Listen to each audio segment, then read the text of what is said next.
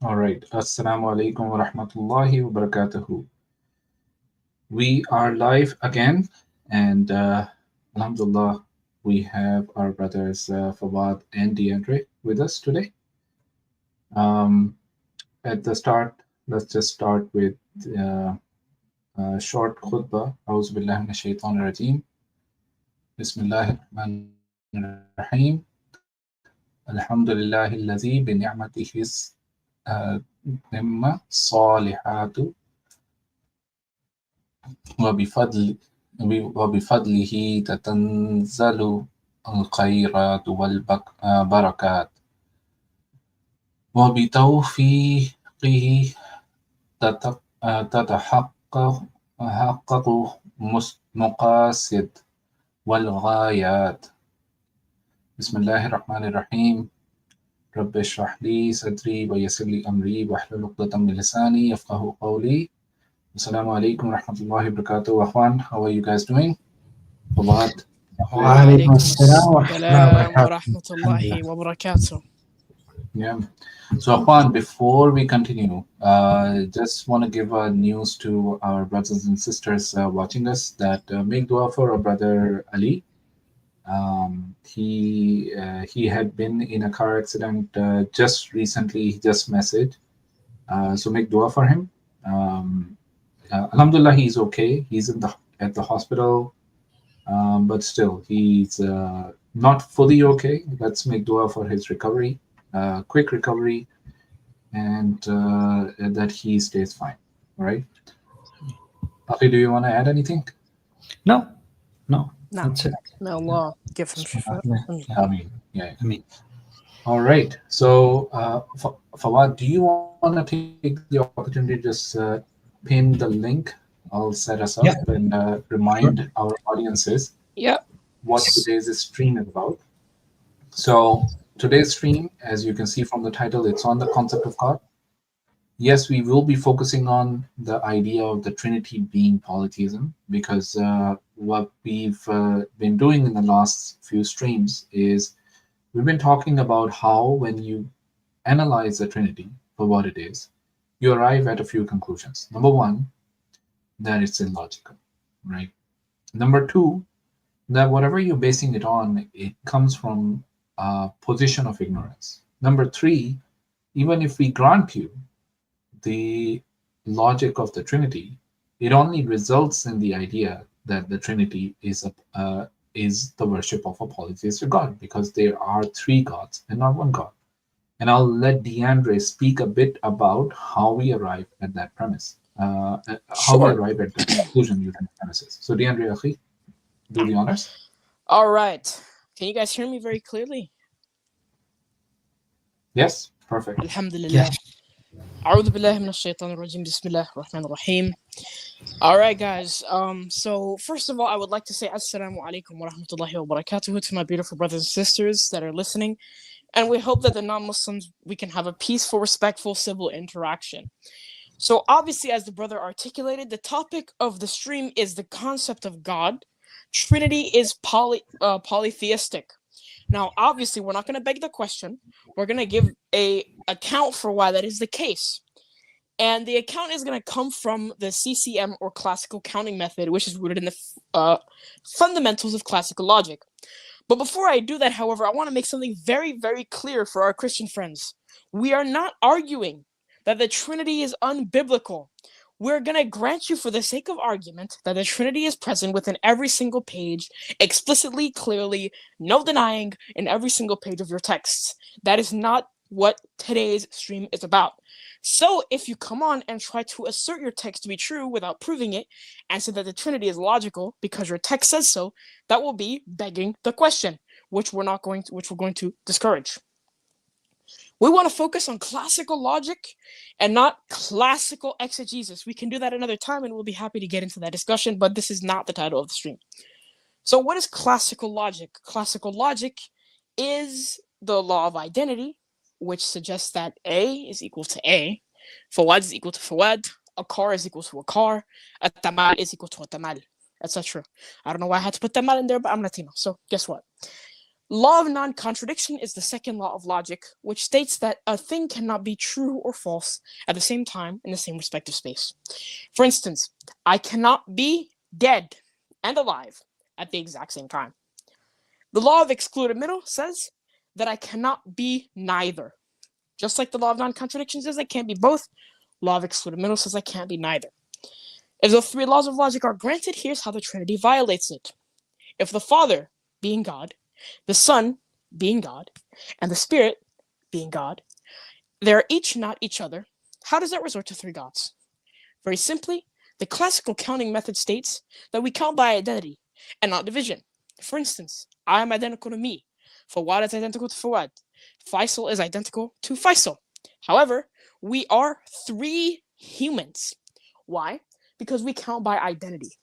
However, if we were to count gods, picking out the persons, in the same way that we would count humans by identity and not division, then we would have 1, 2, 3 gods, right? That is what is known as the logical problem of the Trinity. If you would like to say that the Trinity is incompatible with this classical logic, you have conceded our point. And if you would like to defend it and say that you guys are not being inconsistent when you apply a different counting method, then you can do that too. You're more than welcome. Now, before I hand it over to the floor to my brothers, as I know I've been talking for quite a while, I would like to say that there is a zero tolerance policy when it comes to blasphemous comments.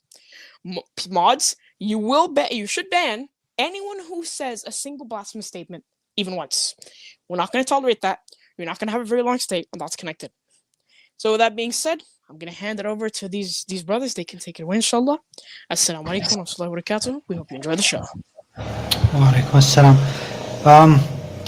Just one announcement, brothers and sisters both. It's streamed for non-Muslims today. So anybody waiting backstage, we may not be able to entertain you. So brother, I actually see you backstage. Okay, he left? Or is he still here? No, he's still here. Oh, he left. Yeah. Oh, wait, he's here. Is he here or did he leave? Yeah, no, he's here. He's here. Well, we are talking about the Trinity, so define logic. Law of non-contradiction, man. Exactly. So, Muslim brothers, please do not jump on. Okay, if you have a question that you want to ask, just put it in the back chat, but leave the back chat for Christians and primarily Christians.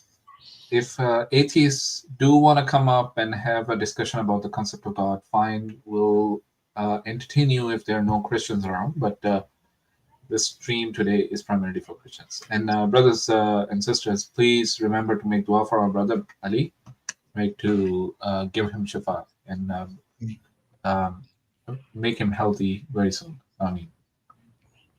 And another thing,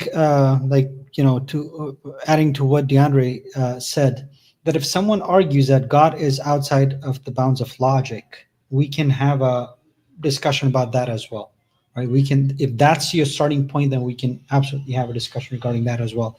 And if you are using some other counting method and not the classical counting method, then you have to tell us why you're using that counting method and what is that counting method first of all and why, where are you getting that from? So if that's your starting point, then we absolutely can entertain that as well. No worries. Yeah. If they give us another counting method, what they're establishing is that the Trinity and classical logic are incompatible. They're already conceding the point. They're also special pleading because they use CCM for everything else. Obviously not going to use some weird counting method where we count by natures or essences or whatever. They're not going to count like that. And we can get into the problems with those counting methods if you'd like. So they're just going to special plead. It's just going to be special pleading. So Christians, please, we're not saying that the Trinity is not in the Bible. That's not the topic of the discussion.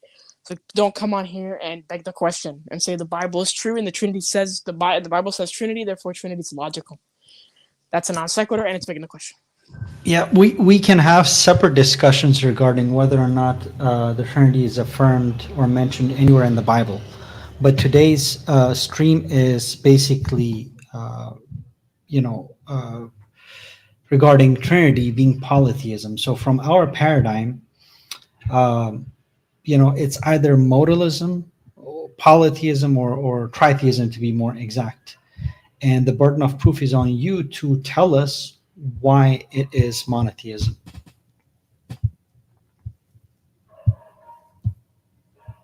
Good point, Fawad. Do you want to just, for our audiences, just remind them what modalism is?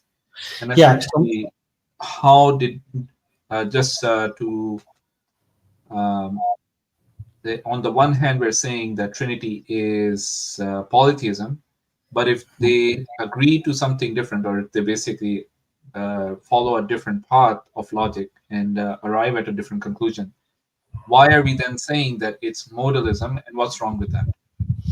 Yeah, so that would first of all go against the Nicene Creed. Traditional Christians, Catholics, Orthodox, etc., they abide by the Nicene Creed. And in the Nicene Creed, they basically attest to the idea that there are three distinct persons, one being or one essence, three distinct persons that are co-equal, co-eternal, and of course they're of the same substance, right? Now, what modalism would entail is, if we use the law of identity, right? We're saying that Father, Son, Holy Spirit, they all are God, and they're identical to each other. In other words, these are just titles, or they could actually take up different forms. So for instance, when people saw Jesus, he took on that human flesh, and people were looking at basically all three of them at the same time. So the Holy Spirit, God the Father, and the Son were embodied by that person of Jesus. That will be modalism. So the classic example that we always give, Superman is Clark Kent, Superman is Kal-El, hence Kal-El will be Clark Kent as well. It's basically the same person, but just three different titles for him, right? And just he changes his getup. So basically that's what they're saying. So in other words, then what the kind of problems they run into in that case would be when they would say that when Jesus was crucified, they would say that Father was also crucified and the Holy Spirit was also crucified at that time. So for 3 days, in essence, God was basically dead. So this entire universe had nobody to take care of it, since God was dead. Like, we can't even fathom something like that, but that's what they run into. And if they want to say that, no, it's not a statement of identity, it's a statement of predication. In other words, that each one of them, they have their own properties, right?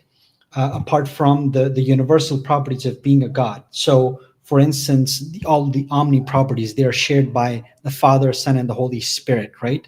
The fact that they're all eternal, the fact that they are creators, whatever, properties that you want to associate with God. So those are the universal properties. Apart from that, then they each have their own properties that they don't share with each other. If you want to say a role, distinction, whatever, right? We can grant you all of that. Our argument is that leads to tritheism, because they're not each other, and three of them are distinct from each other. So that's basically tritheism. That's good.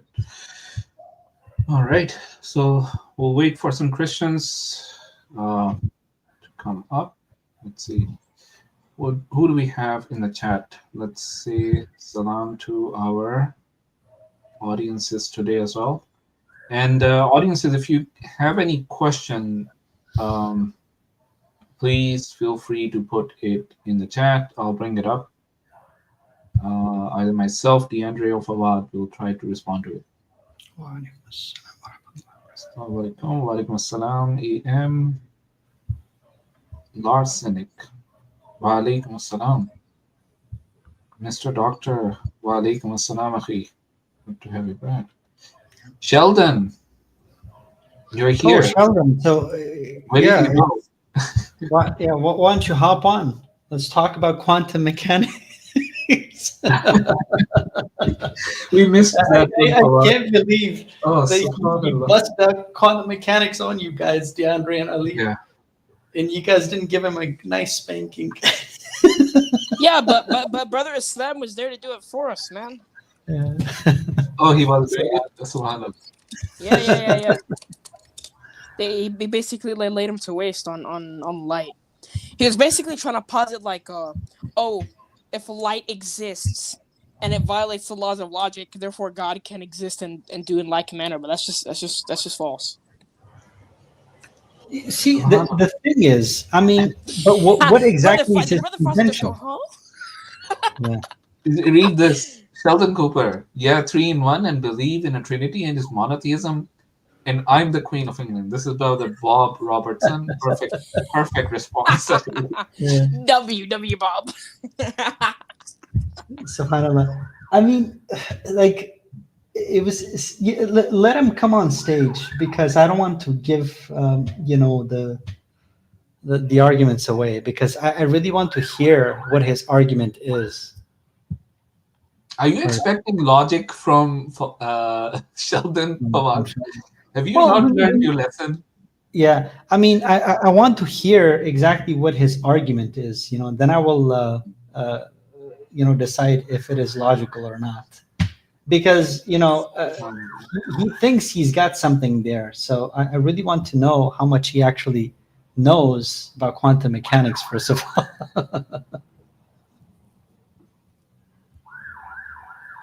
And then we had the freaking the real stoic yapping about category errors, saying that Brother Saifullah committed a category error fallacy, which he didn't. But okay. How did he make a category error? Oh, I'll tell you. How this buffoon said he made a category error. So what Saifullah was trying to say is that, Sheldon, if you deny logic, then how do you know that God isn't lying to you in the Bible? Because God can be, illogical according to you. So how do you know he isn't lying to you? And real stoic is like, oh no, that's a category error. That's logical versus moral. That's a category error. Category error. No, you can extend that to anything. It's a perfectly fine argument. It's not a category error because we can extend that to its existence. We can extend. How could you say that he exists and doesn't exist? Why wouldn't you be able to say then he exists and not exist at the same time? Logic is so fundamental to our understanding of everything around us. It is so fundamental. It's sometimes almost impossible to understand that we're using it, right? The very idea that when I say, when I basically make a statement saying, I am happy, right? What happy means, right? It identifies a particular state of being.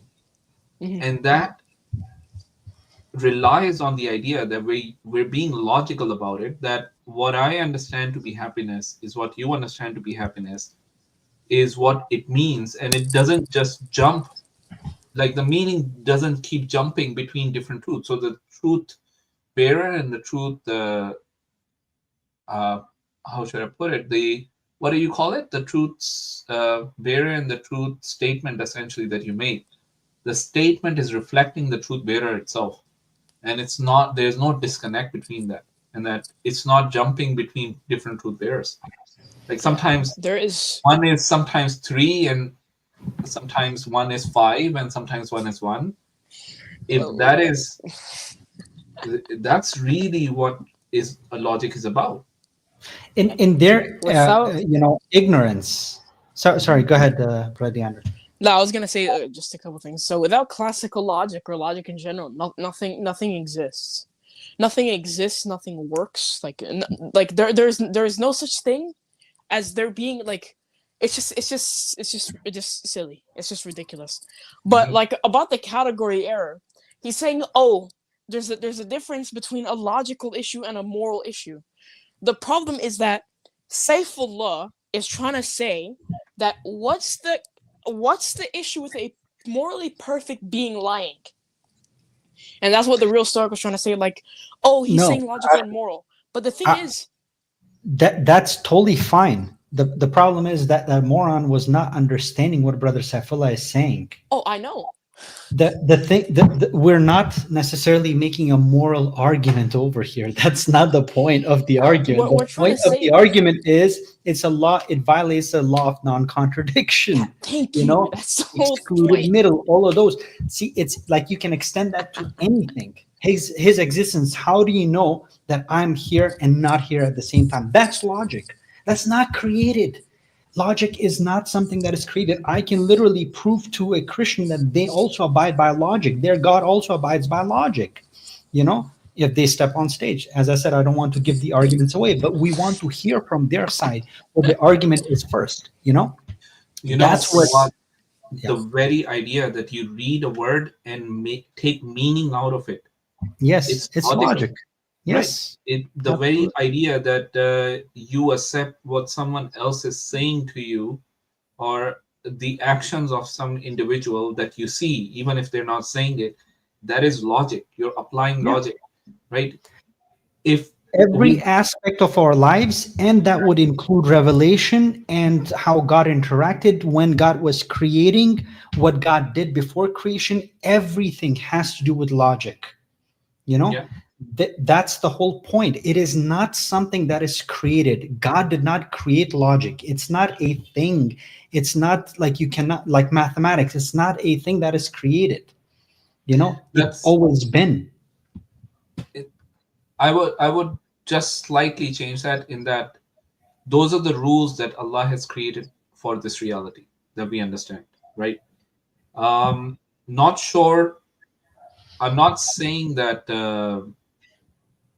Allah is subject to those rules. I'm not saying Allah is subject to those rules, but I'm saying that Allah has created those rules and He's allowed us to understand Himself using those rules. That's how I take it. I don't know if we can say that, you know, because then basically you're saying that logic is created. I don't know exactly how our theologians in the past it's a good question to ask Brother Asim. They've dealt with it. Yeah. But I don't think, because you see, basically in what you're saying, there could be a possible world that could exist where the same laws of logic wouldn't apply. So that really wouldn't follow. And I wouldn't agree with that. You know, what I would say is no matter what reality you imagine in, these rules must follow. And that would apply to Allah subhanahu wa ta'ala, not because He's bound by it, because Allah subhanahu wa ta'ala is not bound by it, you know, but it's just semantically, we can say it some other way. No, He's not bound by it, right? But this is not something that you can imagine in another reality. You know, like the fact that Allah subhanahu wa ta'ala exists, that is logic. You see, the fact that when He created the world, the universe, and He didn't create anything else, that is logic. The fact that when He did not create the world, that is logic. You know, and so this is how I would put it. So when it goes with, like, the reason why we have to understand why Christians actually say these things, right? Why is it that you don't see Muslims ever arguing about stuff like this? It's because we don't have any theological issues with our tawheed or any of our any of our theology. That's why we don't have to wrestle with it.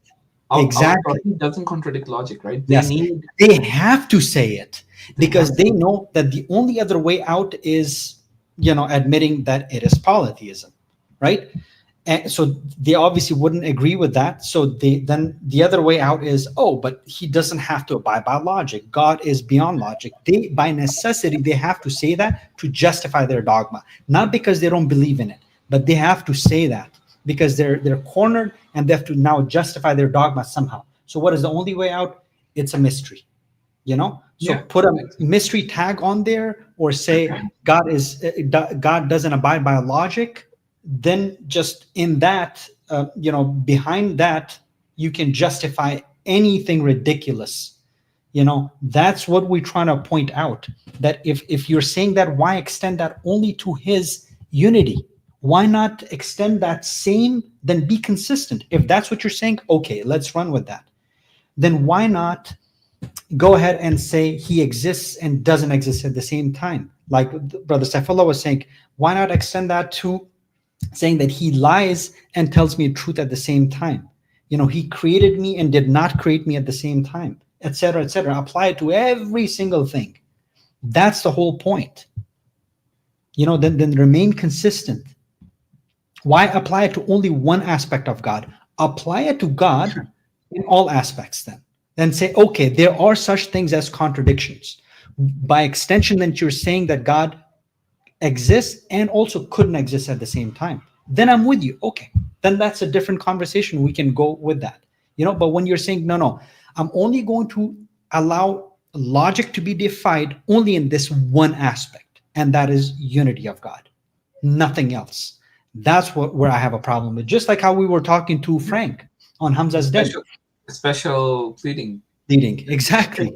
I told you guys, it's like, it's either begging the question, special pleading. These two, if you collect all of the arguments that Christians make, it's 80% special pleading and probably 20, or I would say 50%, or a combination of both, Special pleading and begging the question. And begging the question.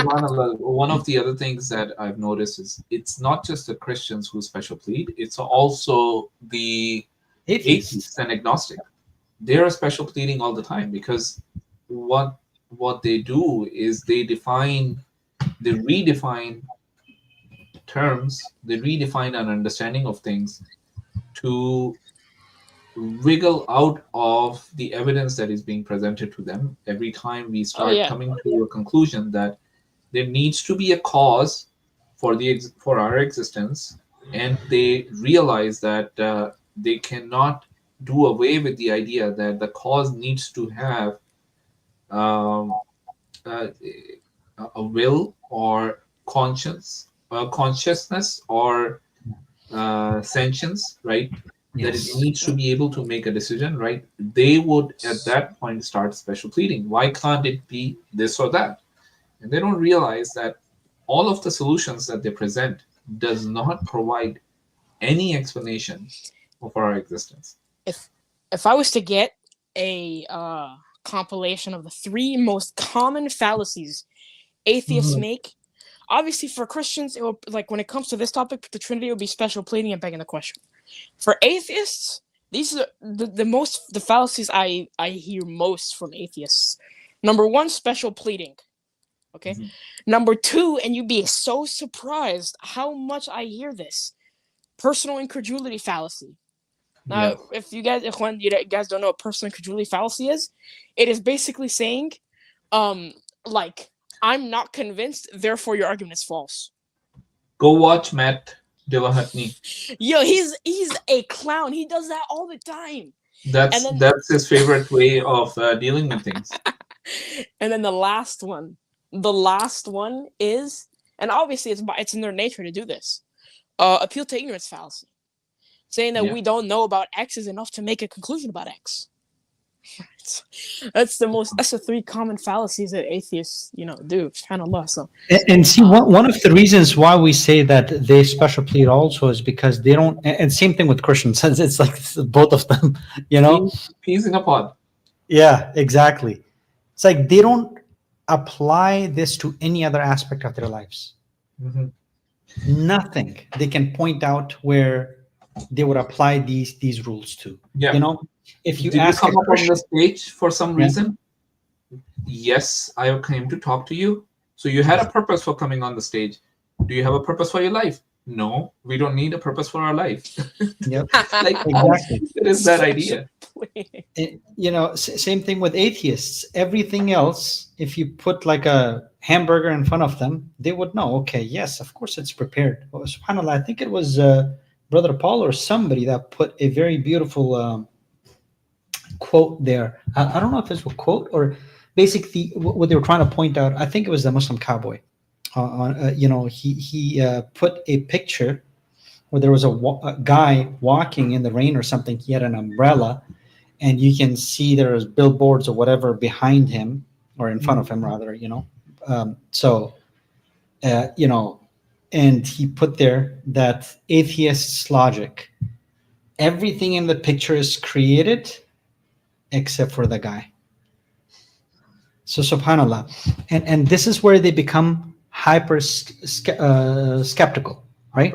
We were actually talking to one person yesterday when I hopped on Dawah, and just every single argument that the brothers, got him through. In the end, it almost every single time it came back to the same thing.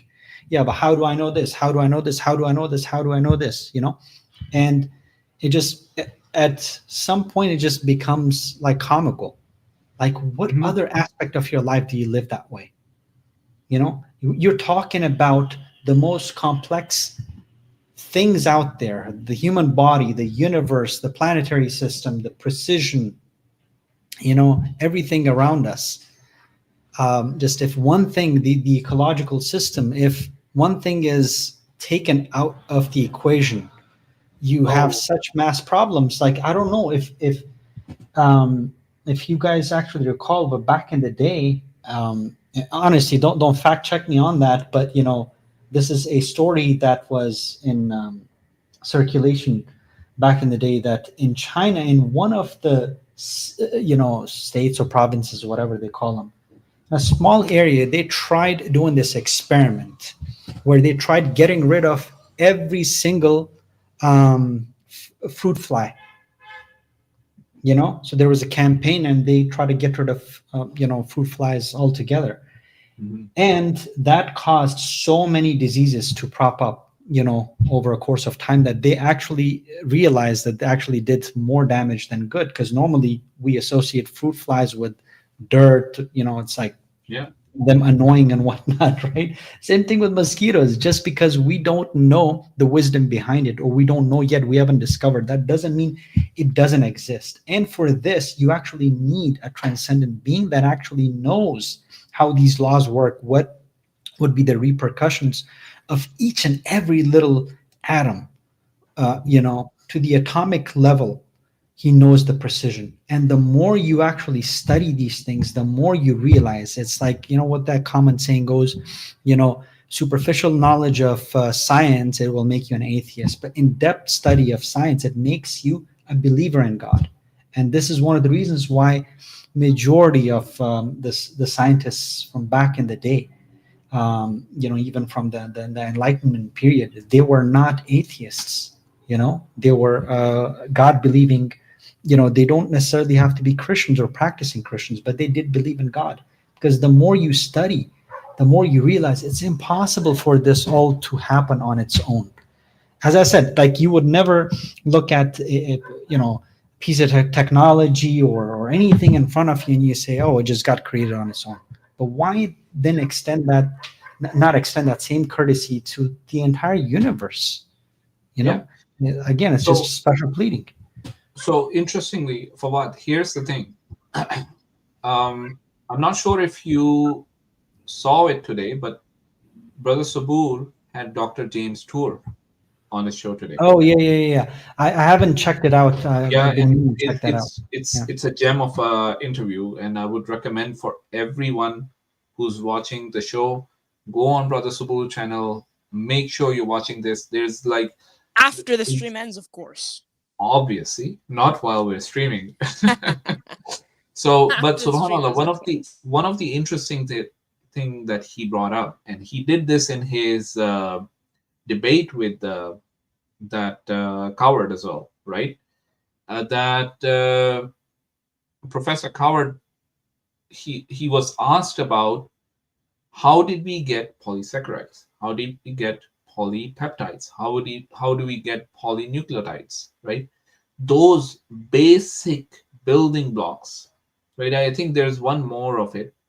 Those basic building blocks of life as we know it in a cell, right? This is what the cell is made up of. He's asking the most fundamental question for how do you prove that life can or cannot exist, right? Or can or cannot be made, or you can basically do it. Now, interestingly, we don't have an answer. Secondly, we don't have any apparatus or any tools that can be used to show that this can be done, right? And another interesting aspect about this, and DeAndre and Fawad, you would appreciate this, that even if somebody proves in a lab experiment that this can happen, what is the best that you can prove? That it can happen by design. You're not proving that it happens by random. That it happened intelligently, yeah. It needs intelligence. Yeah, it's happening intelligently. You have an intention to arrive at a certain results, and you're trying to force the elements to give you the conclusion that you want. You're trying to force the constituents into a particular structure, right? Now, what is the best example that you can give someone that there is a design in anything and everything that you see around you? You know, the most fundamental way of understanding that there is a design is the aspect that you can actually study it and you can find that one thing is similar to the other, right? Or when the idea that something can replicate itself, that a cell can make a copy of itself, right? It proves that there is a design to be copied, because there is a blueprint that is there which allows for a copy to be made. If there was no blueprint, if there is no design to it, then how are you making a copy? Then every cell should be completely different from the other one, and nothing would be the same.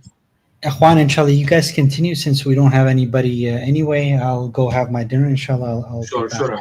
later. All right. Assalamu alaikum. All right. Walaikum salam. You gotta save me some food, bro. Oh wow. All right. It's just you and me, DeAndre. Yeah.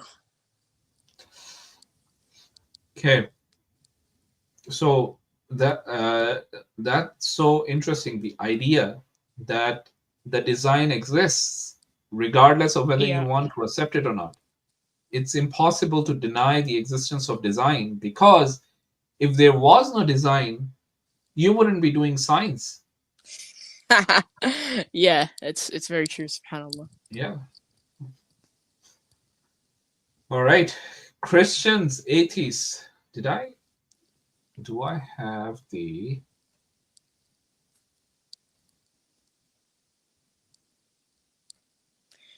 Wow, no Christians today, huh?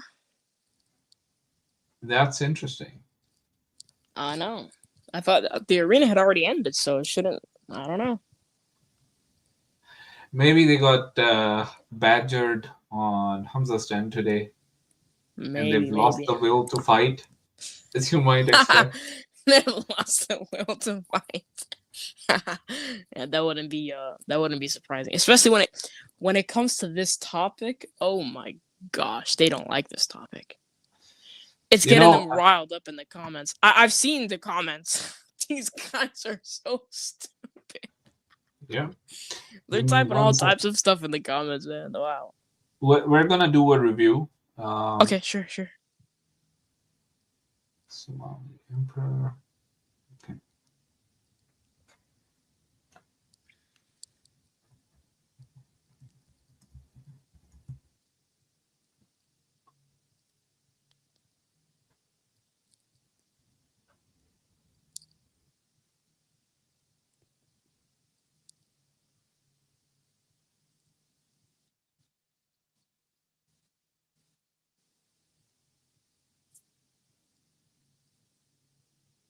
So I'm just looking for that Piers Morgan interview with that Christian guy that we were reviewing before. Oh, Wes Huff. Oh, that guy.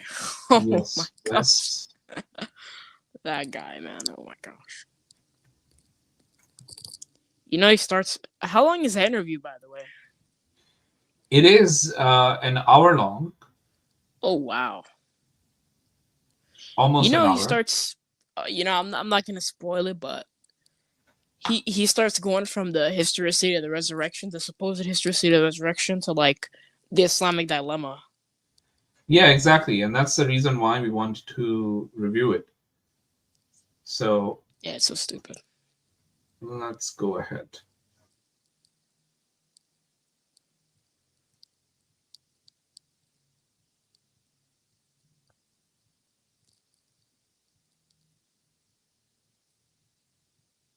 Okay, I'm going to play it at 1.25. We'll see after that. Sure. Yeah, go ahead.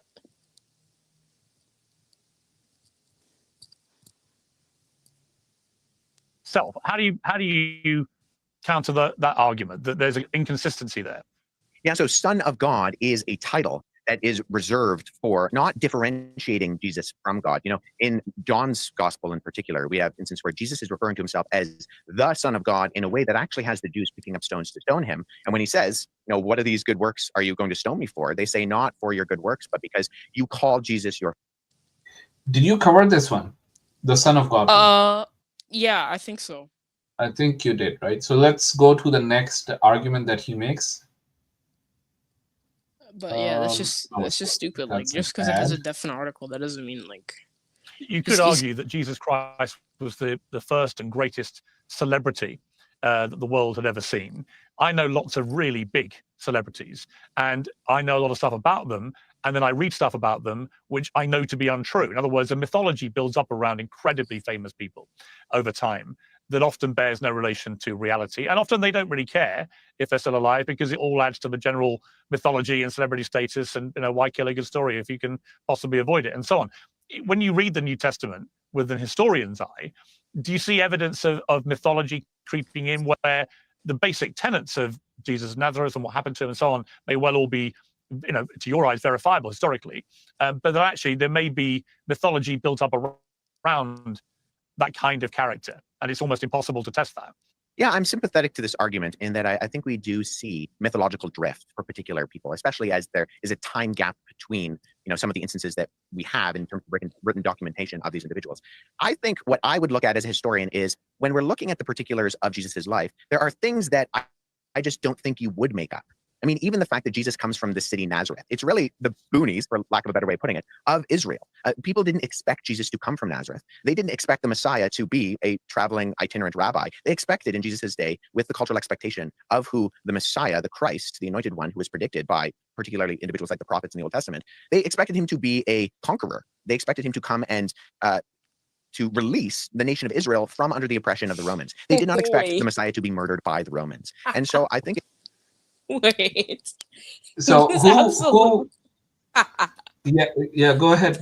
Speak. Did this absolute clown just concede that Christianity's claimant to messiahship is contradictory to the Old Testament prophets? Yeah. This guy just conceded. By the way, I'll ask you this question. Go ahead. DeAndre. Go ahead. Who liberated the Jews from the Romans? Beautiful question. Incredible question. And you know, this brings something, because this is one of my favorite topics ever to discuss. It was obviously it was Umar radiallahu anh operating through the Prophet Muhammad sallallahu alaihi wasallam. Yeah, that's who did it. That's who freed the Jews from the Romans, as it was prophesied, as we've discussed. So this guy just conceded that. just the very idea that they were waiting for someone who would come and liberate them from the Roman Empire or the Roman rule, right? From oppression. Mm-hmm. The only time the Jews in their history were not oppressed is under Muslim rule. Yeah. So the very idea that they're trying to run away from is the one that they're proving. Yep. Okay, I'll continue. Yeah. Uh-huh.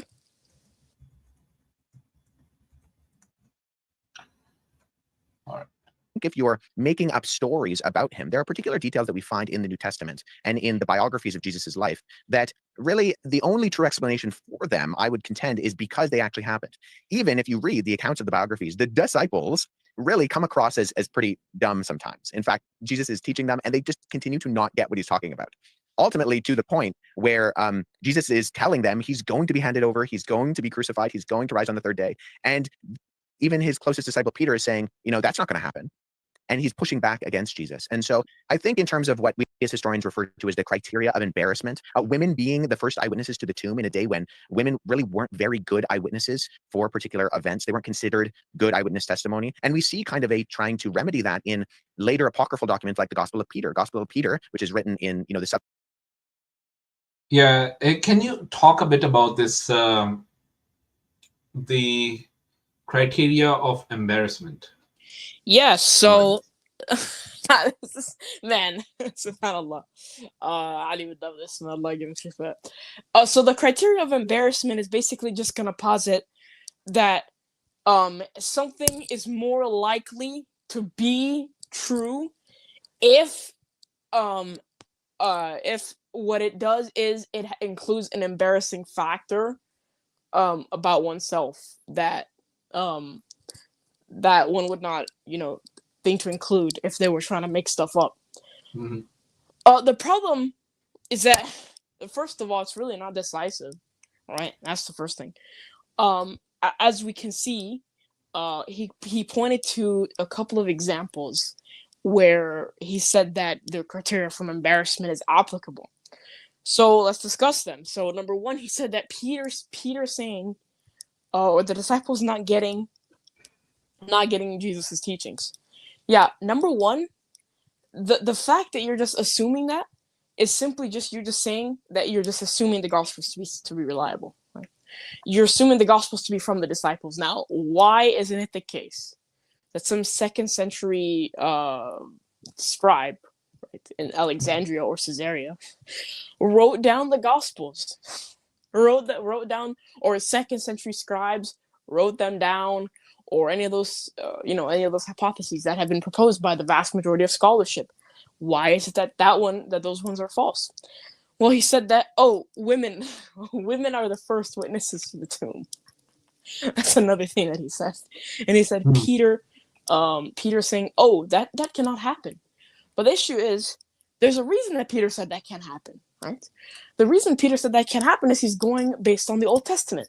Okay, he's going based on the Old Testament, where he knows, he's read, these prophets, I'm sure, right? He knows that the Messiah is going to come and he's going to, get all of Israel. He's going to bring them back to the land. He's going to restore the Torah. He's going to build a temple and sacrifices will be offered again. So that kind of figure is going to tell you, hey, I'm actually here to die. Obviously, he's going to be like, no, it's not going to happen. But why is that problematic? Well, simple, because it shows you that the concept of a dying, rising Messiah contradicts the Old Testament, contradicts it. Yeah, and at the same time, I mean, this criteria of embarrassment, this is such a low bar, really, of accepting something as the truth. Just because somebody has claimed something which is embarrassing, right? This does not make it true. It could actually very well be that it is a false statement and may have actually been put in there by someone other than the individual we're talking about. Exactly. Now, one of the other reasons why I feel that this is so important for Christians as opposed to Muslims, all right? Because we Muslims, we don't really give too much credence to it. The reason why it's so important to these Christians is because when you read the Old Testament, it's full of these embarrassing stories. And for these people, these are true because of the embarrassing nature of these stories. Interestingly enough, that's the very reason why we Muslims deny them. Absolutely. Okay, so Allah, in His wisdom, He has revealed the final book to us, and that corrects so many of those embarrassing aspects of the prophets of the old, which have been put in there by individuals who maligned those very prophets of Allah. Right? They've created these stories, and these Christians, these Jews, they take those as truth, and this just shows how flawed their logic is. Right? So before anyone feels that the historical method should be given credibility, look at what it's doing. Right? Look at the level of incredulity that you have to accept the nonsense that is being put forth in front of you. Right? So you're basically just accepting this because the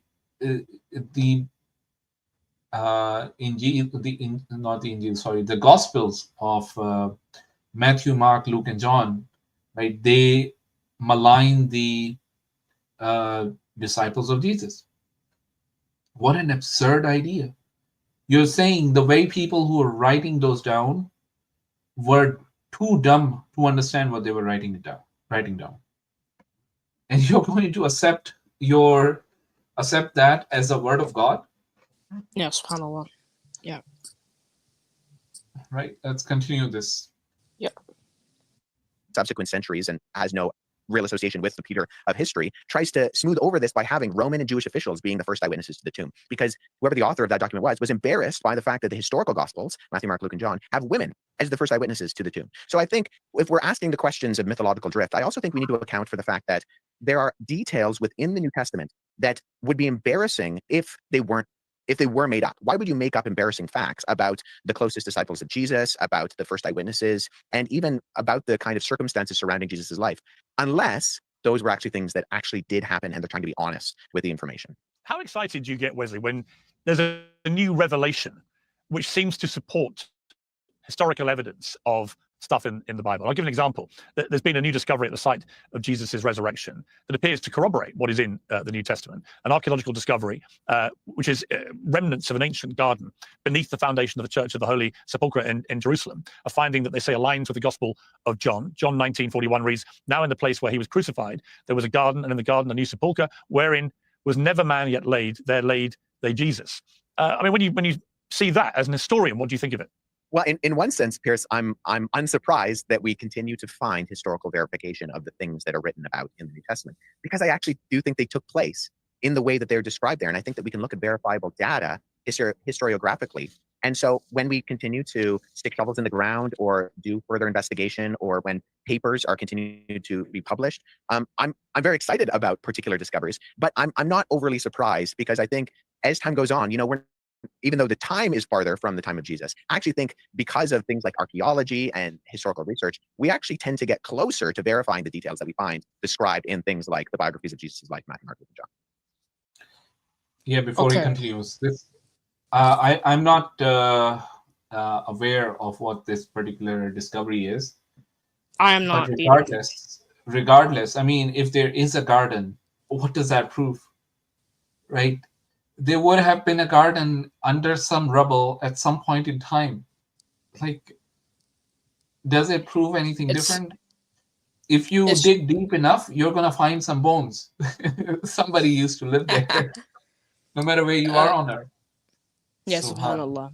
I think, like, when it comes to, this kind of argumentation, the main problem is that it doesn't necessarily follow. And what do I mean when I say that? When you say, like, oh, and there's an entire book on this, by the way. There's an entire book called, like, On the Reliability of the Old Testament. And all it does, for the most part, is confirm historical accounts.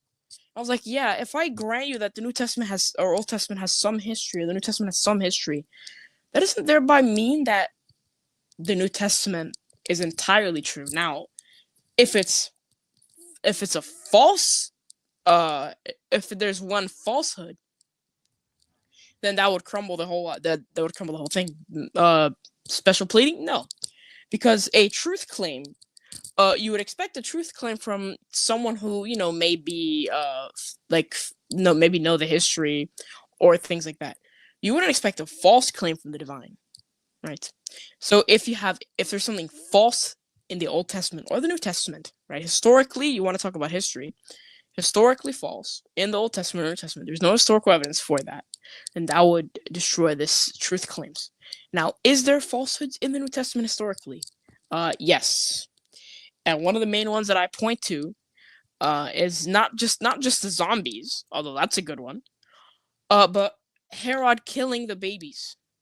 Herod killing all the young babies.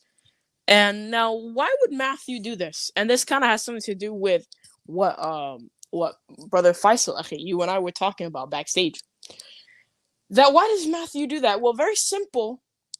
Who is the only person? And I want you guys to do some guesswork. Who is the only person in the Bible that when they were a baby, the ruler had all of the babies killed? Yep. So this is in the chat. The chat, just so we can see everybody's awake. We're gonna move forward when you respond to DeAndre's question. Who's the person in history? Yeah, we're getting one response. That's good. Anyone else? Come on, guys. Who's the person in history? So Osama. Come on, guys. You can't be sleeping. Musa, you can't be sleeping over there. Yes, mashallah. Musa, alayhi salam. Alayhi salam. Yeah, exactly. So, why is this significant? What is Matthew trying to do here, guys? He's trying to draw a similarity between Jesus, alayhi salam, and Musa, alayhi salam. Now, Brother Faisal, why in any possible world would he be doing that? Because he's trying to validate the claim that Jesus was like Moses. Yeah, right. And that's the prophecy he's trying to fulfill. And he's trying to fulfill that prophecy in Deuteronomy 18:18, right? Yes. Now, there's no evidence of that. And I know certain Christians are going to say argument from silence, whatever, we can deal with that when it gets brought up. But it's not. Because people like Josephus, who wrote about King Herod extensively and all his atrocities, never mentioned this, right? Josephus, who is the biggest advocate of Christianity, according to these guys, doesn't mention something about Herod killing all the babies when they would have expected him to mention that, right? Mm-hmm. So there is many like things that are not historical, within the New Testament. So yeah, I mean, yeah, the death and resurrection being one of them. All right, let's move ahead. Subhanallah. What do we know, do you think, historically, about when the Gospels were actually written? Because the sort of counter argument to their veracity is that the earliest Gospel, Mark, was written in 70 AD, which would be 40 years after Jesus died, and likely well after the death of the eyewitnesses, given the life expectancy at the time. Similarly, scholarly consensus says that John was written in 90 to 100 AD, although I think you believe it was written a lot earlier. So from everything you've gleaned about this, what is the most likely time when these Gospels were written, do you think? Yeah, I mean, there is a historical consensus in terms. Wait, now this answer to me determines how truthful this individual is. No, your camera's off. Okay. I can put it on the screen so that you're not showing up. So yeah. Oh, so don't worry. I'll confirm before I bring you back on. So see, the answer that he's gonna give, this answer to me determines how honest of an individual this guy is. I'm so excited for his answer. Oh my gosh. In terms of dating the Gospels relatively late, I think, when we find the Gospel biographies of Jesus being written is really at the height of ancient biographical writing as a genre. This is when you get ancient individuals like Plutarch and Suetonius and Tacitus and so on writing biographies of important figures in their day. And if we go back in that timeline, Pierce, the earliest life story accounts we see being written in detail are what we call proto-biography. And these start to pop up about half a millennium behind the Gospels. But at that point, what would have been considered biography would have been the equivalent of a funeral eulogy, or maybe like the exploits of particular details, hailing someone as a soldier or as a good person. This is where you find writers like Thucydides and Pericles and Aristophanes.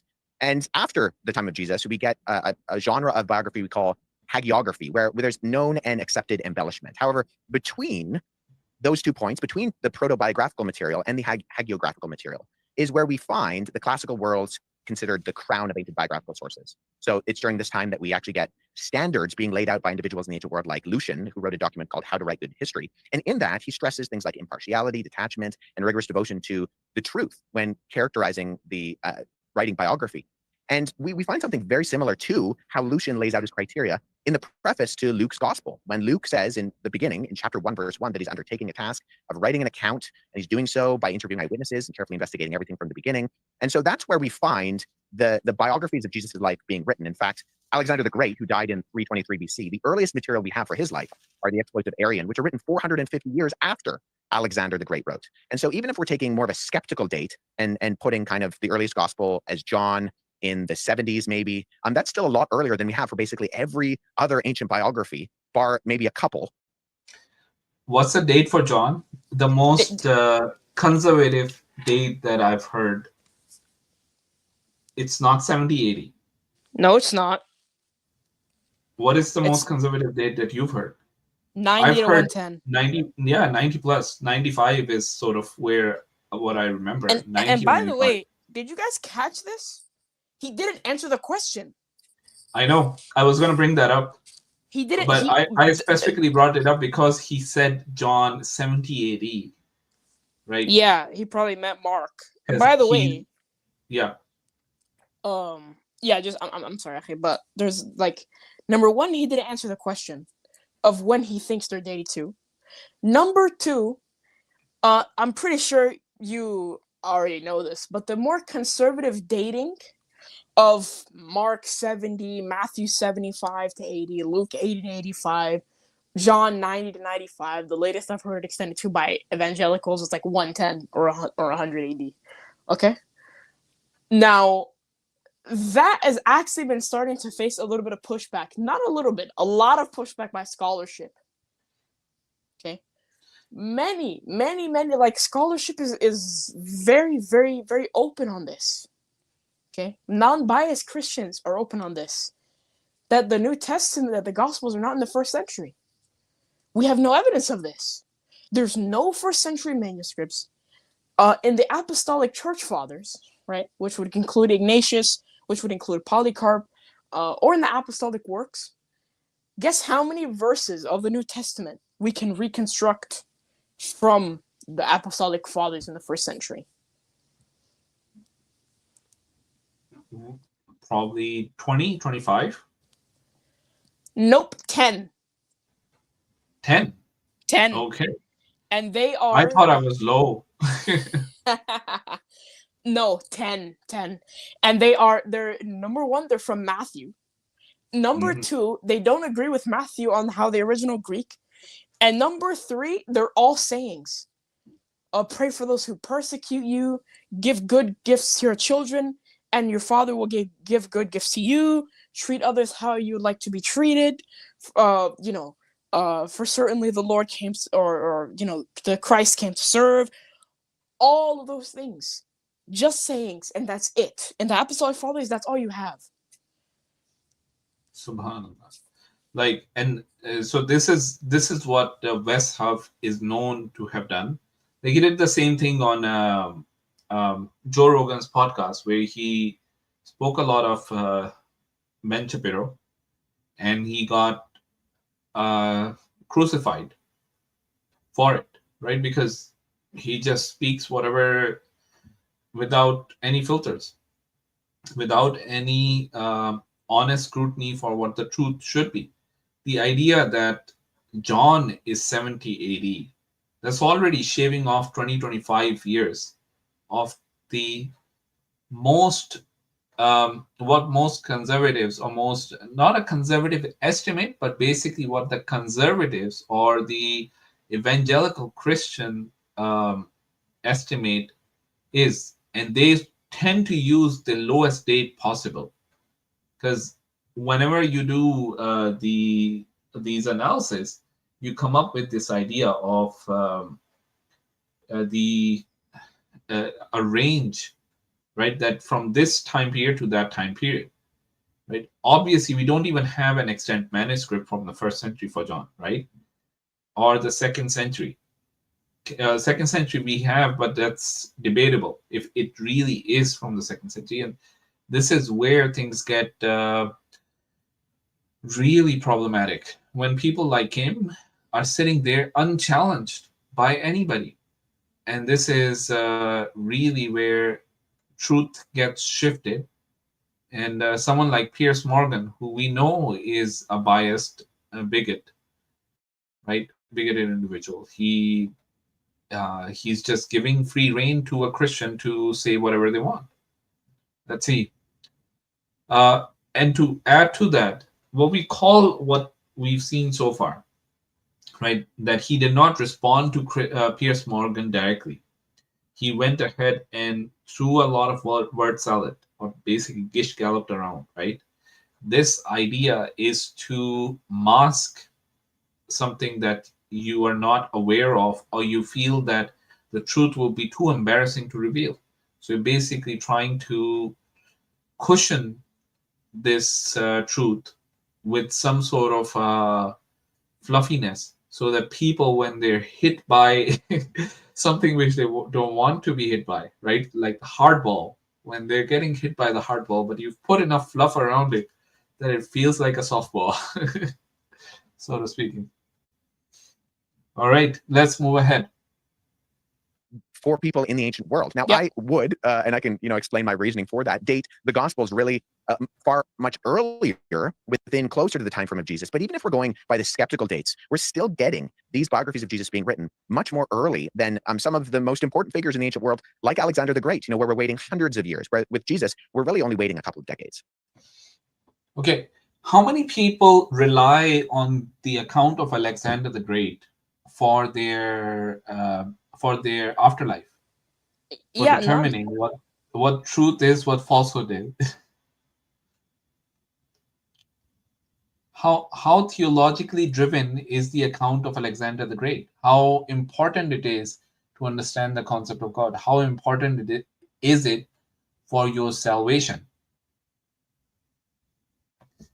It's I mean, this is a crazy argument to put forward. And why do you think, Wesley, it could be a lot earlier than the assumed scholarly consensus?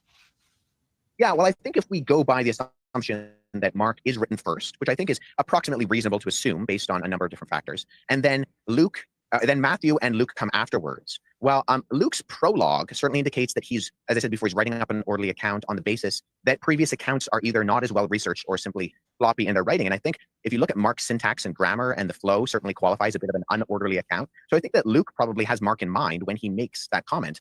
And I do think that the evidence bears out a literary relationship between Matthew and Luke based on their parallel usage in sections that certainly extract wording that is very, very similar, if not identical, and most likely indicates Luke coming after Matthew.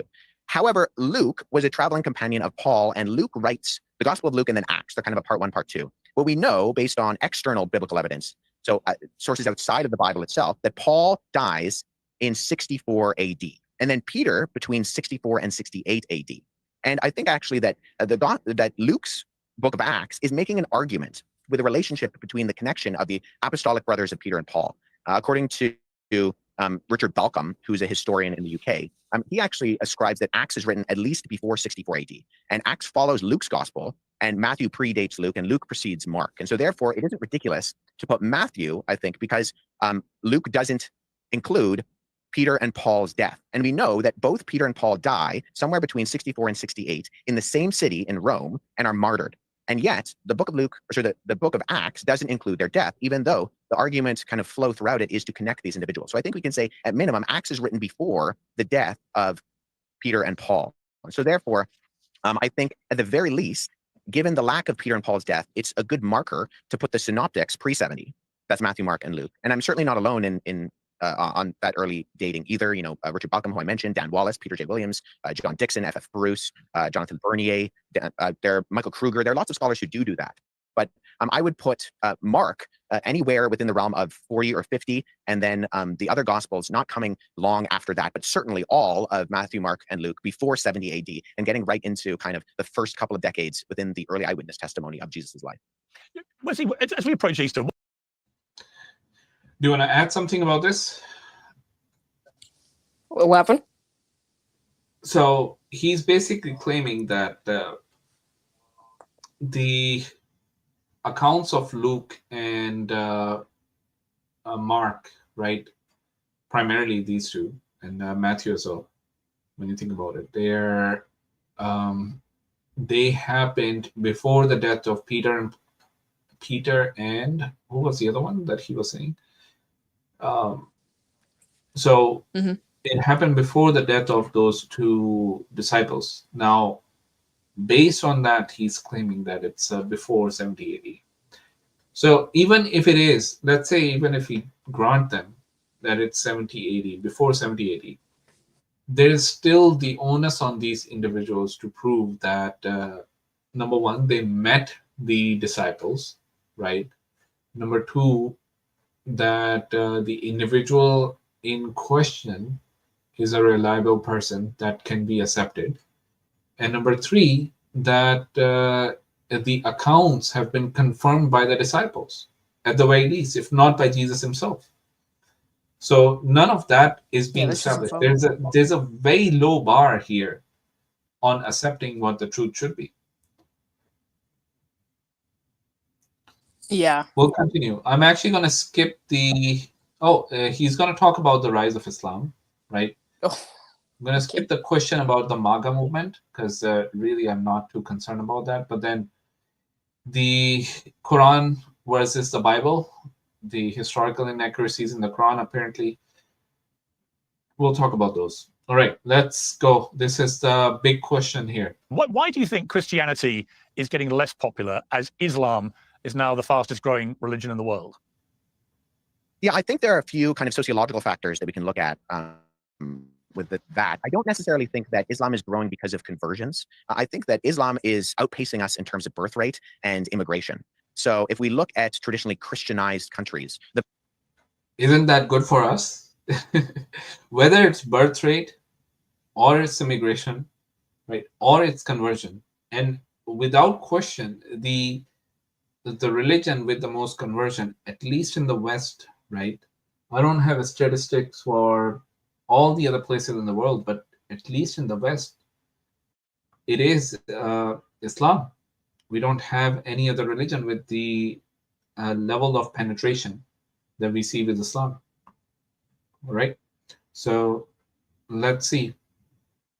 The birth rates are lower. People in the West are having less children. And in fact, if you look at kind of the statistics of Christian growth, I think we're actually seeing a movement to the global South of Christian conversions, where in places like Asia and Africa, you're seeing a growth of Christianity and religious observance in that sense, whereas you see a lot of the importing of Islam into Western countries. And so I wouldn't go as far as saying that Islam is growing because lots of people are converting. I would actually say that largely we're just being outbred in terms of the growth rates with people having children and the amount of people who are coming into places like the UK, the United States, Europe, and Canada that come from majority Muslim countries.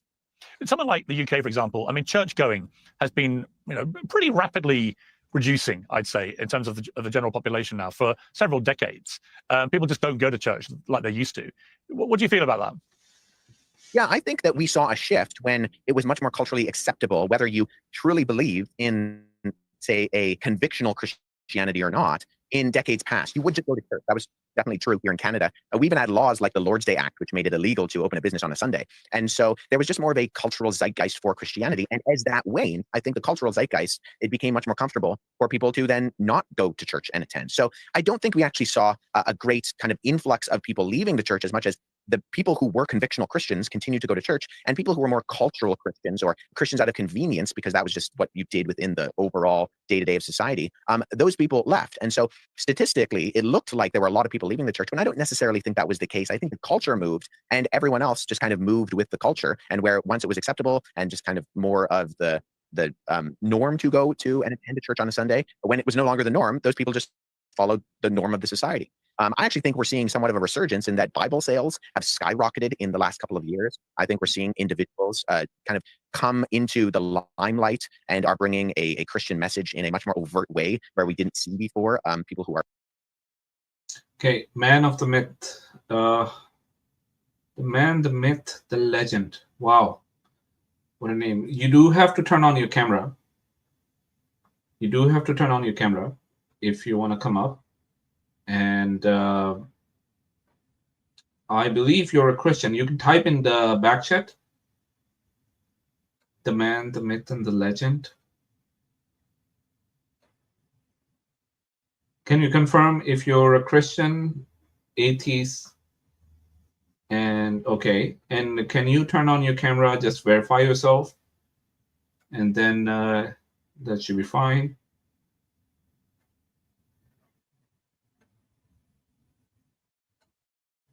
The man, the myth? No, I have to see you, my friend. Because I cannot, if you cannot do this, it's just, you're making me question if you're going to try some stunt when you come up here.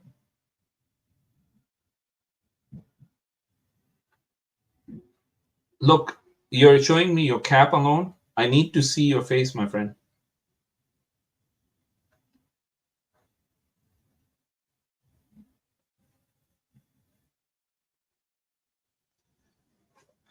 Okay, so I'll probably try this. Let me see if I can do this. Okay, man, you're up on the stage. What is your name? Hey, how you doing? Sorry? Hi, I just said, hey, how you doing? I am okay, but can you tell me your name, my friend? Are you Sheldon? Yeah. Okay. I knew it. Okay. What's the contention with LPT? What's with the new name? It's just a new name I wanted to have. Oh, we do I have put my real real name stoic. at the headline. I was assuming that you could see it. Your mic is too low. I can hardly hear you. Hang on. Is this better?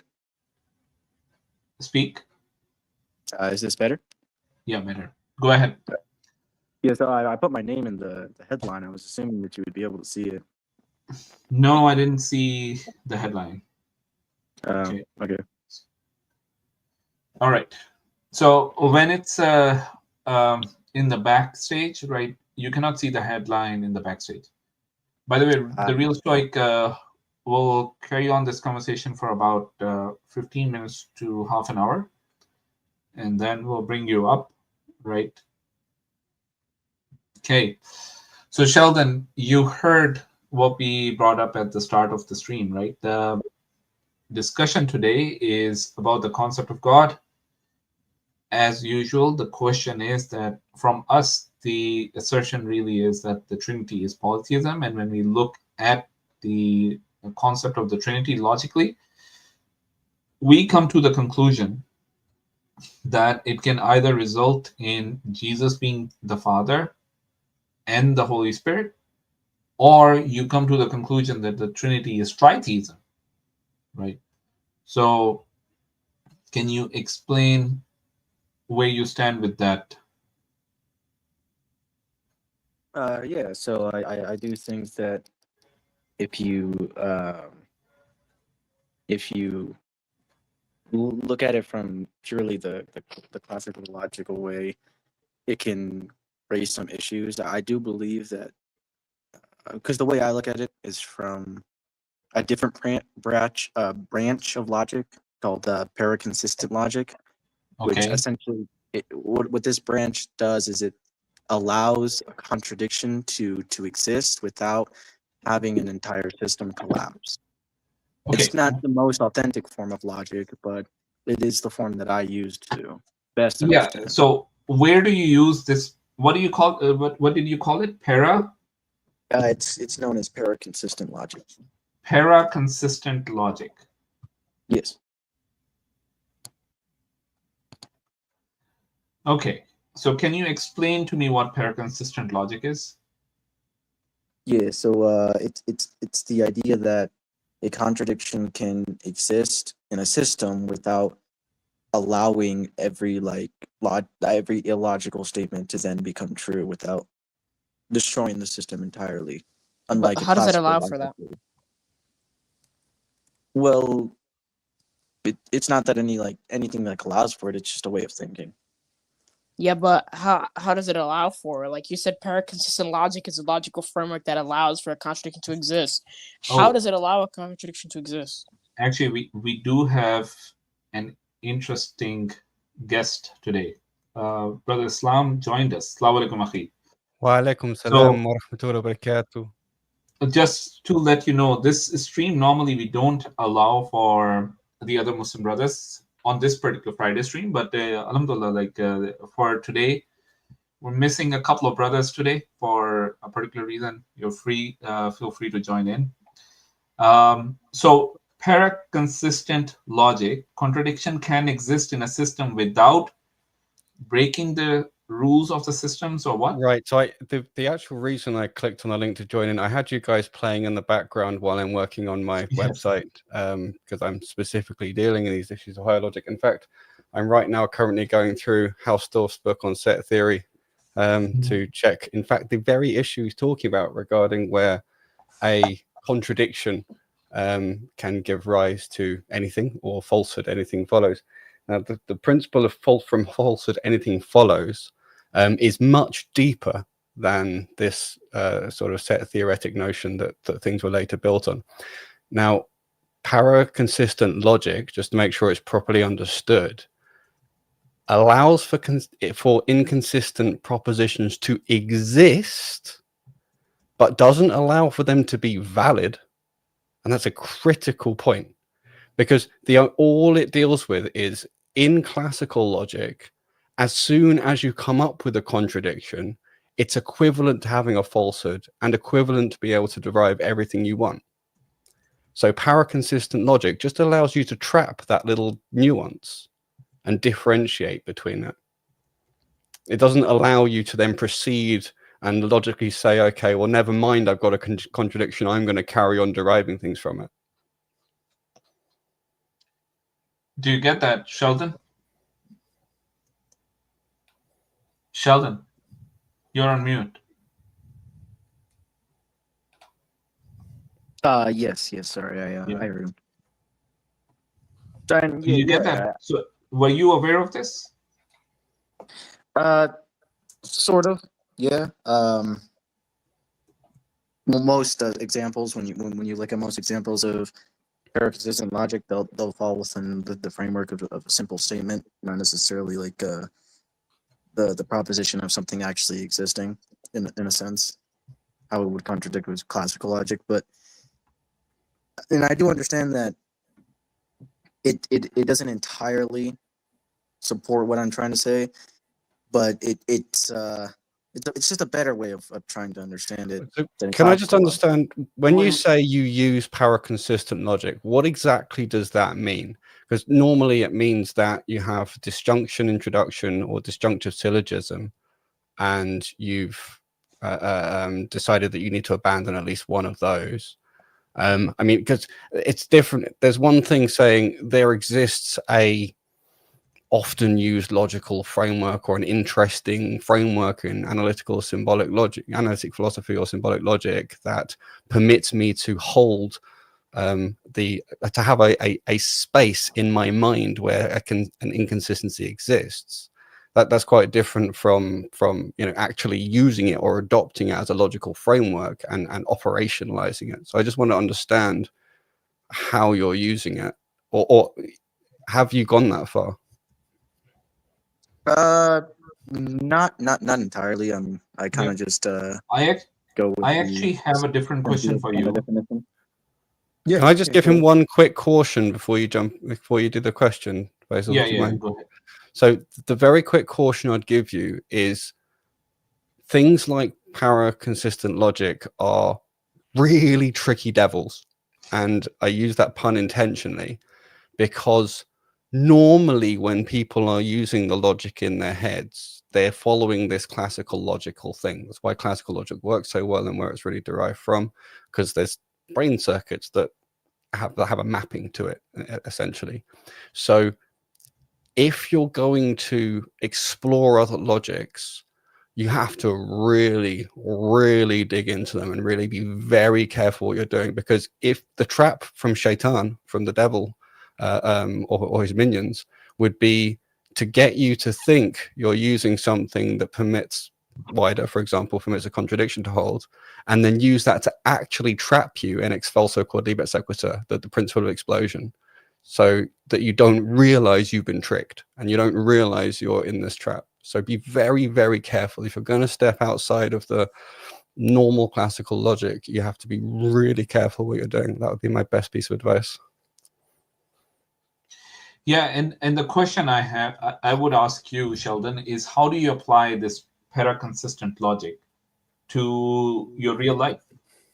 And when you do, what are the results that you get? I really want to understand that, because the reason why we say classical logic, and if you go back and look at our introduction, we talk about classical logic primarily, because that's really how that's really what we use to understand our reality.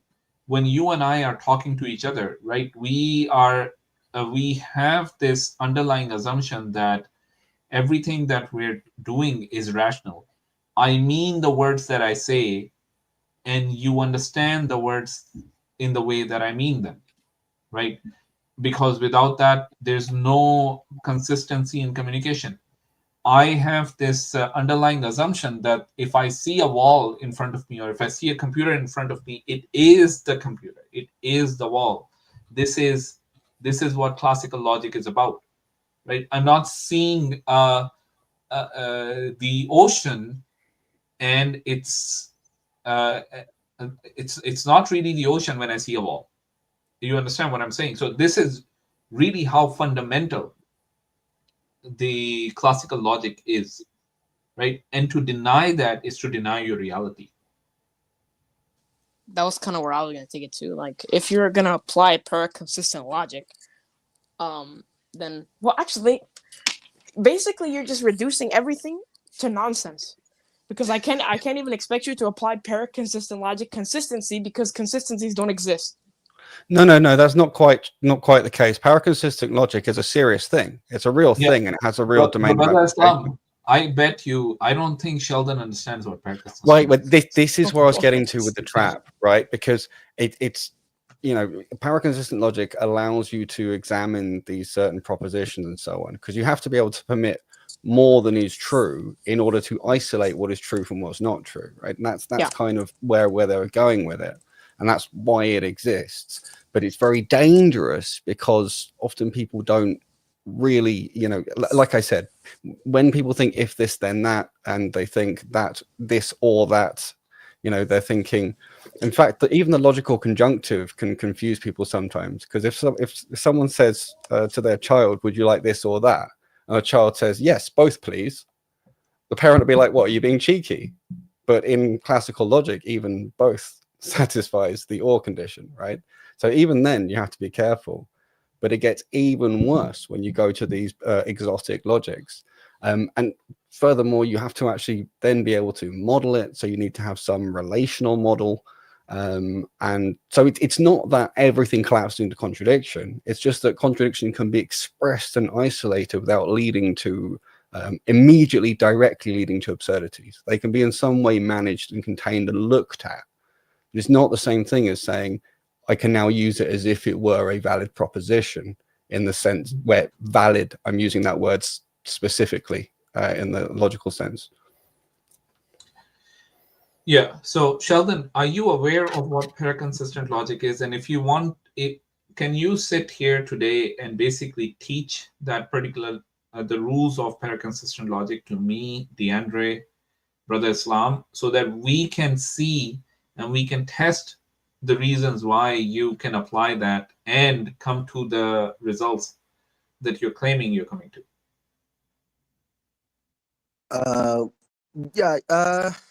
To an extent, I can't. I will admit the Hakim guy, if that's how you pronounce your name, he does seem at face value to know more than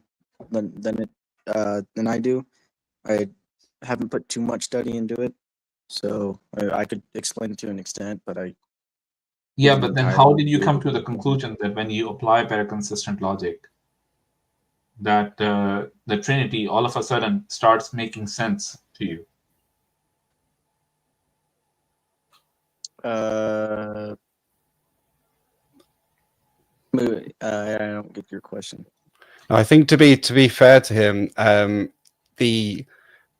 there's a lot of, let's say, popular literature that he may have become aware of this from, or like ChatGPT might have raised it and thrown it and said, hey, you could, look at this, and gives you the impression that it's, this is what I mean about the deceiver and the way the deceiver comes to you. He makes you think things that are bad for you are good for you.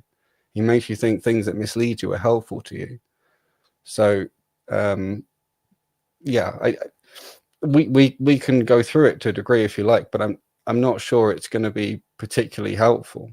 No, I don't think it's going to be helpful at all, because number one, I don't think Sheldon, if he cannot explain it to us, or if he cannot sit here and basically go through those steps through which he arrived at the conclusion he's stating he is, right, then it's just a statement from him at this point in time, right? And I would prefer, Sheldon, that you come up, either challenge the idea that we're presenting, that when you apply the rules of logic on how you understand reality, on how you understand the world, how you understand the communication you have with your mother, your father, your loved ones around you, right? Everything essentially around you, and how you understand your own existence, okay?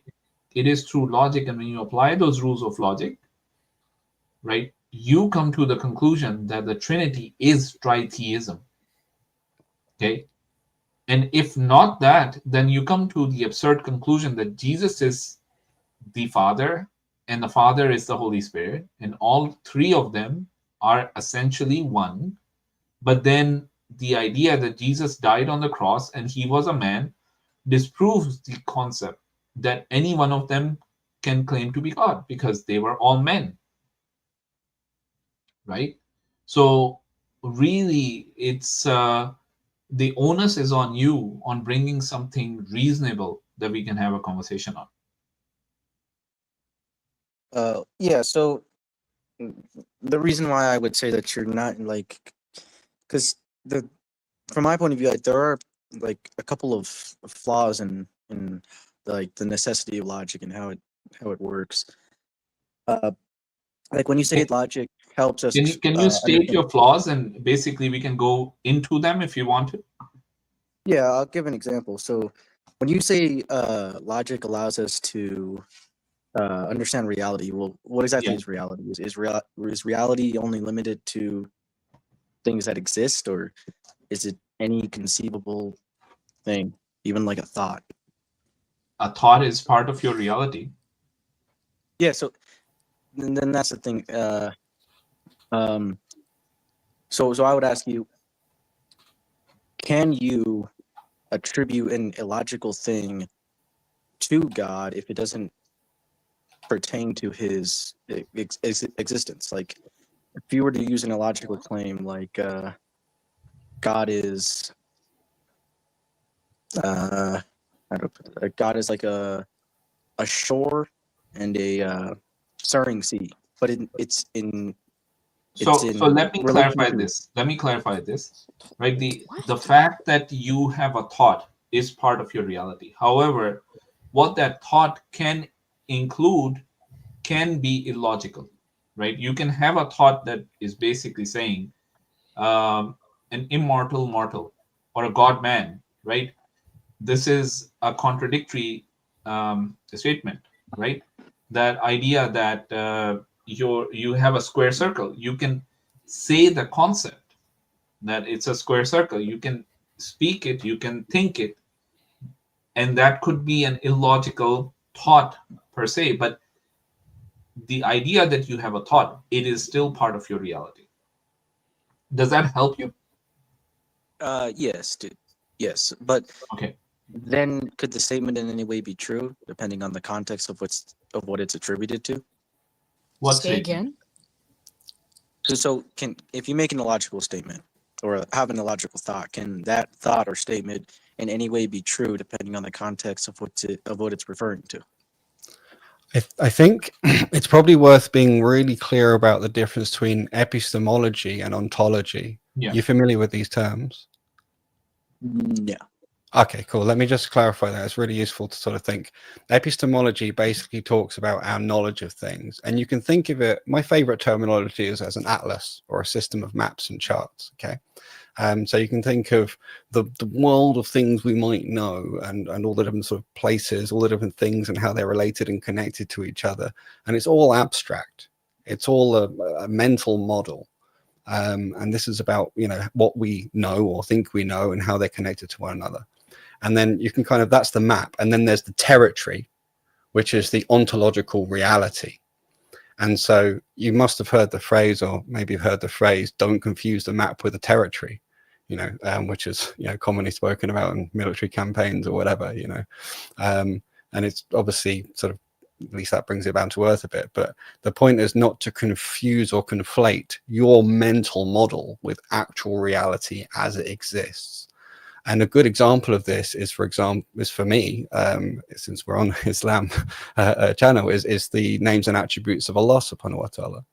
Because, you know, Allah, we've been granted some names and attributes we can use to refer to him. And these are, you know, epistemic things. But in our epistemology, those names are distinct from one another. But Allah is one unique, whole, consistent thing, not composed of parts. So without a clear understanding of the difference between ontology and epistemology, people get confused and they think, your God's made of parts, and that completely straw man's the position. So with regards to God, you know, we've got this question, could truths about God hold but appear to be contradictory? It's actually a very difficult question, because any contradiction you have is founded on your system of propositions, you hold to be true, and the logical system you've chosen, right? And so we can't say, if something is beyond our reckoning, beyond our knowledge, beyond our logic, it doesn't mean that it's beyond God, but it means it's beyond us, beyond our comprehension. Now, that doesn't become a problem in itself until you start trying to use reason.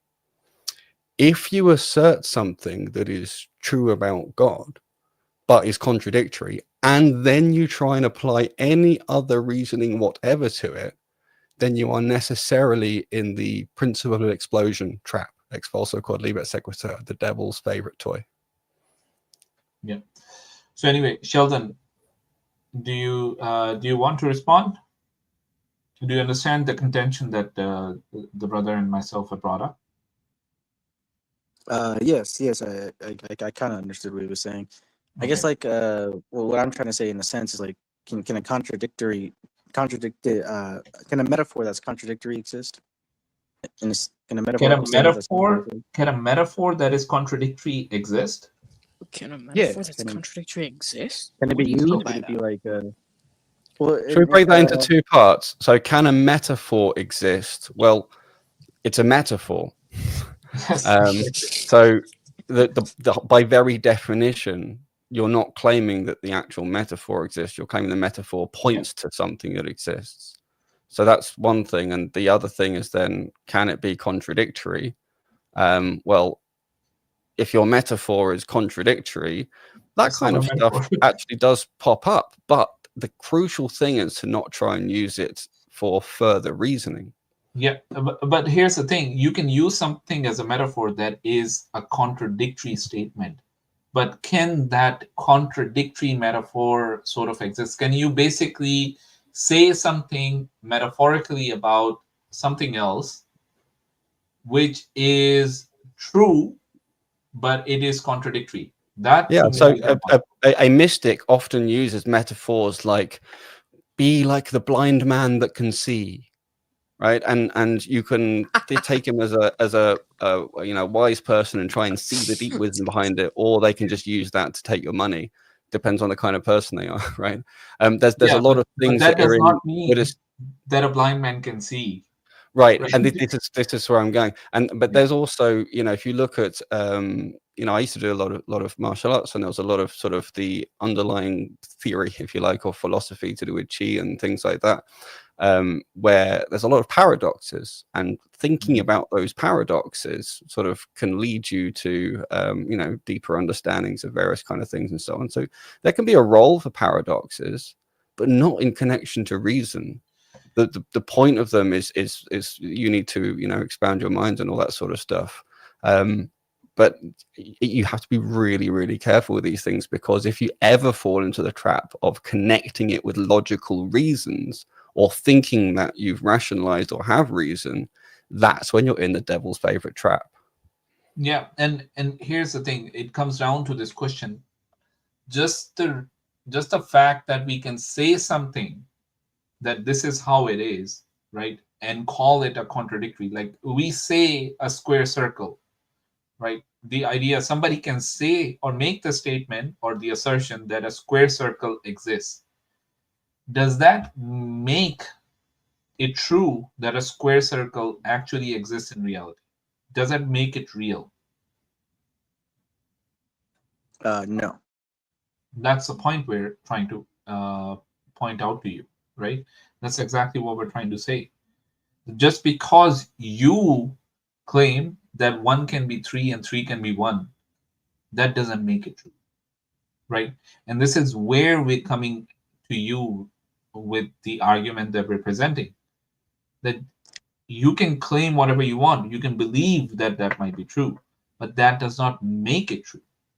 And when it comes to the concept of God, it's either monotheism is true, and hence there's no tritheism, and that Jesus is not God and the Holy Spirit is not God and only one can be God, hence monotheism, or you accept the concept of polytheism and accept that Jesus is God and the Holy Spirit is God and the Father is God, and then we're okay to give you and grant you everything that you want, that all three of them are God, but do not call yourself a monotheist.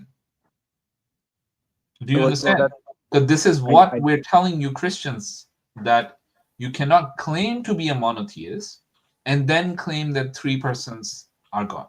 To make this even sharper, because I don't like the language of you cannot, just for other reasons I won't go into, I would rather say, if you are to say that you're Trinitarian and monotheist, then you've excluded yourself from the domain of applying rational methods, right? That's the important thing. So if you want to apply rational methods, then you have to say 3 persons is functionally equivalent to polytheism, even if I hate that in my heart. And I'm glad you hate that in your heart, because only one God makes sense.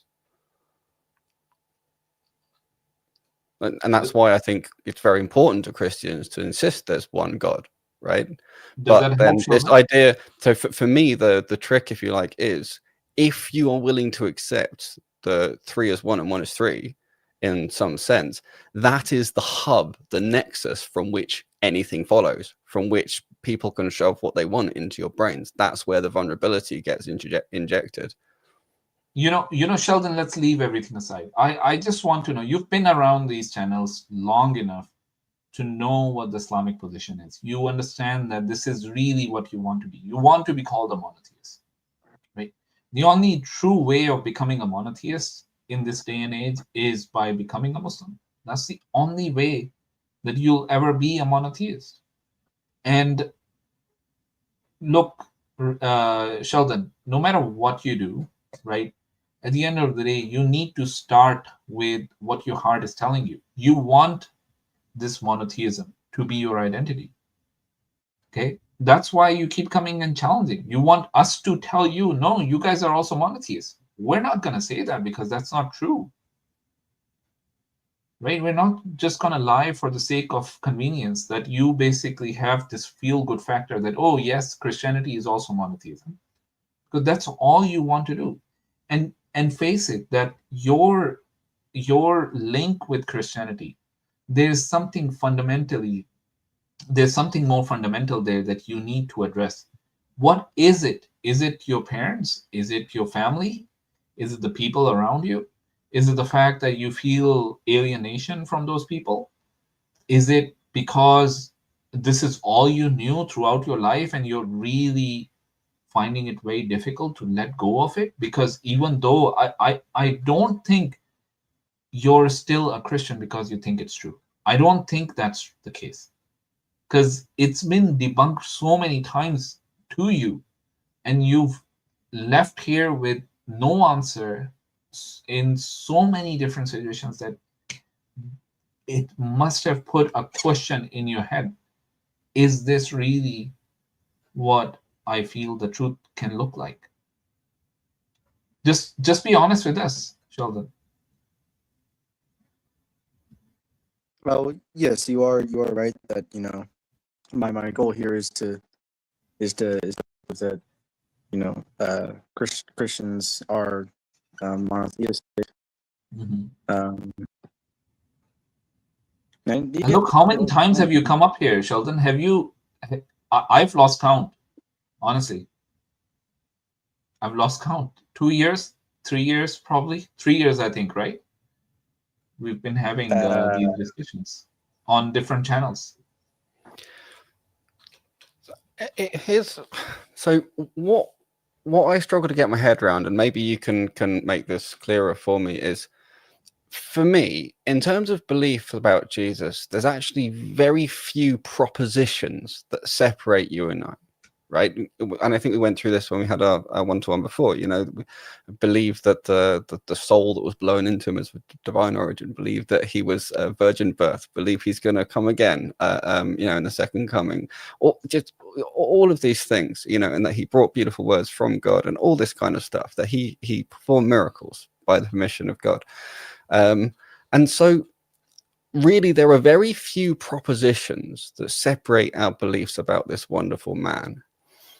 Those propositions that are in contention are historically known to come from later church fathers who then justify it being an original text. We know in the NIV, for example, some Trinity verses had to be taken out because they were shown even by Christians that they found sources that didn't have them in and so on. So, dude, this is your afterlife and your life here. This is your connection to God. Like, you want to purify that and make that good. Like, and you're moving to things like paraconsistent logic, and before you came with you know, the wave particle duality and quantum theory and so on, and it just, I can't understand. Maybe you can help me understand why it's saving those particular few propositions, even recognizing there's a potential cost to the ultimate, you know, unity of God. And the concept of the unity of God is so strong and particular and powerful. You wouldn't want to compromise that for anything. So why is this other stuff worth potentially compromising the view of unity of God and everything that follows from that, and all these traps where you can fall into contradictions? Like, can you give me insight? How do I put this? I would guess it. I guess I would just explain it as a seeking of unknown things. So are you invested in this idea of the mystery? Is that what it is? Because, like, it sounds like you're almost clinging on to Christianity because you feel there's a mystery to the concept of God there. But whenever you're reaching God, there's never-ending mystery. You will never fully comprehend God. You know, that even the names and attributes of Allah, I consider them all the time, and you'll never get to the bottom of it. So it's not that idea, right? Like, if we want to understand God fully, yes, we cannot understand God fully, but who God is, at least that we can approach. To be able to identify who he is that we worship, God has given us the capacity to do that regardless of where we were born or who our parents are, right? It doesn't matter. We have that capacity to basically deny our the faculties of reason that we have, and basically claim then that we cannot understand God because we cannot understand reason, and the reason does not reach the transcendent, right? To me, that is an absurd idea. So I would like to carefully distinguish between reaching in the sense of being able to make some kind of intellectual contact, right, from reaching in terms of encompassing, because it's very common to say, you know, oh, don't worry about it being illogical because, you know, we'll never understand God, just accept this and move on. But I find that terrible because, you know, God gave us the tools in order to be able to connect with him. And that includes the heart and mind connecting together. And that's connecting to him is not the same thing as encompassing him. And I would agree with you and absolutely refute anyone who thinks they've wrapped their mind around God. Yeah. And look, Sheldon, between you and I, right, you know that you view Jesus as a curse. As a Christian, that's how you view him. We view him as a mighty messenger of God. We raise him to the highest level. We give him the status that he deserves, right? We believe that he's going to come back and purify this world of the evil of polytheism, pretty much, right? That he would get rid of the pig, that he would guide the Christians and the Jews, right? And those that he would get rid of the evil of the Antichrist. Right? We have those beliefs. We have something much more beautiful than what the Christians are holding. Right? You guys want him to be cursed. You guys want him to be dead on a cross, to be insulted, to be like subhanallah. Like this is. Well, they don't want. That's not. Yeah, it's not entirely like that. Like when we praise God, we don't say that's what you want to believe in, my friend. Whether you want to say it or not, right? I know you don't, but this is the impact of. This is the consequence of what you believe is. This is what you want to believe in. We're telling you this is not the case, right? Well, yeah, why are you denying it then? When we tell I think just to perhaps soften that mirror somewhat, it's not that he's claiming that you want to believe in these things he's saying, which are not nice things that you don't like the sound of. He's saying that there are things you're drawn to believe which have consequences that you don't like the sound of, right? And so in the Islamic language, that means a contradiction between the worldview and your fitra, your innate nature that loves and wants to reach for God. Yeah. Well, yeah, just to clarify that, like when we praise Jesus, we don't say like, you know, he's died. We say that, you know, he is risen, and we also hold him to the highest status. Like the book of Revelation says, when the angel declares who is worthy to open the seven seals and to declare the things that are to come. And when John hears this, he weeps because he obviously knows that nobody is worthy until the angel comforts him, saying that, you know, behold the Lamb of Judah. He who was slain, he is worthy to open the seals. So we also hold him to the highest status, and we elevate into that. There are certain passages like, you know, Galatians, where it says that, you know, Jesus became a curse for us. And these things, you know, you can get into conversations about them and things of that nature. But also know that we do hold them to the utmost high value. Right, which is actually your guys' problem with us, is that we hold. But no, but I think the thing is, in order to sort of validate that, if you like, you have to get into these weeds. You know, if you take it on face value, there's a lot of things that for Muslims it's like awful things to say about Jesus, and you have to really get into quite deep apologetics that the church developed over about 1,000 years in order to find a way to sort of smooth the things out. Now, I came from atheism to Islam. Even though I'd grown up in a Church of England school. And, you know, the contrast was I got a very, very clear, very logically accessible view of God and the relationship between God and his creation. And everything followed neatly without the need for these things. I don't want to use the term mental gymnastics because I think it's unfair to deeply held beliefs in this case, but someone somewhere did mental gymnastics, I think, and found things that end up soothing the soul and put together a story that sort of makes the book work. But like, if you take the Bible on its own without anything from the church fathers, it's so hard to see how you'd get to the kind of interpretations that you end up having to lean on.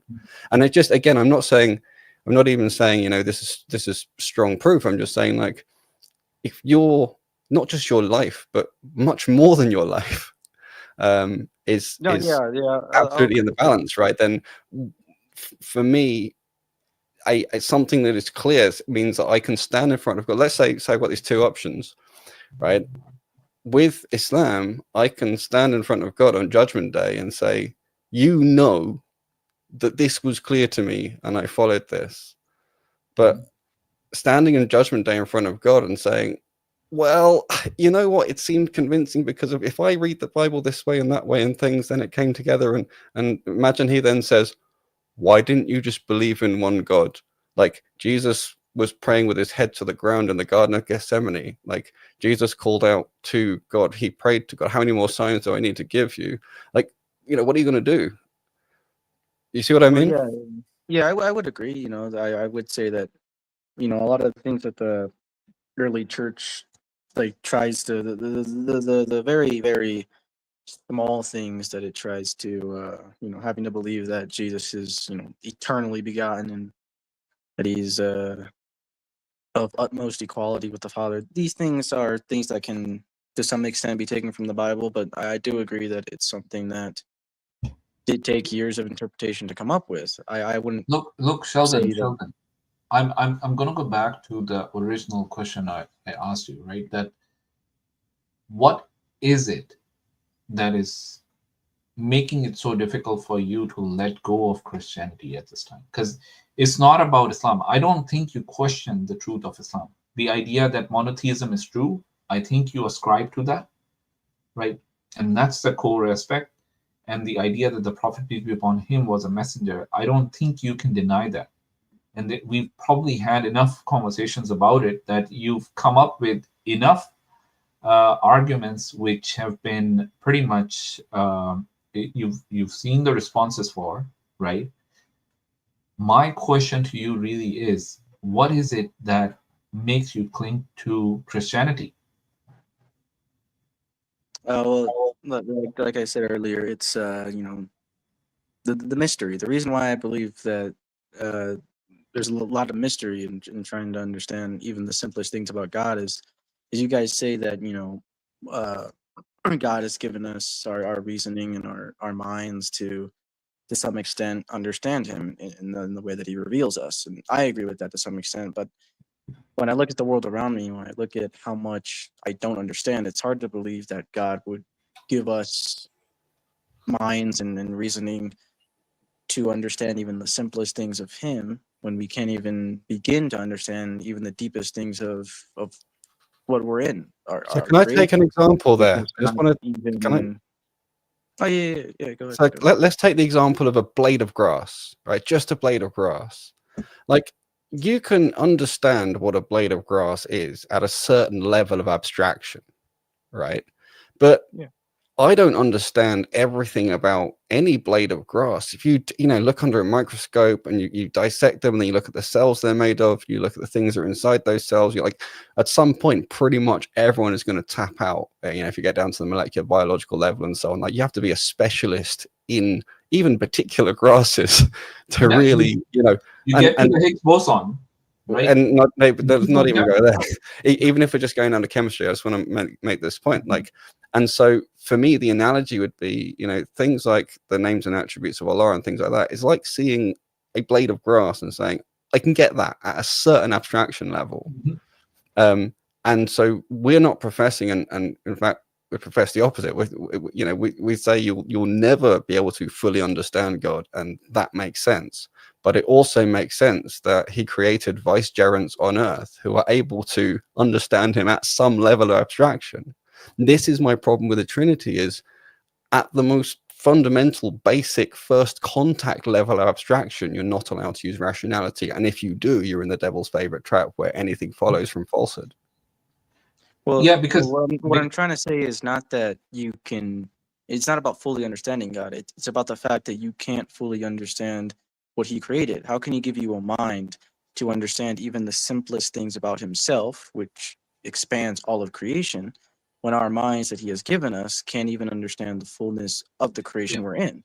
It's like No, saying not that the fullness, but we understand a blade of grass to some degree. Like, we just don't but understand it's like the saying fullness.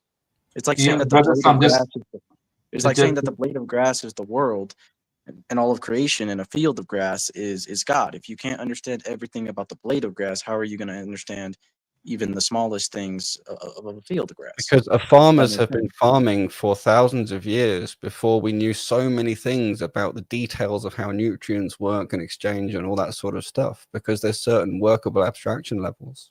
Yeah, and I needed to know that he is one and he's beyond his creation to reach to lock on and pray towards him.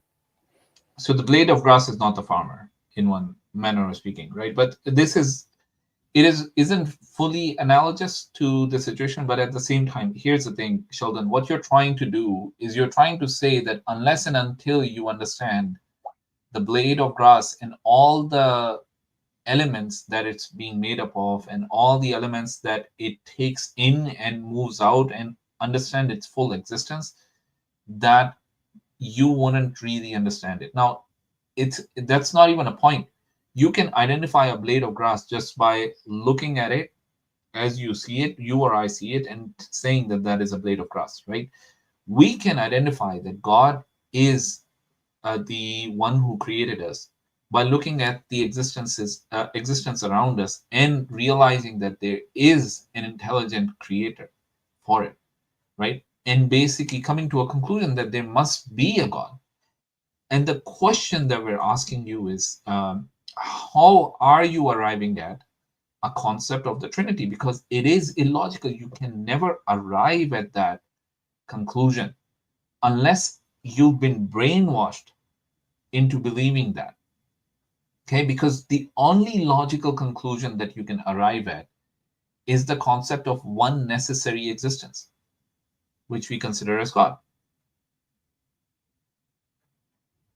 So if you ask me like how I arrived from it, I'm not Orthodox or Catholic, and I don't know the writings of the Church Fathers as much, so they're not a footstool for how I come to the Trinity. The simplest way that I can put it is the reason why I come to it is simply just seeing how Jesus is portrayed as God in the Bible, and we obviously know that the Father is God, and the Holy Spirit in a sense is also portrayed as God. But you can't say there are three gods because it would contradict the Hear, O Israel, the Lord your God is one. So you have to come to some. Was there one God? Was there one God? Is there one God? Yes. Okay, so if there is one God, and according to you, Jesus is that God, then Jesus is the Father, Jesus is the Holy Spirit, and Jesus died on the cross, and God died for 3 days and 3 nights. What type of absurd situation are you in now? Also, it means God doesn't know the hour and so on. So it means his knowledge. There's too many things here. Yeah. But let's just address one at a time. A conversation like that can go many ways because, it's how you understand personhood as opposed to God. Yeah, but that doesn't help you. Personhood doesn't help you. That's not relevant. Like, well, actually, I think it's interesting if you give me just 20 seconds to try and go into that, because this is the nub of where the contradiction everything follows comes from, is because personhood implies a separate agent. That's part of the definition of personhood. And it's part of what your brain actually, when it picks up this idea of personhood, it's got a really hardwired, deep kind of thing. This is an agent entity. And so 3 personshoods is 3 persons. But then on the other hand, you've got God is one entity, you see? And so you kind of made to forced to put together these 2 as a contradiction. And from that, anything follows. And that's how the trick works. C'est le truc. So, but it doesn't have to be that way, because what you can do is you can read the Bible and you can look at, for example, there's 2 different accounts of how Judas died. There's different accounts on whether or not the stone was in front of the tomb or not when the women arrived, and all this sort of stuff. And you can say, okay, so, there are differences in accounts because it's a well-intentioned, good account of people, but there are some mistakes in there, which is perfectly rational, makes a lot of sense. You can know about the critical role of Paul of Tarsus, where Tarsus grew up in a Mithraic environment. You know, that's what Tarsus was a mix between where the Pharisees were and the Roman soldiers were. And, you know, you can look at how he wrestled with trying to, you know, reconcile those two sets of ideas and all this sort of stuff. And you can really see how this sort of bleeding in of the ideas that then force this 3 is 1 and 1 is 3 reconciliation happened, and that can all happen rationally. By the way, before we continue, Sheldon, stay in the backstage. Actually, stay on the stage. Keep yourself mute. I have somebody in the back chat who wants to say a lot of things. He's been putting a lot in the private chat. Real Stoic, you're on the stage. Real Stoic. Watch. Look. Come on, man. You've said so much in the back chat. Now you don't want to turn on your mic and have a conversation with us. What he's gonna do is run. Look. Watch. Watch. Okay. Come on, Real Stoic. We're waiting for you. I wanted you to explain why you strawmanned what I said about Feynman and then tried to mock me when you don't even understand anything. Yeah, exactly. So this is This guy's just yapping. This guy is just Islamophobe. I mean, this is just what you would call bigotry at its finest. I mean, if you have the guts, then come up, have a conversation with us. See, I would use a different word in my language, but we're saying wrong. All right. The biggest irony is I think he called himself a type of Stoic. Like, do you know what Stoicism is? You're not Stoic enough to actually come up with. He's not supposed to be rattled by anything that we're saying here. Come on, come up. Don't be a coward. Yeah, no, he just talks. He just talks. Yeah, yaps, that's all and then he he's runs. doing. That's the problem. He's not talking. He types. He's just one of those keyboard warriors. So come on, Real Stoic, we're waiting for you. A keyboard Stoic, not Stoic in reality, just on the keyboard. Yeah, exactly. So, are you going to unmute yourself?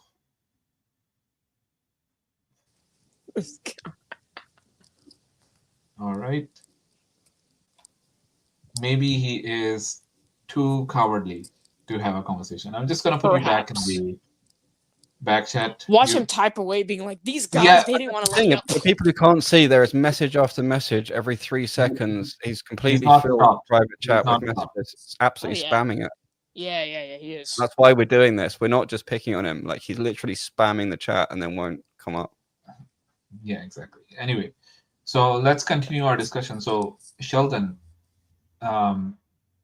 look, my friend, we've basically known you for 2+ years now, right? And all of us here, we would certainly love for you to come into the folds of Islam, understand it for the beauty of what it is, right? Because if you really want to worship the one true God without associating any partners with it, without being a polytheist, right? Islam is the only solution. It's the only true monotheistic faith that you have. It helps you understand. It's the best one for sure. I mean, Judaism is particularly an option, and that can make mistakes and lead to errors as well. And it helps you. It does help you understand the concept of God fully. You know, the beautiful thing about the Quran is, as you read through the Quran, right?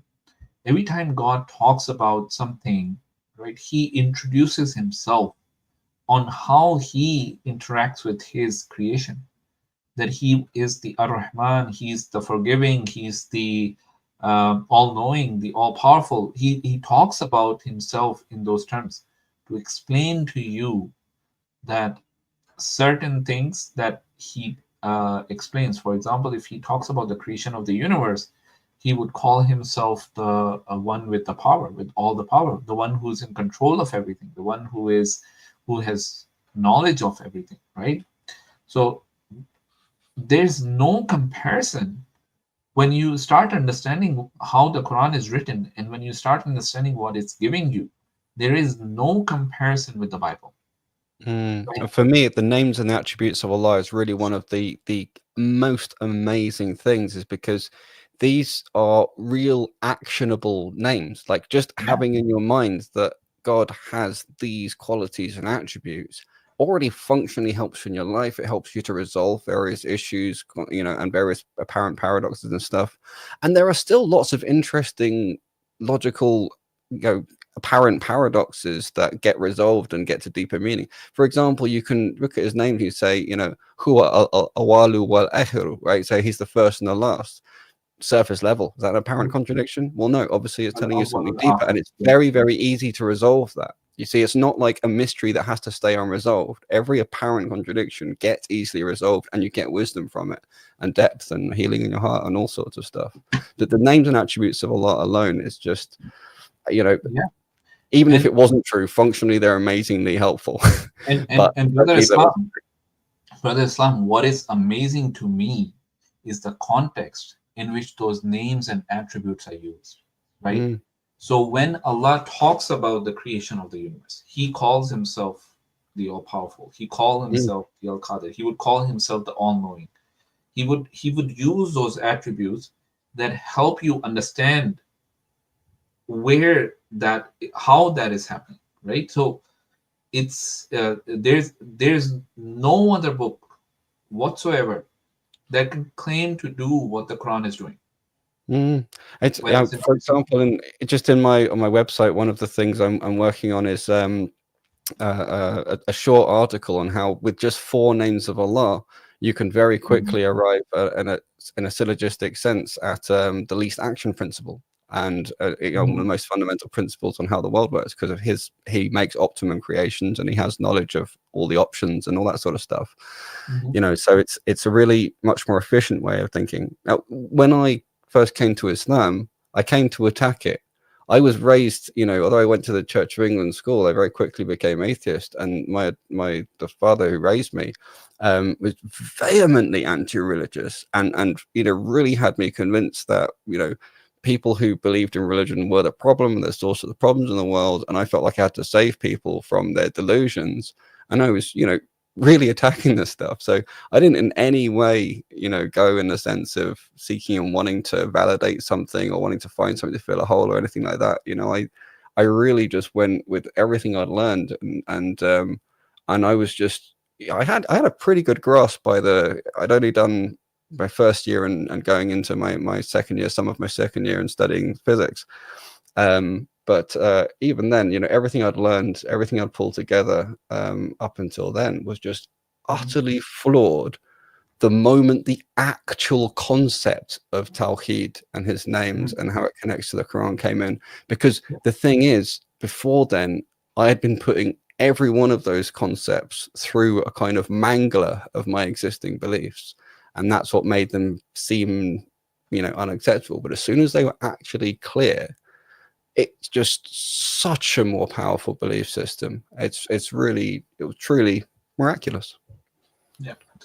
Now this is we'll just take a few examples just to illustrate what I'm talking about, right? And the beauty of it, like this. Now, if you reflect on it, you sort of start realizing the amazingness of the Quran, right? It's on a completely different level. Right? This is an ayah in Surah Al-Mulk, ayah number 17.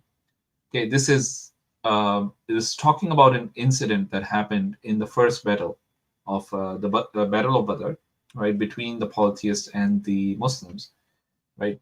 And the Prophet, peace be upon him, he took some sand, a handful of sand, and he threw it at the polytheists. Now, this is what Allah is saying. It was not you who killed them, but it was Allah who did so.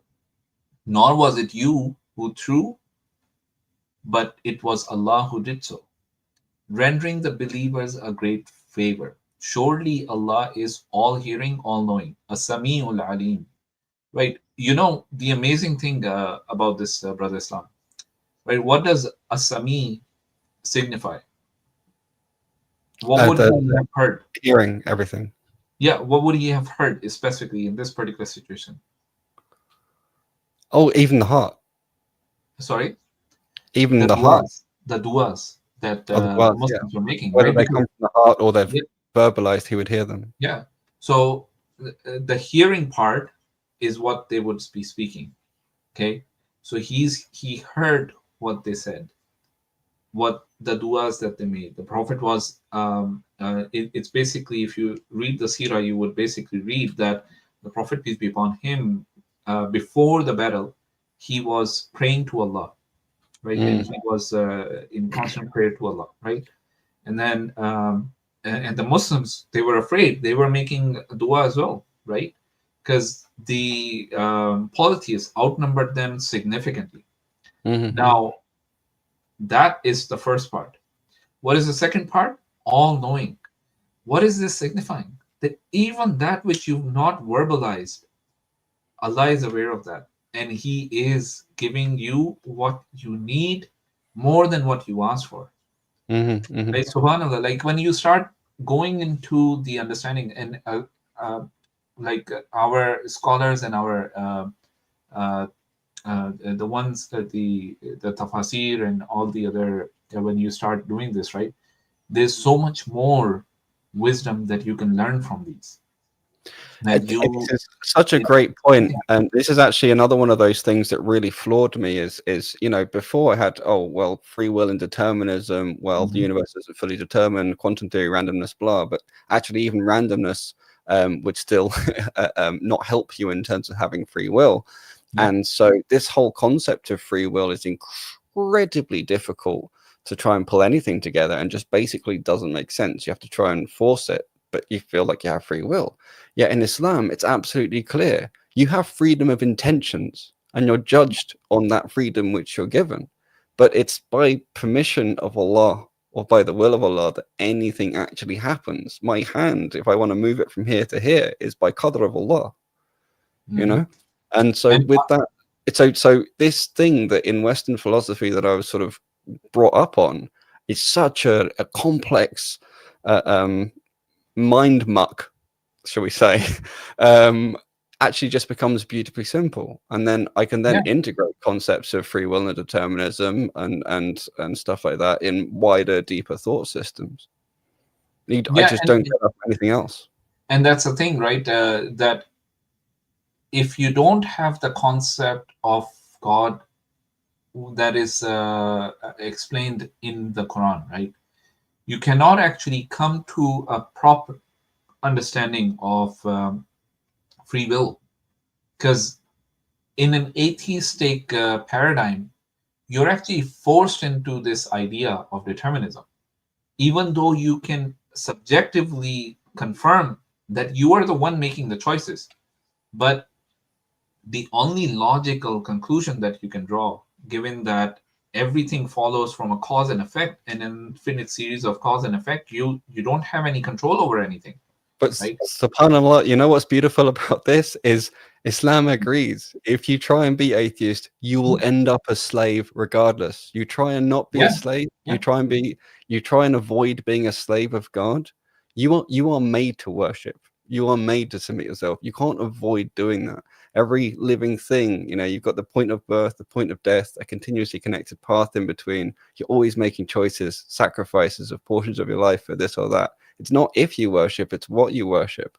And when atheists try and avoid and say, I'm not worshiping, I'm just devoting, or something like this, they end up constrained. So actually they do end up fully determined because they lose their will. The actual freedom comes from submitting to Allah. It comes from submitting to the one God. SubhanAllah. I'm just pulling up a few others. Right. So, for example, here, right, this is the reward for your. Only you could see when the angels take the souls of the disbelievers, beating their faces and backs, saying, "Taste the torment of burning." This is the reward for what your hands have done. Because on that day, no matter what you do, you have only this life, Sheldon. You have only this life to make these choices. Right. Once your breath passes away, once the count of your breath, it goes away, that's it. There's no more choice after that. And if you think that the idea that Jesus, peace be upon him, he saved you. He on that day is going to be standing in front of Allah, and he's going to just turn away from you. And we know what he's going to say, that it's up to Allah whether he wants to forgive you or punish you. That's not to say the teachings that of which Jesus taught that did manage to be preserved has had positive benefit from you, but anything positive has come from God, you know. So it's not to throw out all the beautiful teachings of Jesus that were preserved. It's just that they are reflected. The things that are true and beautiful are reflected and affirmed in Islam, and the things that are not reflected and affirmed are the things that are problematic or worse. But I sort of went on a tangent there, but I want to come back to this, right? That they are striking the face as their backs. This is the reward for what your hands have done. And Allah is never unjust to his creation. We need to understand this idea. Allah is never going to be unjust. You're going to get what's due for you. Their fate is that of the people of Pharaoh and those before them. They all disbelieved in Allah's signs.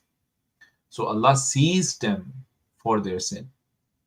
Indeed, Allah is all-powerful, severe in punishment. Right? Allah is Al-Qawi, Shadidul Iqab, right?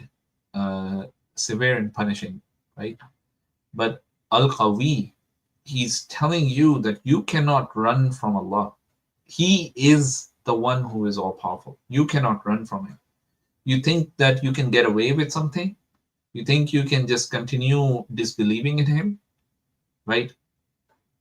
That's not what's going to happen. You're going to be caught because he is Al-Qawi.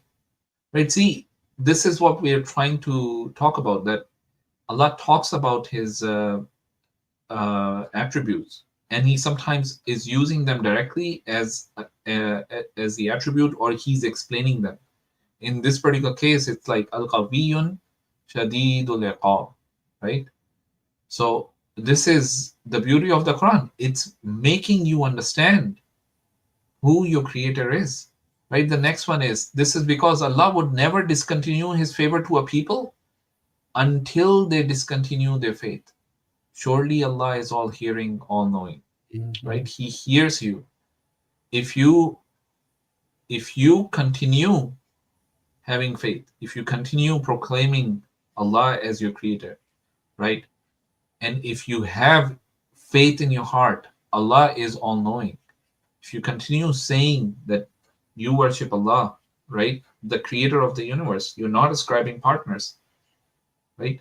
He is going to hear that. He's going to hear that. He's going to know about what's in your heart. You can hide it from me. You can hide it from, like, what's in my heart. Nobody knows other than Allah. Even I don't know fully what's in my heart, right? So, and this is the reason why as Muslims, we always stay, like we're told to stay on our feet. The idea of doing jihad, the idea of having taqwa, right? And being under this constant struggle, right? That's because we cannot sit on our bums and basically say, oh, we've said la ilaha illallah, now we're going to go to heaven. Right? You don't see Muslims doing that because we know that our actions reflect what is in our hearts, right? If we don't have the iman, right? If we're not praying salah, it shows that we don't have the iman. If we're not paying zakah, it shows that we don't have iman. If we're not fasting, if we're not doing those things, right? It shows that we're lacking in iman. Having at least a mustard seed of faith in one God is sufficient to get to heaven eventually. Yeah. But having even a speck of arrogance anywhere in you can mean you have to go through the hellfire before you get there. I am terrified, absolutely terrified of being in the state where I need even punishment of the grave, which is nothing compared to the hellfire. And I want to do everything I can to purify as much as I can in this life. I remember a hadith, and perhaps you can better tell me, Faisal, about that the people in the grave are particularly jealous of the still living because they can still ask for repentance. Do you know the hadith? I don't know specifically the hadith, but I can look it up. Try and find it.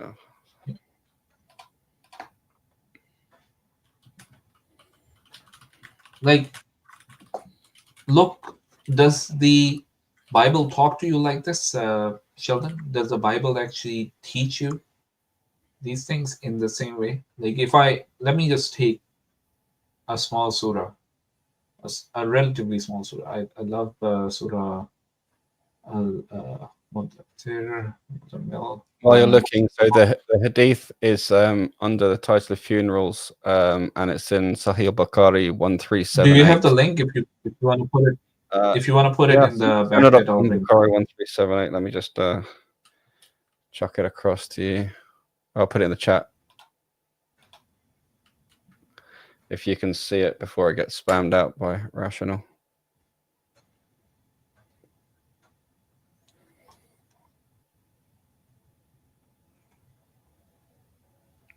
Oh no, wait, hang on, that's the wrong one. Wait a minute. Yeah, that's the wrong one. Let me get the right one. Got the other half of it. Okay, I'll continue. But this is like a short surah. Like, blessed is the one in whose hand rests all authority, and he is the most capable of everything. Now, Sheldon, do you see this type of an introduction to God in the Bible? No, not entirely structured that way. There are great praises of God, though. However, like when David says, like, where can I go that you will not be? If I go up to the heavens, you're still there. If I descend to Shiloh, you're still there. Let's just do this. You and I will read it. I would just want you to read it, right? Okay. So, yeah. So you can just read it out loud. Blessed is the one in whose hands rests all authority, and he is most capable of everything. Who's the one in whose hand rests all authority? God. God, right? So, do you have any question that this is talking about anyone other than God? No.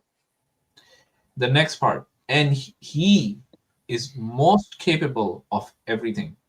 Is there anyone else other than God that you would consider most capable of everything? No. No, right? So very clear who we're talking about. He's the one who created death and life. He created what? Is there anyone other than God that you would consider as the creator of death and life? No. No.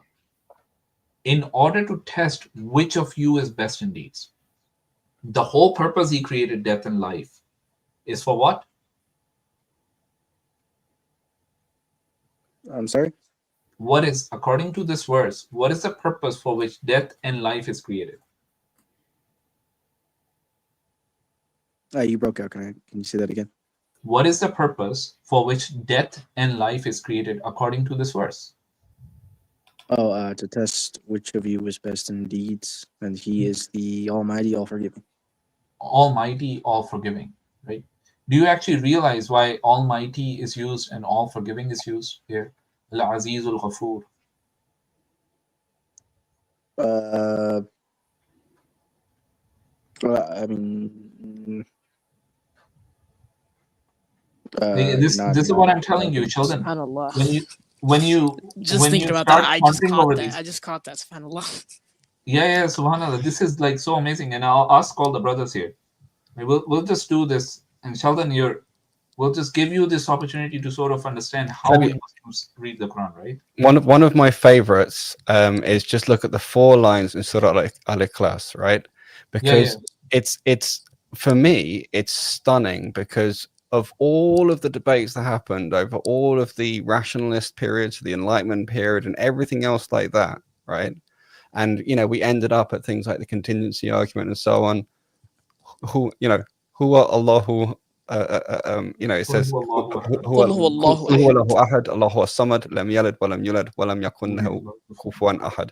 But the thing is, I wanted to say Allahu as-samad. That line there, so beautiful, yeah. On its own, the actual concept of as-samad contains within it what, when translated into English, is sufficient to not only defeat all of the arguments that came up against the existence of God, doesn't fall foul of any of the kind of contradictions and problems that the philosophers came up with, and also asserts the core of the dependency argument. Just in those 4 lines, it basically deals with every analytical philosopher's issues of God. It's one of the most deep topics that you can talk about. I mean, you can write a whole thesis about it. But I just want to sort of go over this surah with Sheldon, just to give him a taste of what it is when we talk about the Quran, right? There's no other book like this. I want you to realize what is written in here and start thinking about what you have in the Bible. Like, just think about it in your head. Okay, does what's written here, is there anything parallel to this in the Bible? Okay, and we can talk about those, right? So he's the one who created death and life. Now, interestingly, right, I'm going to come to the names, but did you notice the sequence? Who created what? What's coming first? Death. Death. And what's coming second? Life. Why is it flipped? I would assume to show how God grants life to those who believe in Him. But He saves people from death. So the idea really is, when you think about it, Sheldon, death is first. You were dead before you were born, right? And not just that. Death. You didn't come from, like, you didn't exist before, and then you came to life, and He created this life essentially to put you to the test. And what is the test about? Who's the best in deeds? Right? The more good you do, the better you do, the more cognizant you are about who God is in your life. Right? Just to clarify some of the depth in that, because I think as if you're coming from non-Muslim background, you might not have the right background. So we were all, as souls, made long before we came to earth in our various times and places. We got put in our mother's wombs, and we're assembled as souls and asked to confirm to God that He is indeed our Lord.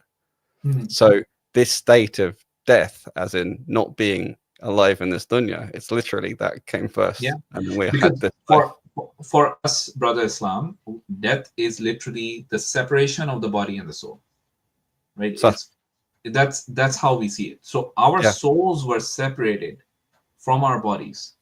Then we were given life, in that our souls and our bodies were merged, were put together.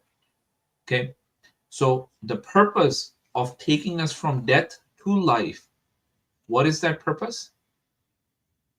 To test us, and the test ends when our life ends. Okay, so this is the preciseness of the language that we talk about, right? You wouldn't get to it unless you start spending some time to understand these matters, right? And then the amazing thing, how does Allah introduce Himself? He is the Al-Aziz, the Almighty, right? Al-Ghafur, right? Why these two? What can you think might be the reason? I want Sheldon to speak before any of you brothers want to add. Yeah. I know you guys probably might add a different perspective, but Sheldon, tell us.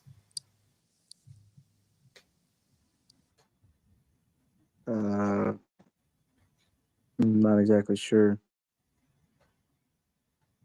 Yeah. Try to come up with something. I just want you to realize when you deny the Quran, this is what you're denying: the beauty of God introducing Himself to you, because human beings cannot introduce God this way. Sheldon, you got to realize this. Human beings cannot do this. The reason why He's calling Himself Al-Aziz here is because in this ayah, especially in this ayah, right, you would see that he is introducing the idea of taking something dead, bringing it to life. That shows that he is almighty. He is capable of it, right? He's the one exalted in might and glory and everything, okay? For him, it's not difficult because he has the power to do it. He has the authority to do it. He has everything that is needed to do it, okay? And then what about all forgiving? Why is he using Al-Ghafur? Al-Ghafur is the one who forgives, and he forgives over and over and over again. What's that got to do with this? I would assume because it's through God's forgiveness that you have life.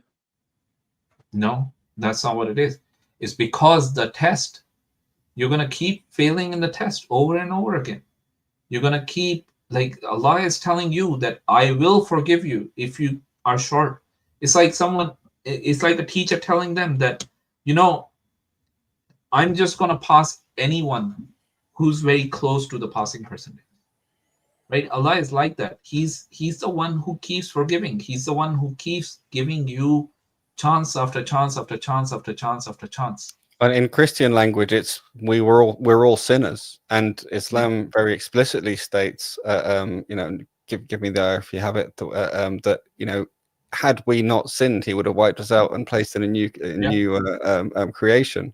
So he is forgiving. Our life involves sin, and he will forgive it. But the thing is, if you sincerely ask the forgiver, the one God, for forgiveness, then that's a consensual relationship that he can then grant their forgiveness. But if you don't recognize him and ask him and associate partners, then you can't legitimately ask for that forgiveness from him unless he knows that you've made an honest mistake because you were misled, and he knows that in your heart, or from his mercy he chooses to forgive you anyway.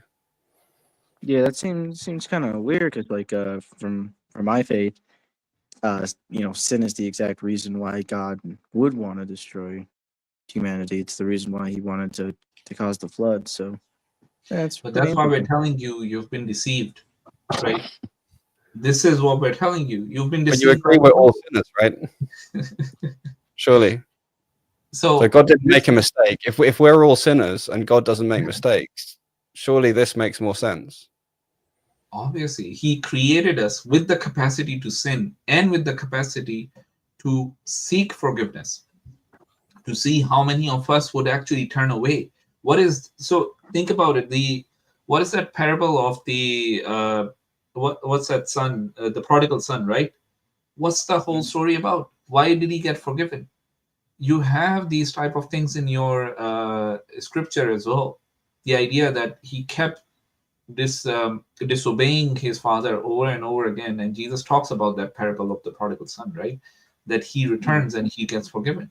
But the idea here, you need to understand that where this is not coming from a word of God, a word of human being. This is not a word of human being. This is the word of God, right? The context when this is being said to you, right? The person who's speaking, how are you identifying the person who's speaking? Is this a human being telling you, right?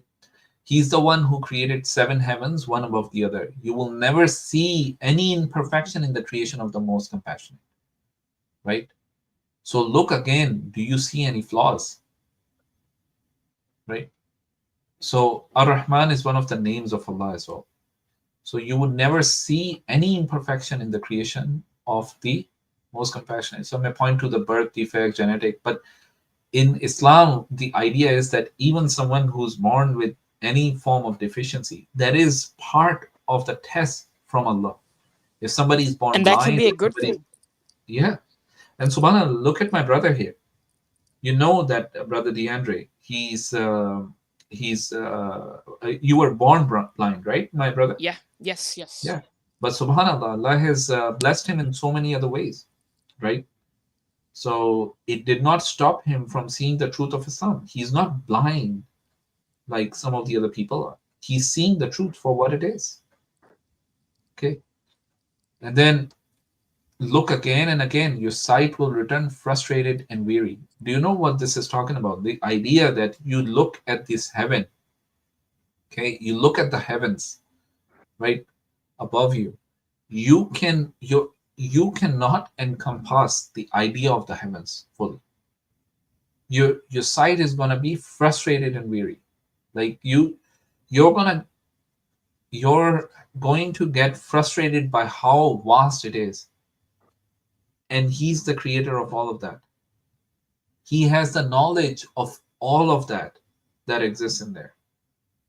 He has the power to create all of that exists there. And you see above you, you cannot even fathom what you're seeing because it's just so grand. Okay. And indeed, we adorned the lowest heaven with stars like lamps and made them for stoning devils, for whom we have prepared the torment of the blaze. Now, this is the first part is indeed we adorned the lowest heaven with lamps. Okay. And this second part of this is something which is from the hidden. It's not something which is seen. Because we cannot see the devils. It's from the right? ghaib, yeah.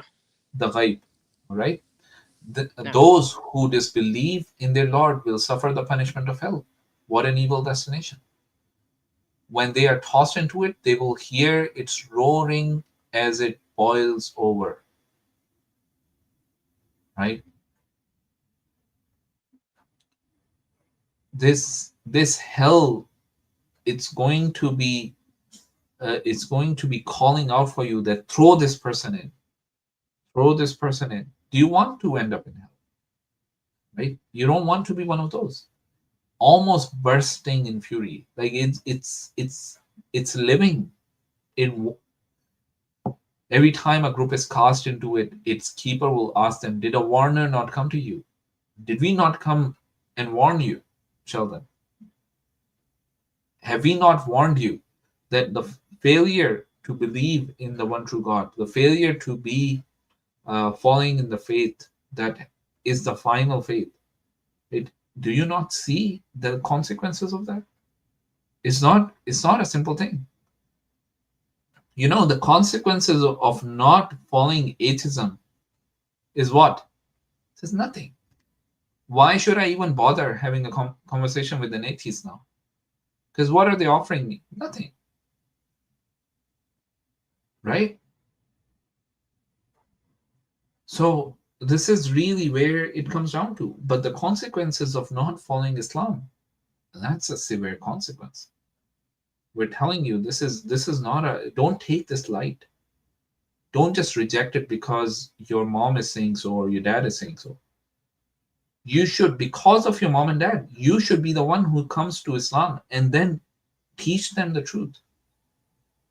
Make sure that they, when they pass away, right, they are not passing away before you while they're on the falsehood. In Christianity, righteous children will raise the status of their parents in Jannah. Yeah. And I know it's a tough thing that for a lot of revert brothers and sisters, right, who come to Islam, it is a tough thing. But the first thing you need to do to save your family is to save yourself. So anyway, Sheldon, I know it's been a long one. I know I didn't plan on this, that we'll go into this level of depth. Fawad's here. Assalamu alaikum, akhi. Wa alaikum assalam. Our favorite Christian is on here. Assalamu alaikum, brother Islam. Good to see you on here. Sheldon is here. We had a really good conversation that followed from Paraconsistent logic, and we ended up speaking about the Quran in quite some depth. It's been a really good conversation, actually. So here's the thing, Sheldon. This is what those people who are ending up in hellfire will say. Yes, a warner did come to us, but we denied and said, Allah has revealed nothing. You are extremely astray. And that's what you people, the people who would be in hellfire would say. And then they would say, if only we had listened and reasoned. Look at this. Sheldon, this is a warning to you, my friend. If only we had listened, we're giving you the information. And do what? My And friend, reason. Islam calls for reason. why are you denying logic? Why are you denying reason? We would not be among the residents of the place. The idea that it's a mystery, you're denying reason because it's a mystery. It's gonna end. Where are you gonna end up if you continue down this path, my friend? Isn't there somebody called Ross Cosson? Yeah, he is back there. I was gonna bring him up just before you jumped on, Akhi. So, Sheldon, we'll end with this, my friend. But really, you need to read the Quran properly, my friend. You've spent enough time that you should be very, very careful what you do next. The only thing I'd caution about reading the Quran on its own is when I first came to Islam, I read English translation of the Quran on my own a lot, and I thought I was learning a lot of things, but I learned a lot of wrong things, a lot of misunderstandings. I would say find a masjid, local masjid, and talk to Muslims about what you think is in the Quran. Build up these interactions where you can know and trust people that they're not deceiving you or whatever, and talk to them about it. No, he's left, I think. I mean, it's a good starting point for him to even read the translations. It's okay because he will get the core message at least, It can be, but trust me, Shaitan can come to you, and he's got so much scope when all you have is a translation. If you I know come and talk to us. The thing is, Come and talk to us. That's what he'll if we say. give that advice for every Christian out there, they're never gonna, or any non-Muslim. There will be majority of them, they will never even end up reading it, So what we tell them, look, it's a starting point. And once the message resonates with them, Tawheed, the concept of prophets, everything, right?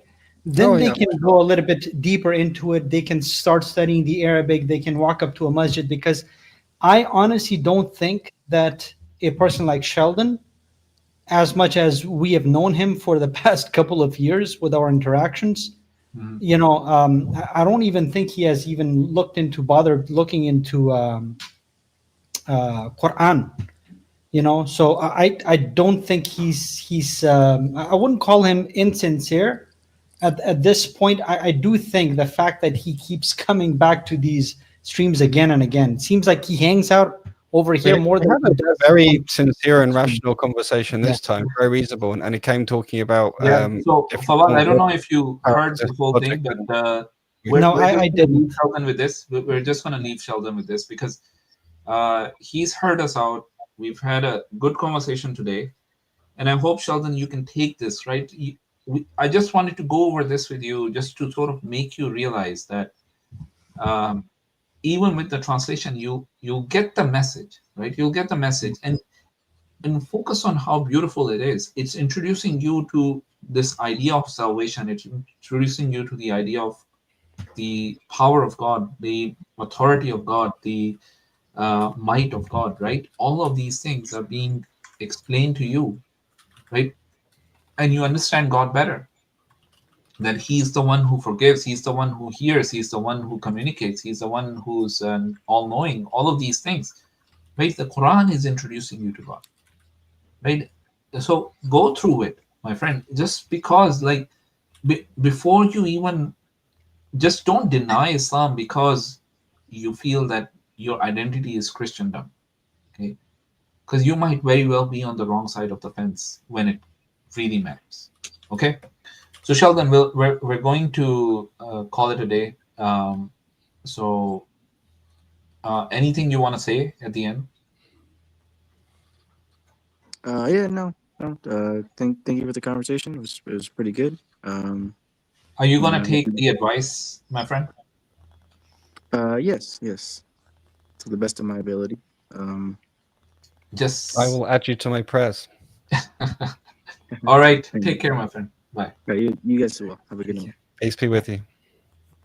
You too. All right. Who's We've got next? Ross. Ross Okay. is next. I'm just going to change it slightly for what before bringing Ross up. I forgot if I confirmed him, but let's just bring him up. Ross, you're on the stage. Let's see if I might drop off depending on which type of things he brings. I only jumped on because I know paraconsistent logic is a weird one, and I just happen to have been brushing up on it recently for the work I'm doing. So, Subhanallah. Subhanallah. Topics that, I was like, man, what is this guy talking about? This guy doesn't think inconsistencies exist. I was like, what? But then he kind of clarified. All right, so, Ross, you're on the stage. You need to unmute yourself. Oh my gosh. Ross, okay. I don't see him on the stage.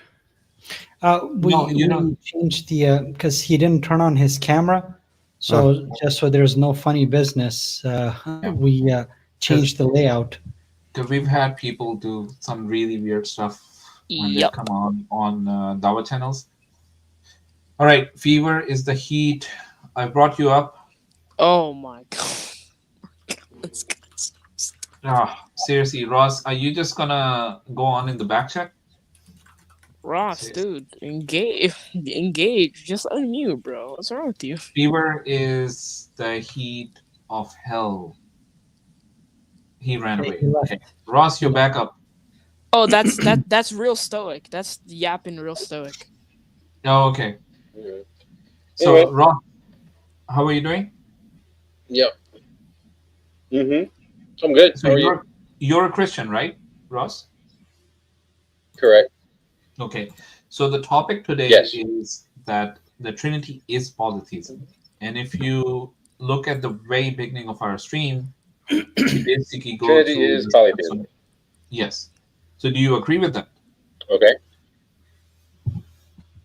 Okay means you agree with it? There's or a little okay bit of means... a delay. There's a delay between your speaking and his answer.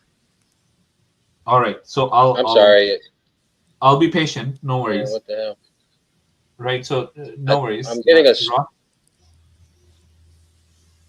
Oh, you might have a YouTube tab open. You want to close that so you only have this tab open, maybe. Maybe it's the lag. Still you loading. Might gotta... Oh, that's probably why. Okay. The lag is probably horrendous. Yeah, looks like he has a lag. So Ross, let us know when you can hear us properly. Let's also confirm the denomination with him first, Yeah. Yes, I was gonna do that too, because if we're gonna get into LPT, you have to know what model you are.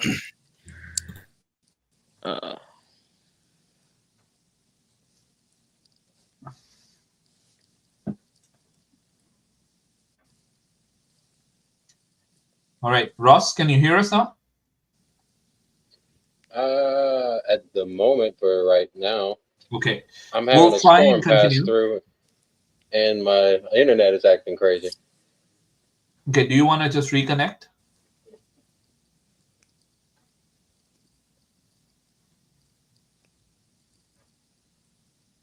Ross, do you want to just reconnect and rejoin?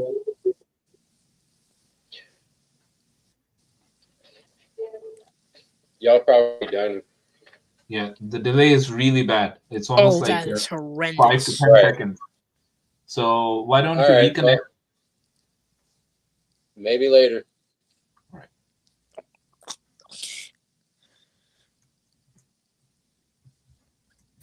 These people are hilarious. They sit there backstage for such a long time. Oh my gosh, this he wouldn't have known that there was delay from being backstage. Yo, this guy real stoic. This guy's yapping, making all types of arguments that don't even. Yeah, I banned him. And also, if he appears on the chat, mods, could you just ban him permanently? I don't know for what. Don't ban him. No. We need to ban him because he does not want to come up on stage. And all he does is just spews garbage, and he never comes up. On the chat, if you guys don't want to, because here we always add him to the stage, but he never talks. It wouldn't be a problem if he wasn't spamming and also trying to say nasty, provocative stuff and throw stuff out there. But it's up to you guys. But I mean, I don't see. I would ban him because he's not the type of Yeah. person that we could have a conversation with. You know, Oh, yeah, those are not the type of people. If he doesn't want to have a conversation, and if it's all just he does this on every Dawah channel. He goes to every single Dawah channel and he never comes up on stage. And if you actually bring him on stage, you know, he never talks. Oh yeah, that's what I did. I brought him up on stage, and he's like, Yeah, the same thing happened with him the previous week, the week before that. It's the same story. That's the irony. It was the same thing. Yeah. All right. We were actually going through. We have a Muslim brother in the back. A Muslim brother. We don't allow Muslim brothers on the stage. This. We do have some exceptions. Don't think that it's not everyone, but yes, there are some exceptions. But those are people who are regular on our stream, right? This is for non-Muslims only, so it's not for. So come on Sunday if you want to hang out with the Muslim brothers, right?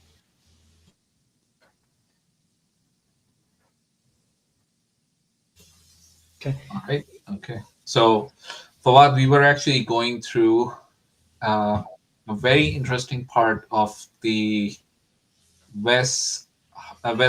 Ross is back. Oh, Ross is back. Good. Ross, can we try again? Ross, you would have to unmute yourself and then try this.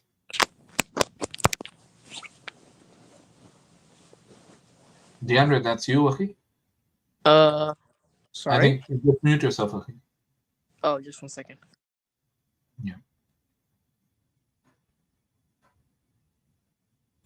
Ross, you're on stage, but you're on mute. Can you unmute yourself? Okay. Can you hear me? Yeah, we can hear you. Do you want to just turn up the volume a little bit? Let me actually try. Ain't gonna work. It sucks. I'm just gonna max it out, my friend. We'll see if that helps.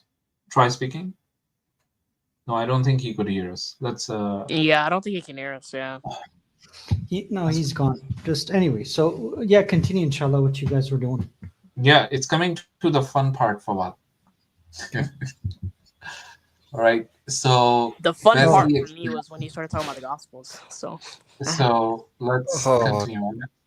Okay, I there's only so much Piers Morgan I can deal with. I only came on because of the bringing of. Yeah, no worries, Akhi.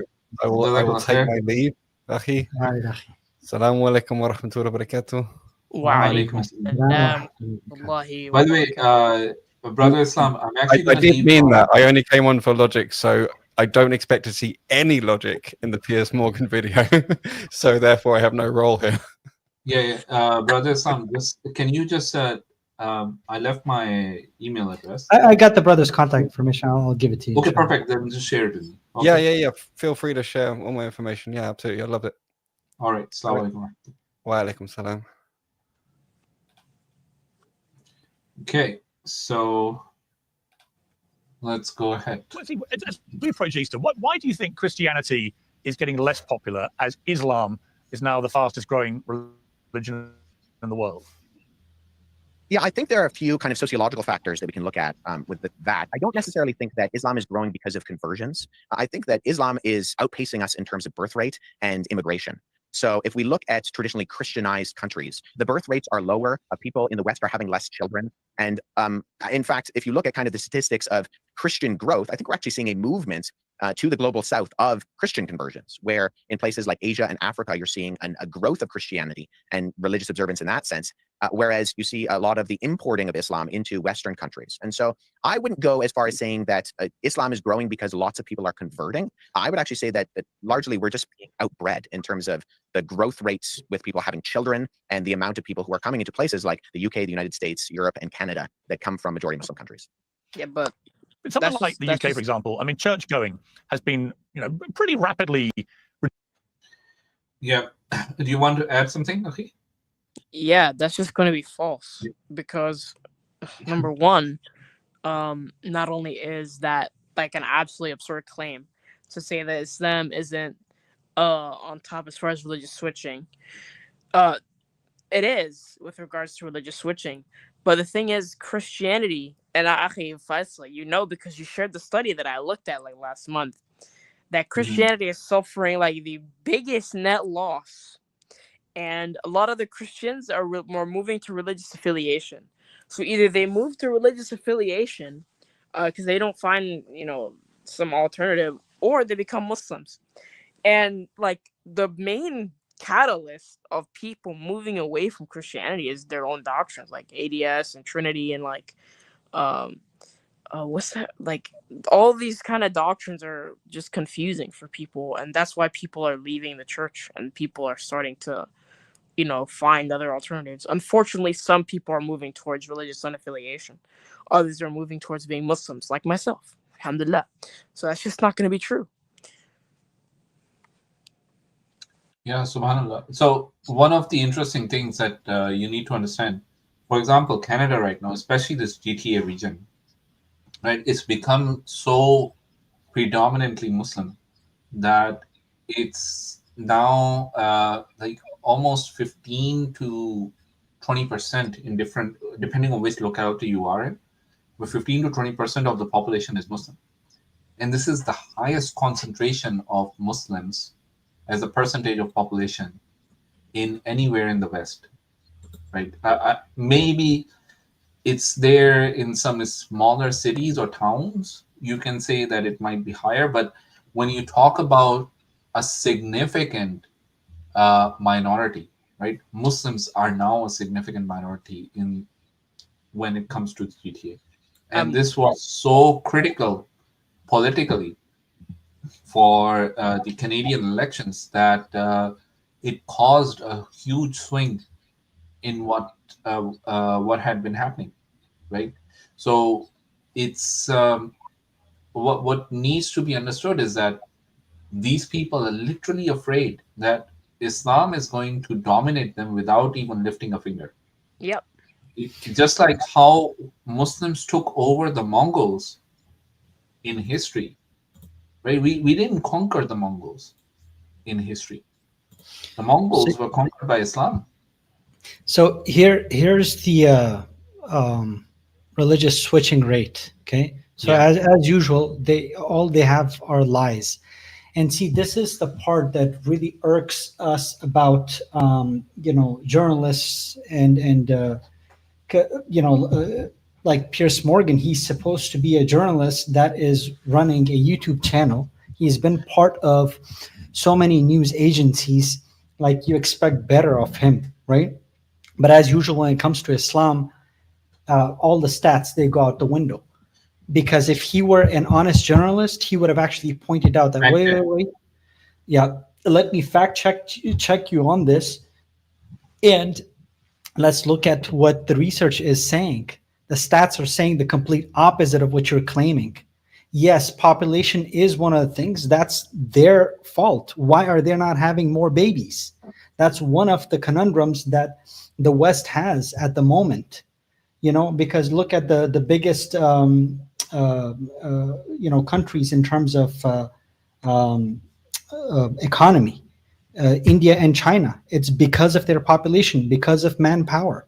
Mm-hmm. As long as you know how to manage the manpower properly, you will turn into a superpower eventually. It's inevitable, right? But let's talk about the conversion rate, right?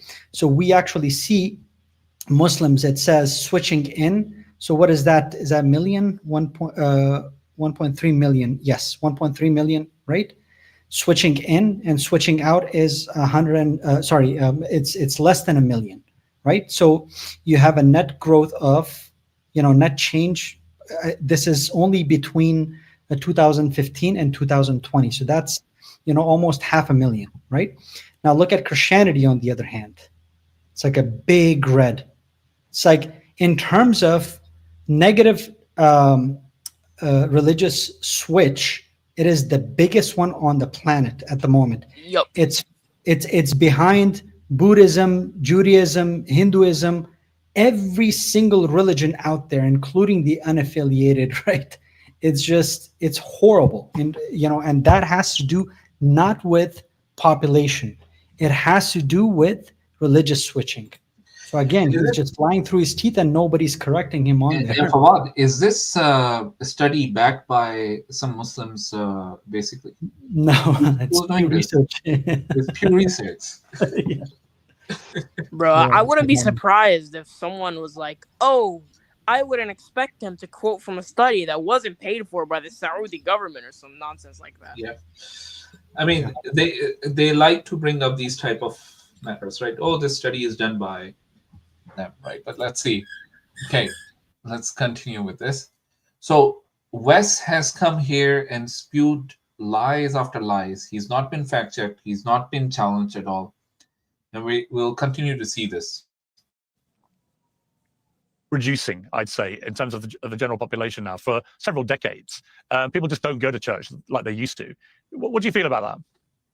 Yeah, I think that we saw a shift when it was much more culturally acceptable, whether you truly believed in, say, a convictional Christianity or not, in decades past. You would just go to church. That was definitely true here in Canada. We even had laws like the Lord's Day Act, which made it illegal to open a business on a Sunday. And so there was just more of a cultural zeitgeist for Christianity. And as that waned, I think the cultural zeitgeist, it became much more comfortable for people to then not go to church and attend. So I don't think we actually saw a great kind of influx of people leaving the church as much as the people who were convictional Christians continued to go to church, and people who were more cultural Christians or Christians out of convenience, because that was just what you did within the overall day-to-day of society, those people left. And so statistically, it looked like there were a lot of people leaving the church, and I don't necessarily think that was the case. I think the culture moved, and everyone else just kind of moved with the culture, and where once it was acceptable and just kind of more of the norm to go to and attend a church on a Sunday, when it was no longer the norm, those people just followed the norm of the society. I actually think we're seeing somewhat of a resurgence in that Bible sales have skyrocketed in the last couple of years. I think we're seeing individuals kind of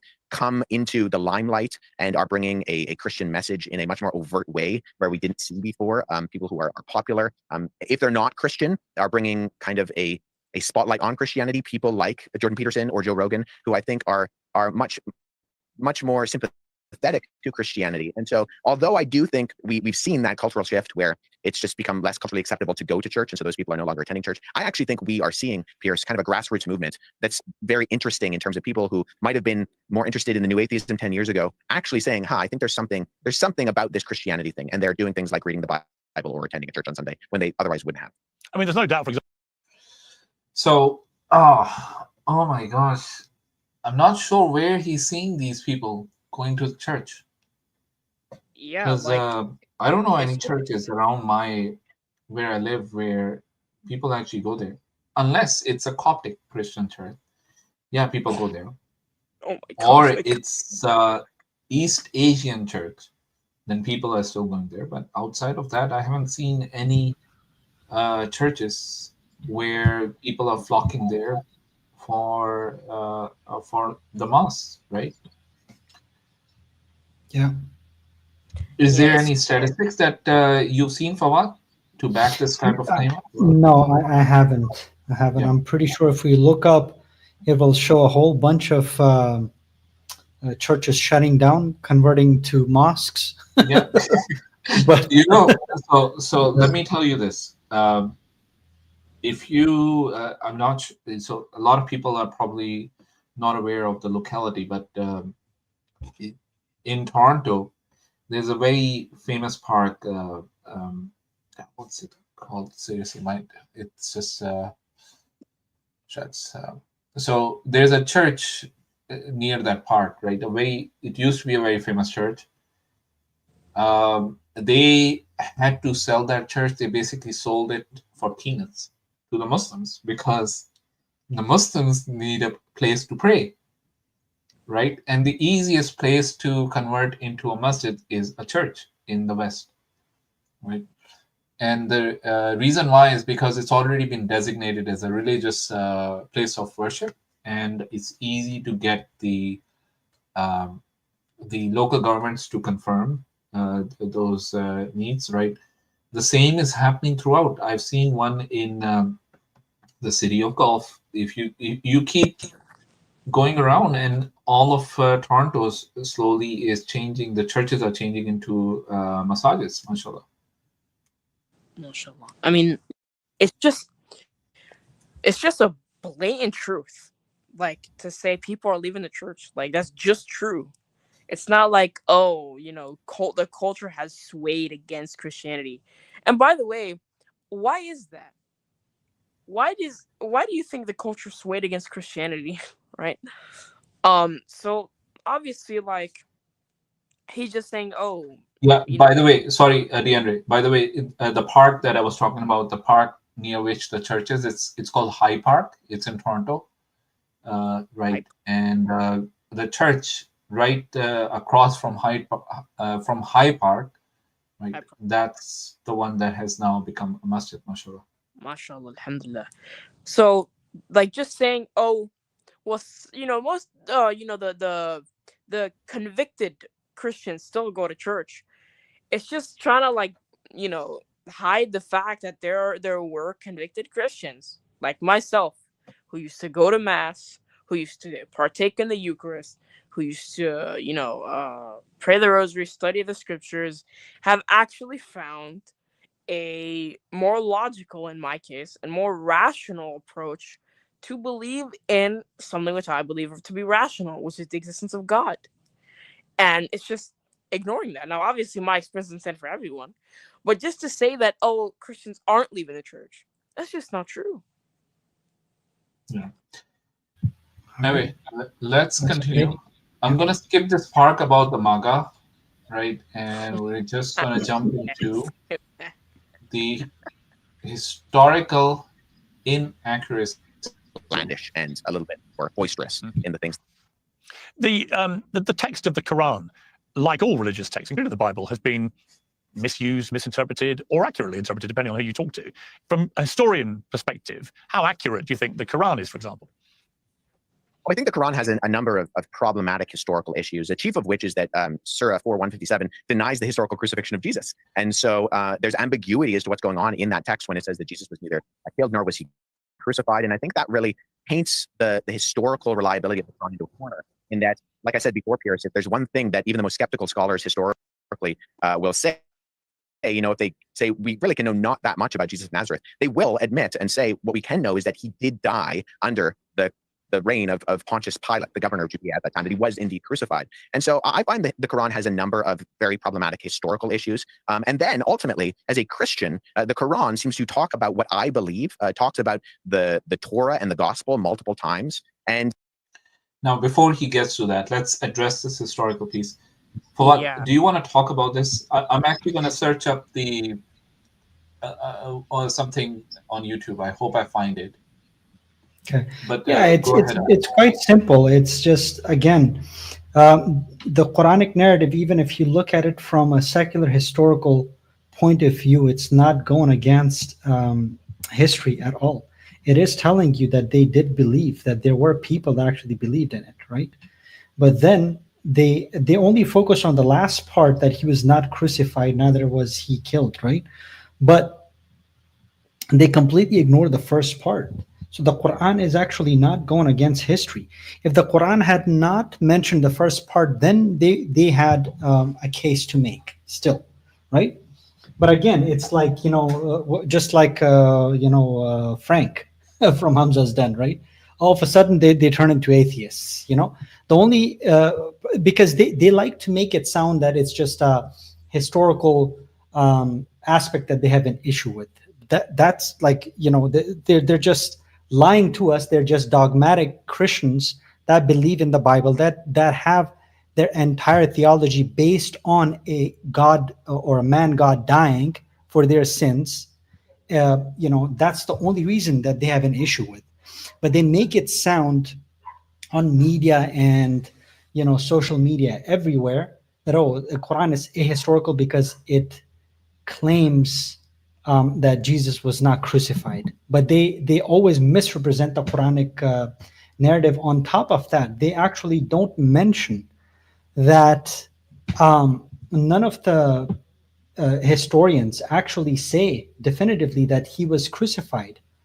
This is a forgery either you look at Josephus, Tacitus, Lucius, Pliny the Younger, all of them, they're extremely late. So they leave that part out. And it's just, again, it's just poor journalism on behalf of Piers Morgan, right? That he should have actually fact-checked him, or he should have had somebody on the panel with him while he's asking him about, Islam or Muslims or the Islamic perspective. There should be a knowledgeable Muslim on the other side fact-checking him, So as a Christian, he can spew all kind of garbage about Islam. It's very easy because you only have one side of the story that you're hearing, and nobody actually, correcting you. Apparently, Piers Morgan has no clue what this guy is talking about, and it's the age of the internet. He literally can access all of these things. He would have somebody off the panel, that could actually fact check him, but none of it is getting fact checked at all. Exactly, and here's the thing, Fawad, the idea that you do not challenge these people, when we know how Piers Morgan, how eager he is to, when people are trying to make their point, how often he interrupts them. He's the king of interruption, right? He's the king of interruption when it comes to Normal Finkelstein, hijab, brother hijab, brother Lucy, right? Anytime you see a Muslim, anytime you see someone who's pro-Palestinian, anytime you see someone who's against a genocide, right? We've seen how he acts in front of those people. Why isn't he acting the same way? Because in the end, he's a bigot, right? He may not want to hear this, but he is a Islamophobe and a bigot at the end, because he wouldn't hold these people to the same level of the same standard as he holds the non-Christians, the Muslims, right? So it's like you're listening to a Sunday sermon at this point, Exactly. It's just ridiculous. It's might as well just have your local pastor come on stage and tell you all of this BS. Exactly. Literally nothing is getting fact checked. Like, how many blunders has this guy made, and not one thing got correct. It's just full of it. And the last part of it is about how he got the backlash for going on Joe Rogan and spewing the same type of nonsense, right? Mm-hmm. By the way, I wanted to bring this up. I don't know if so Bart Ehrman destroys the crucifixion and the resurrection history. Let's just view this. What they're individuals who actually read the Bible, read the history, go through it, scrutinize it. What do they say about it? And I want you guys to pick on the key words on how he's presenting this, right? And we'll bring up the ayah of the Quran after that and basically show you how Bart Ehrman is proof that the Quran is the truth. The Gospels are our sources for knowing about the resurrection of Jesus. Are they the kind of sources that historians would want when trying to establish what probably happened in the past? I think the answer to that question is no. When were the Gospels written? Well, they are not contemporary to the events they narrate. Scholars debate when the Gospels were written, but by far the most common datings are that Mark was written sometime around 65 or 70 AD, Luke and Matthew about 10 or 15 years later, John maybe 10 or 15 years later, John maybe around the year 90 or 95, Matthew and Luke around 80 to 85. These are the dates that are taught throughout the universities and divinity schools and seminaries of North America and Europe. I take them to be right for reasons that I can give you if anybody really wants to know. It's complicated. Okay. Now, Wes Huff said the Gospel of John is from 70 AD. That was his claim when he was asked about it. SubhanAllah. Think about it for a while. Not even the most conservative, hardcore evangelical scholars actually hold that opinion. That is ridiculous. And they're so, like, to be honest with you, the more you actually study and critical scholars, they're dating the the Gospels, all of them, not just the Gospel of John, but all of even the synoptic Gospels. They're dating them to later dates. Second century seems more likely for various reasons. Like leading scholars, like Mark Vincent, David Trobisch, Robert Price, Frank Zindler. There's so many of them. Richard Carrier, Dennis MacDonald.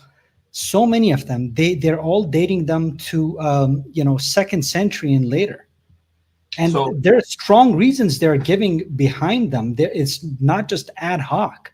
This is after years of research. They're pushing towards second century, or even mid second century, in some cases even later part of the second century, because we absolutely have no early references by Christian writers. Like, look, Paul himself. Before you go further, I just want to ask you about dating. How does dating work? Do you get a precise date when somebody's saying 70 AD, or when somebody's saying 95 AD? Are they getting a precise date? How does it work? No, absolutely not. There's a range that they can give at best, right? And we cannot ignore the fact that even secular scholars, when they're getting their dates, it is based on that same church tradition. So in a way, it is begging the question, even from their standpoint, because how else are you going to get dating if you don't have manuscripts, right? And you don't have, the only way they can do is they have to look at, are there any early references, from the first century, from people like Paul himself, for instance. Why is it that in none of his letters, even the 7 letters, or if you want to take the traditional position that even the other forgeries, the 7 letters are were written by Paul, regardless, how come there is no reference to the synoptic gospels at all? Why is it that Clement, he doesn't mention anything about them? And now, Clement, Ignatius, Justin Martyr, these guys, they have more a reason to, Polycarp, these people should have mentioned. Now we're already in the second century, because Paul's letters, they're from the first century, right?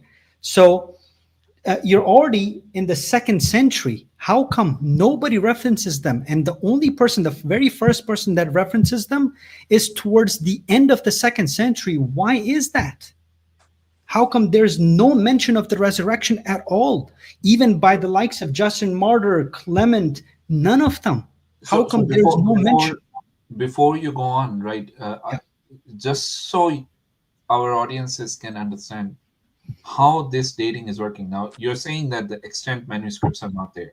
Okay, that means that there's no physical evidence to verify. Now, what is the method that these historians are using to arrive at these dates? Can you sort of just talk a bit about that? So they look at several different things, right? Manuscript being one of them, right? The fact, are there any references by, in this case, by somebody else, their contemporaries? Have they mentioned anything about them? Right.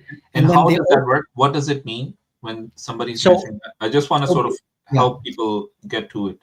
Yeah. So they're contemporaries. So any works that we have from that time period, have they referenced them at all? As I said, Paul, has he referenced the Gospels? Because we're talking about the Gospels in this case, right? Because most historians, they say Paul, yes, his letters, at least the 7, they were from the first century, but we're talking about the Gospels, right? Yeah. So they look at, within the church or, outside of the church, has anybody referenced them at all? There's absolutely no reference at all, right? Then they look at stuff like anachronisms. Are there any anachronisms that, they could identify? Then things like, the church structure and the historical settings. How is it described in these Gospels? So the church, the way the church was structured in the first century, it is way different than how it was structured in the second century. How the descriptions of the bishops, the deacons, the formal church communities. This would include things like even persecutions. And then in the 3rd century it was way different. Then towards the 4th century it was way different, ever since Constantine took over. So they use all of these methodologies. So we've talked about the manuscripts, right? So the manuscripts are where you do carbon dating. You basically try to figure out what was the date, where you don't know. Even with the manuscript, you don't know the only way. Yeah, I know it isn't. But I'm just going down the list of what Fawad has mentioned so that we can basically make it clear to our audiences as well of what this is. I think this is useful because we keep bringing this up, Fawad, but I think we've never actually explained to people why this is important, right? So manuscripts, you do carbon dating. Carbon dating doesn't tell you when it was written. It tells you when the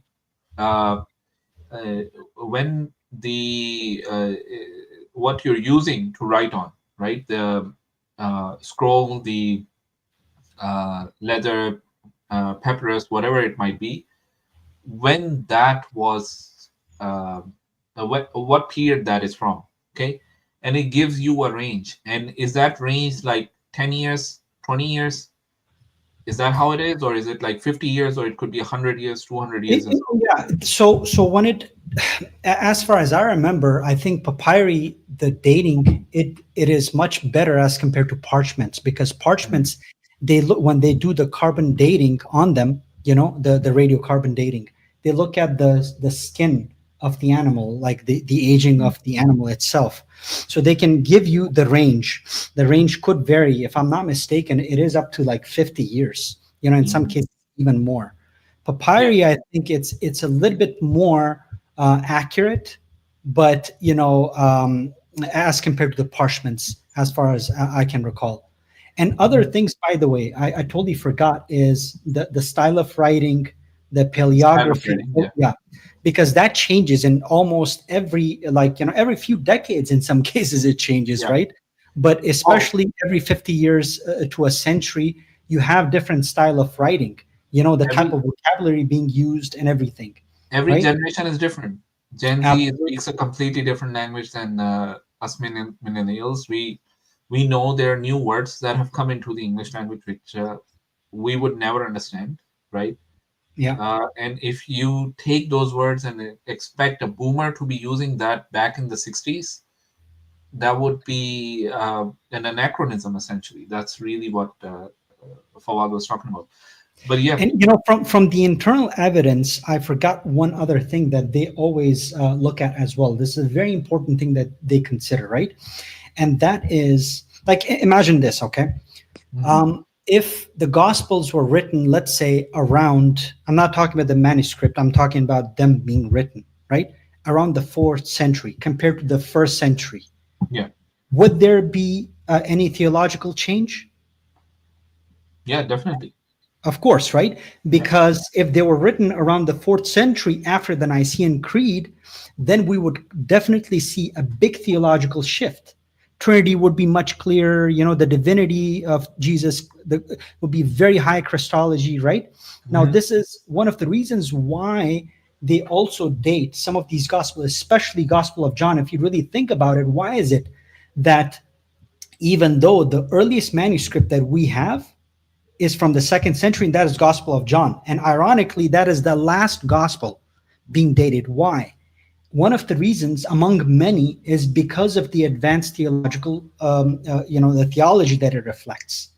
That is very 2nd century. If you actually look at the theology and the language, right? The new Platonic ideas that you find in there, why is it that you don't find them in the other Gospels? So from there, they can also tell that, okay, this is definitely from the 2nd century, because in the 1st century, we have so many other Gospels, and even the writings, of liturgies and whatnot, theologians, it does not reflect that type of theology. But Gospel of John has a completely different theology. And that theology is very consistent with the 2nd century. Other books, other writings, the likes of Justin Martyr, Melito of Sardis, etc. They had that type of theology. So, I have a question. Go ahead, Aki. Do you have any books that defend the 2nd century view? that defend the second century view. Oh, read anything by, look, there, you should be able to find Mark Vincent's, go to, what is that YouTube channel? History Valley? Yes, History Valley. You know, Mark Vincent has a lot of material out there. David Probish also, Robert Price, Dennis McDonald's, all of these guys, they have talked about, sorry? Does he have like books on it? Yes, definitely. All of these are like legit scholars. Can I These have are it? critical scholars. I don't have the books. I have Mark Vincent's some of the podcasts that I've seen. I can actually send you some of those. So check those out, and he gives like very convincing case. This is not just from their perspective, it will be just Orientalist scholars. No, they actually give solid reasons as to why these gospels should be dated at least to the beginning or to the mid of the second century, not the first century.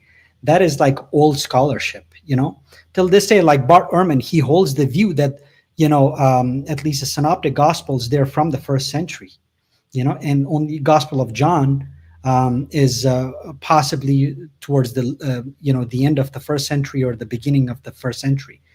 Sorry, the second century, right? But a lot of modern scholars, they're saying no, it's definitely dated, especially the fact that we're discovering more and more about Marcion's gospel, right? And that actually, Marcion's gospel, among most critical scholars these days, it predates the canonical gospels, right? And that is the first identifiable gospel. You see, and we actually see around circa 140, 130 treatises being written about Marcion's gospel, which means that it cannot be from that era. It has to be in circulation for long enough in order for people to write treatises against it. And Marcion's gospel, by the way, it had the furthest reach. You had all over different theologians, Christian theologians, church fathers writing about them, about Marcion's gospel. So this guy was very, very, not effective. What's the word that I'm looking for? Like his gospel was very well read everywhere. So it's also referred to as very popular.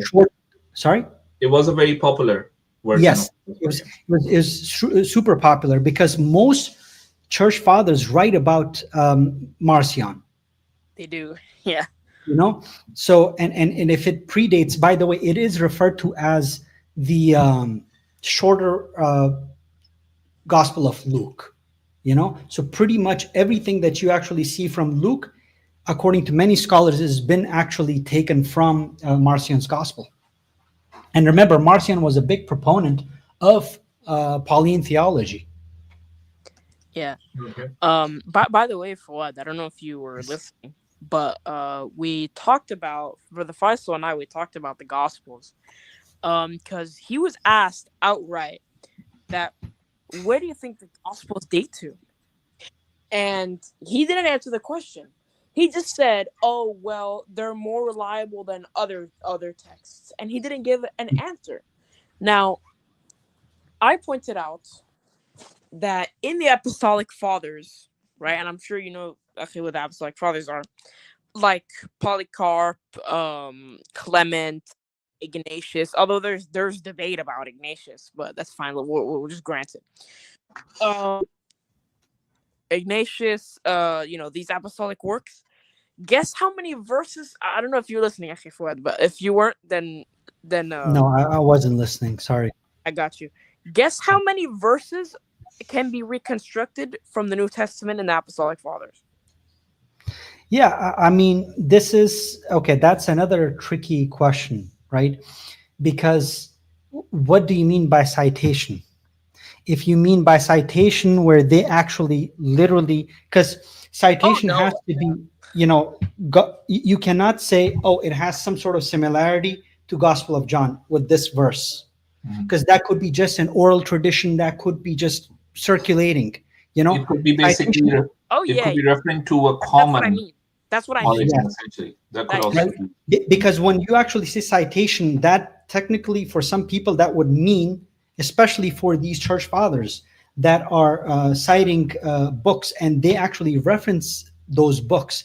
They say, Gospel of John, verse this, verse that says this, or they don't necessarily have to say verses per se, because back then, the verses weren't laid out this way, but at least they should give reference to the book, like Irenaeus does. He's the first one that actually references them, all of these by name. Gospel of John, Gospel of Mark, Luke, Matthew, etc. Else it's not considered citation. Yeah. Let me just clarify what I mean. Okay, so like I don't mean by name citation. I mean like from the works of apostolic fathers. How many like verses is it possible to perhaps reconstruct that they not cite like book chapter verse, but that they like speak about like a similarity? How many do you think that is?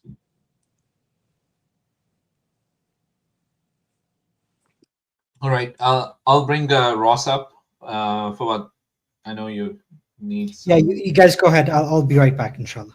Okay, inshallah. So Ross, you're on the stage, my friend. How are you doing?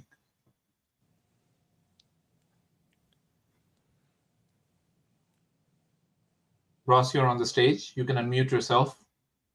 You're on mute. You need to unmute yourself. Yeah, try speaking now. Yeah, DeAndre, let's deal with Ross, and then I'll answer your question, inshallah. Yeah, of course. Ross, can you speak? Try speaking. Maybe there's a mic issue. He's saying there's still a big lag.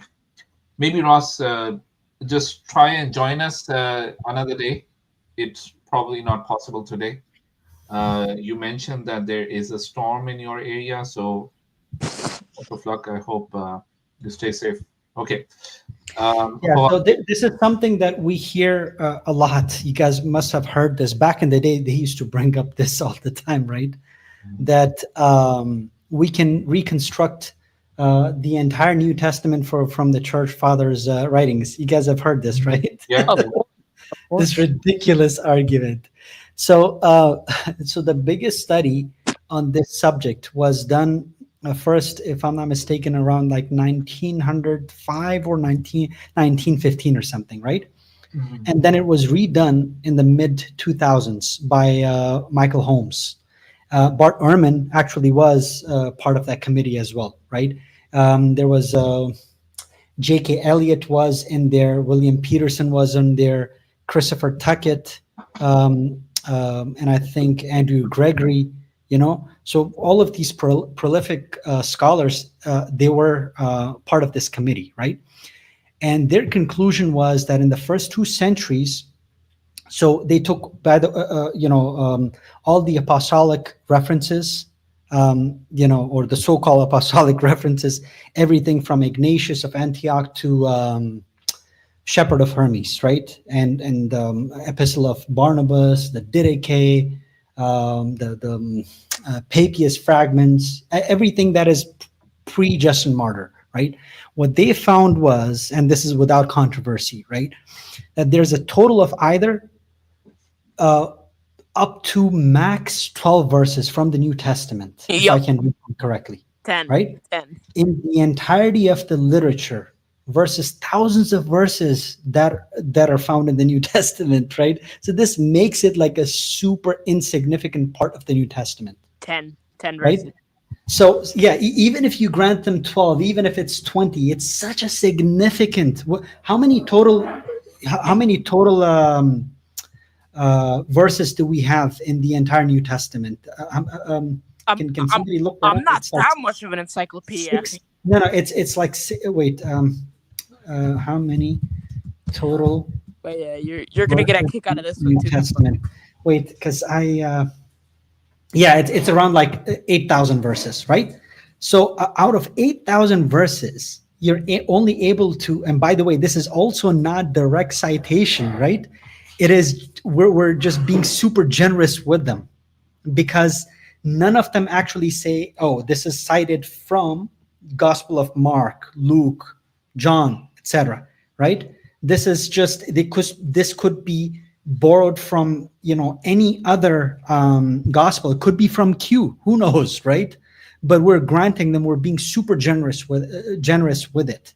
And still, you know, they have up to max 12 verses that you can actually find out, you know, that are being quoted. So it's just a mass misrepresentation of the early church fathers, because most of these church fathers writings, we don't find them. They're all, you know, they all either disappear or they you know, are fabricated. A lot of them are fabricated.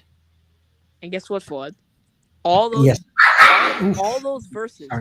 verses, they are just sayings, and they're not even they don't even align with the Greek of the New Testament. Yeah, subhanallah. So, all right. Anyway, let's continue, inshallah. Let's go through Bart Ehrman before we. Yeah. By the way, Akhi, I'm only going to be available for another 15 minutes. So if that's it. We're going to be wrapping up. If no Christian comes up, we're just going to wrap up after that. Okay. Complicated argument. If these dates are correct, it means that our earliest account of Jesus' resurrection is 40 years after the event. 40 years after the event. Well, Paul was writing before that, wasn't it? Yes, Paul was writing before that. Paul talks about the resurrection in 1 Corinthians. Well, that's 20 years after the event. So that's better. The Gospels give us the narratives. Paul makes reference to it, but there's a 20-year gap. You don't have somebody who was there writing about it. Second point, none of the authors were eyewitnesses. Paul himself indicates that he was not an eyewitness, and none of the gospel writers was an eyewitness. People, of course, call the gospel books Matthew, Mark, Luke, and John. Well, they call them Matthew, Mark, Luke, and John because we don't know who wrote these books, and there's no point calling them Sam, Fred, Jerry, and Harry. I mean, they're written by people we don't know who they were written by. Paul himself. This is important. I just want people to realize what he's noted down. No eyewitnesses. Highly literate Greek-speaking Christians decades later, right? I mean, they love to bring this up, but this is really what these people are saying. So let's continue. All right, Ross. So we're going to try with you the last time. They are anonymous. You might not think so. One second, Akhi. So Ross, you're back on stage. Okay, unmute yourself. Oh, he lost connection. Okay. Yeah. Okay. Did you see what he wrote? So because they have the title, the Gospel according to Matthew. Whoever put that title on it was an editor later. The original books are all anonymous, written in the third person. Moreover, the followers of Jesus were Aramaic-speaking peasants from Galilee, lower-class men who were not educated. In fact, Peter and John in Acts chapter 4, verse 13 are literally said to be illiterate. They couldn't read and write. Of course not. They were fishermen. They didn't go to school. The vast majority of people in the ancient world never learned to read, let alone write. And their native language was Aramaic. These books are written in Greek by highly educated, rhetorically trained writers who are skilled in Greek composition. Probably not disciples and don't claim to be disciples. Where did these authors get their stories from? Well, okay, before we continue, there's a very important phrase here that he used, right, which we need to remember. He said probably not disciples, and then what's the second part? Don't claim to be disciples. This is important for people to understand. Yeah, it's not the writers who are claiming to be disciples, right? The writers have never claimed that they're disciples or they're eyewitnesses or they're the ones who saw everything happen, right? They haven't claimed that at all. It's the Christian apologists today and the church fathers early on who are making all these claims about people. So it's important distinction that made, and he's being very precise with his language here, and it's important to pick these up. They were not disciples of Jesus. They must have heard the stories from somebody who heard the stories from somebody who heard the stories from somebody who heard them from somebody. Stories about Jesus, including his resurrection, had been in circulation year after year after year from the time that his disciples knew that he got killed and believed he got raised from the dead. They told stories to convert people. They improved the stories sometimes. They changed the story sometimes. The stories got modified in the process of transmission over the course of decades before anybody wrote the stories down. These stories are based on oral reports that have been in circulation for decades. What happens to oral reports in circulation year after year, decade after decade? They get changed. What evidence do we have that the stories about Jesus' death and resurrection got changed? You can read the stories yourself. Simply read Mark's account of Jesus' death and then read John's account of Jesus' death and make a list of everything that happens in both and compare your lists. You will find that there are stunning differences. In fact, there are discrepancies. Let me give you just a list of very quick examples. What day did Jesus die on? That's a simple question. And luckily, we're told in both Mark and John. In Mark's gospel, we're told that Jesus died the day after the Passover meal was eaten in Jerusalem. John tells us explicitly, chapter 19, verse 14, that Jesus died the day before the Passover meal was eaten, on the day of preparation for the Passover. That's different. He couldn't die both days. What about the time? According to Mark, he died at 9 in the morning. According to John, he wasn't condemned to death until afternoon. John 19:14. These are accounts that differ from one another. Did Jesus carry his cross the entire way to Golgotha, or did Simon of Cyrene carry it? It depends which gospel you read. Did both robbers mock Jesus, or did only one of them mock him and the other come to his defense? It depends which gospel you read. Did the curtain in the temple rip in half before Jesus died, or was it after he died? It depends which gospel you read. I can give you the references for all of these if you need me to, or you can look them up yourself. I'm not making these up.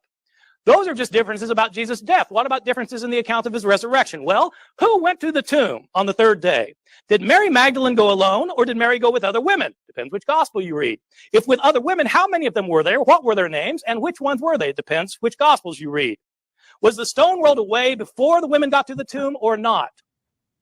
What did they see in the tomb? Did they see a man? Did they see two men? Or did they see an angel? Depends which gospel you read. What were they told to tell the disciples? Were the disciples supposed to stay in Jerusalem to see Jesus, or were they supposed to go to Galilee? Depends which gospel you read. Did the women tell anybody, or were they silent about it? Depends which gospel you read. Did the disciples ever leave Jerusalem? Or did they never leave, or did they leave and go to Galilee? Depends which gospel you read. My conclusion, these are not reliable historical accounts. There are too many discrepancies. The accounts are based on oral traditions that have been in circulation for decades. Year after year, Christians tried to convert others by telling them stories to convince them that Jesus was raised from the dead, and they changed their stories while trying to convince people. These authors were not eyewitnesses. They're Greek-speaking Christians living many years after the fact. They're telling stories that Christians have been telling all these years. There was nobody there taking notes. Some of the stories were invented, many were changed. For this reason, these accounts are not as useful as historians would like as historical sources. Yeah, I think this is Wait.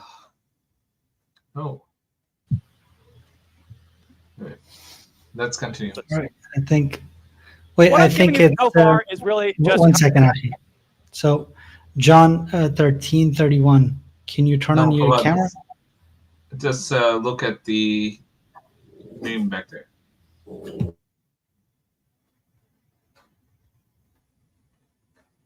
I think it's the same guy. Like, why is it that they? Yeah. I'll he got disconnected because this guy is the same guy that was just saying a lot of trash the other day. Yeah, we've had him on stage before several times. We've had talks with him, but anyways, let's see. Yeah. So anyway, let's continue. Kind of child's play compared to the real problem of why historians cannot prove the resurrection. And this is what I want to spend my last 3.5 minutes on, the real problem. Mike and I agree that what historians try to do is establish what most probably happened in the past. I love that he highlighted for us this particular verse. Fawad, do you want to bring up the Quran? Yeah. 4:157, right? Yep. I want people to realize nothing but conjecture. Exactly. Exactly. I want people to realize this, right? That how accurate the Quran is. Subhanallah. And this is what we keep telling them all the time, you know, because when you actually take your bias away and you look at it, even from a secular perspective, you actually see that the Quranic narrative is very accurate when it comes to the crucifixion. Because what does it tell you?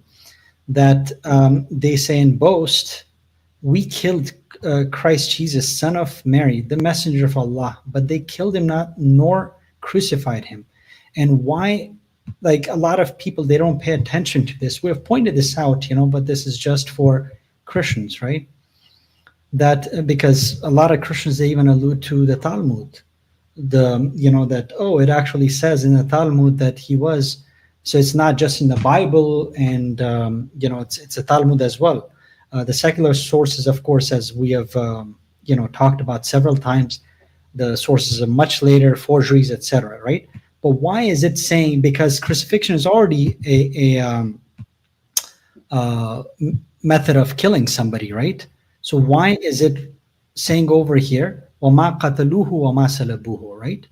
So that's because in one shot, in one go, it is destroying the narrative of Christians in the New Testament and the Jews as well. For Jews, that actually in Talmud, that actually says that he was stoned to death and his body was left outside for dogs to feed on, right?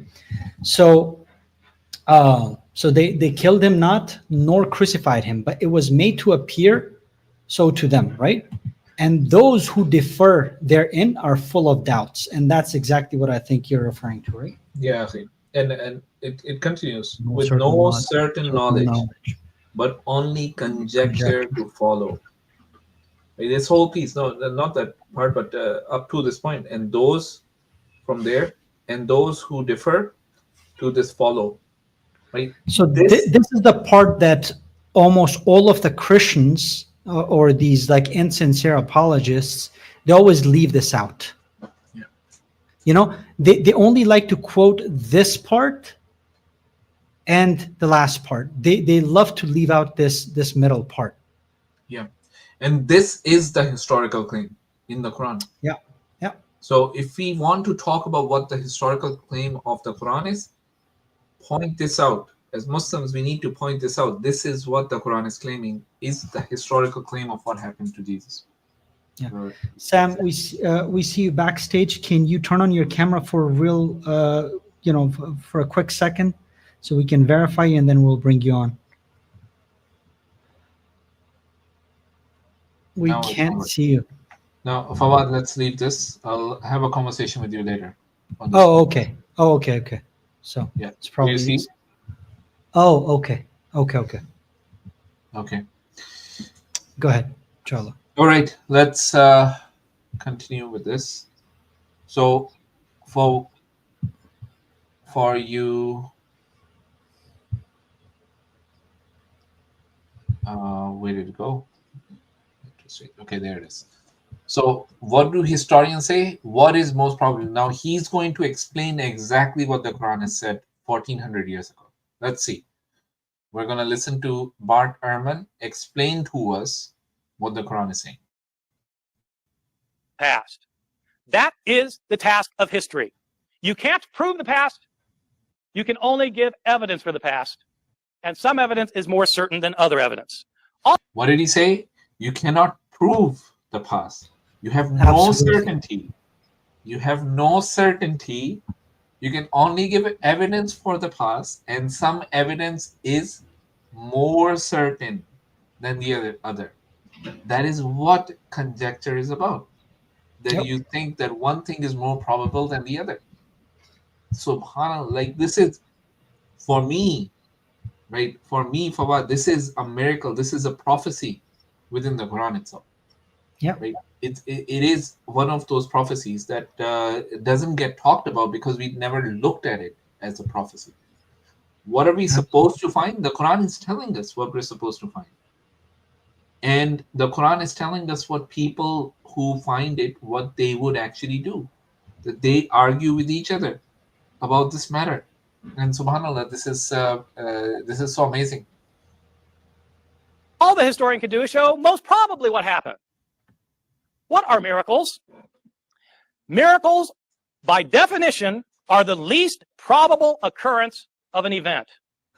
If a miracle was not least probable, it wouldn't be a miracle.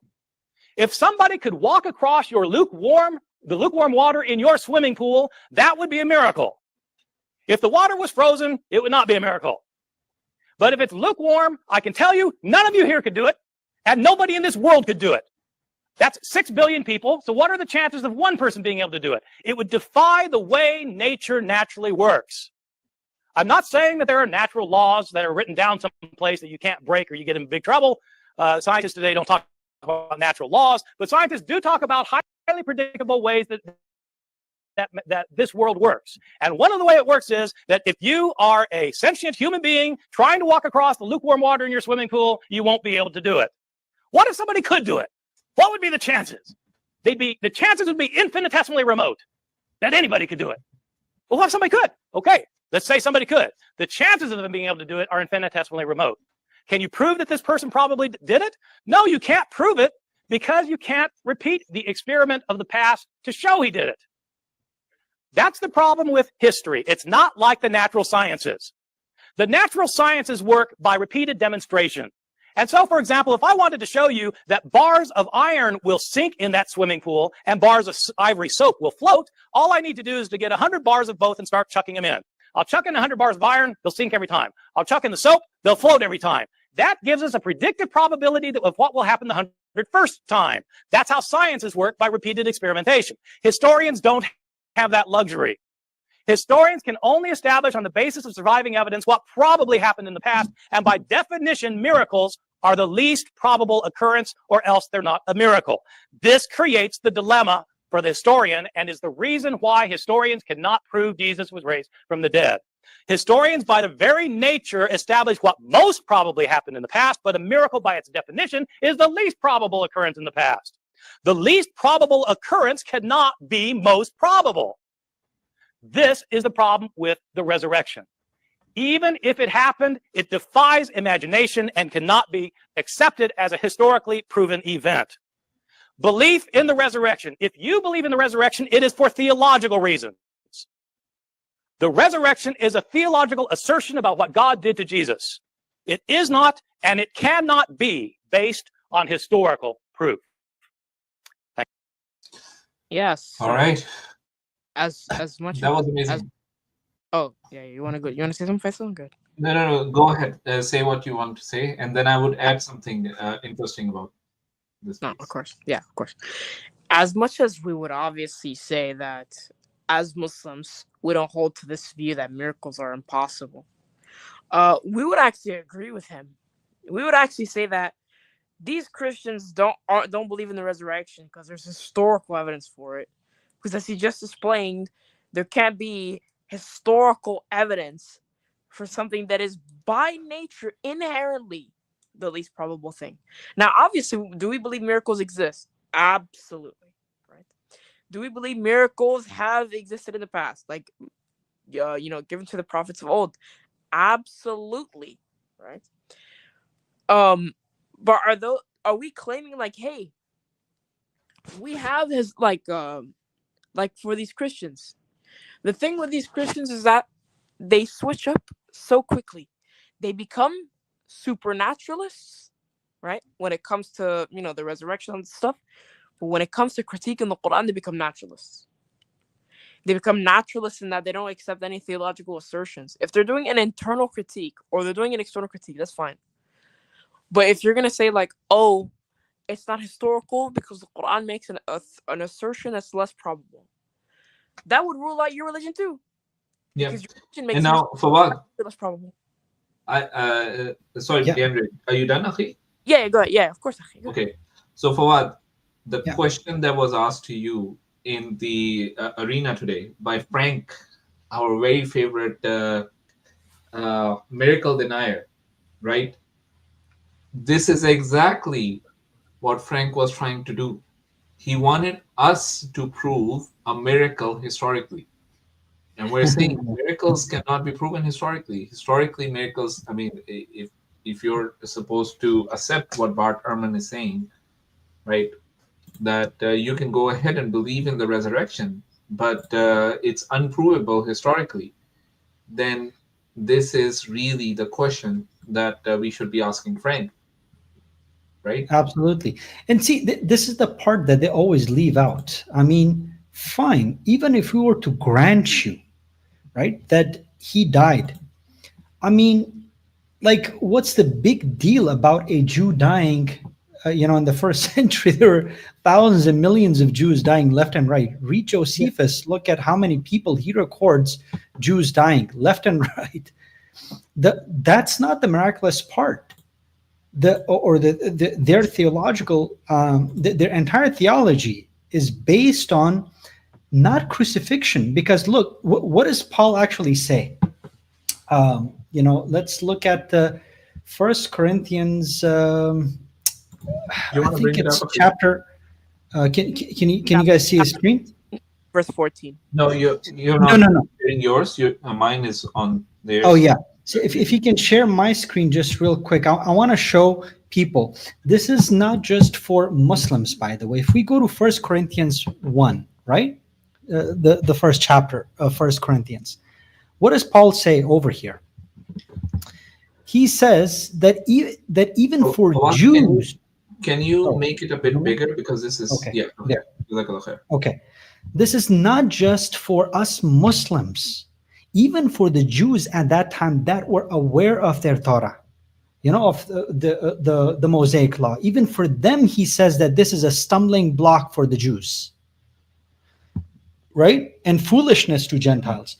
But even for the Jews, this was a stumbling block, because for them, a Messiah dying, God's Messiah being executed like a criminal and cursed was completely unthinkable and theologically completely unacceptable. So this is not just for us Muslims. Why? Because this goes completely against the Torah, the Old Testament that they have in their hands today. It goes completely against it. Because in Deuteronomy, Ezekiel, everywhere, Deuteronomy 21, it says clearly, anyone who is hung on a tree is under God's curse. For them, this is an abomination. How do you refer to God's Messiah, a chosen one, to be cursed, like Paul calls him cursed? But God, according to them. Yeah, exactly. Like referring to God or referring to God's Messiah from their from the Jews' perspective, right? How could you refer to him as a curse? And then him dying for the sins of mankind. This is a completely foreign concept for the Jews. This is why he says that it is a stumbling block for the Jews. So it's not just for us Muslims. By the way, this is why our scholars have said in the past that, let's say, even the disciples or the followers of the disciples, if they actually believe that he was crucified or that he was killed, be it by being stoned or by crucifixion or a natural death, it wouldn't take them outside of the bounds of Islam. It isn't until the Quran was revealed where it is confirmed that he was not crucified, neither was he killed. Beyond that point, then you cannot actually say that he was crucified. So it wouldn't technically take you outside the bounds of Islam. If you're agnostic about it, that's fine. If you, confirm because that's what you heard, that was a hearsay, because prophets being killed by the Jews and whatnot, this was very common. So it wouldn't necessarily take you outside of the bounds of Islam. Because from their perspective, he was a human being and he died.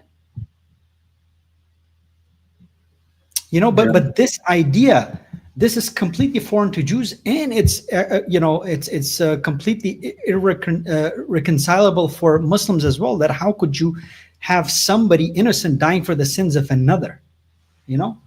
So this is the part. And coming back to 1 Corinthians 15, it is not just being killed. He has to resurrect, and that's what Bart Ehrman is referring to. So whenever Christians, they love to point out Bart Ehrman left and right these days, right? And I personally, you open Bart Ehrman, right? I don't even appeal to Bart Ehrman for this reason, right? Because they misrepresent Bart Ehrman's position.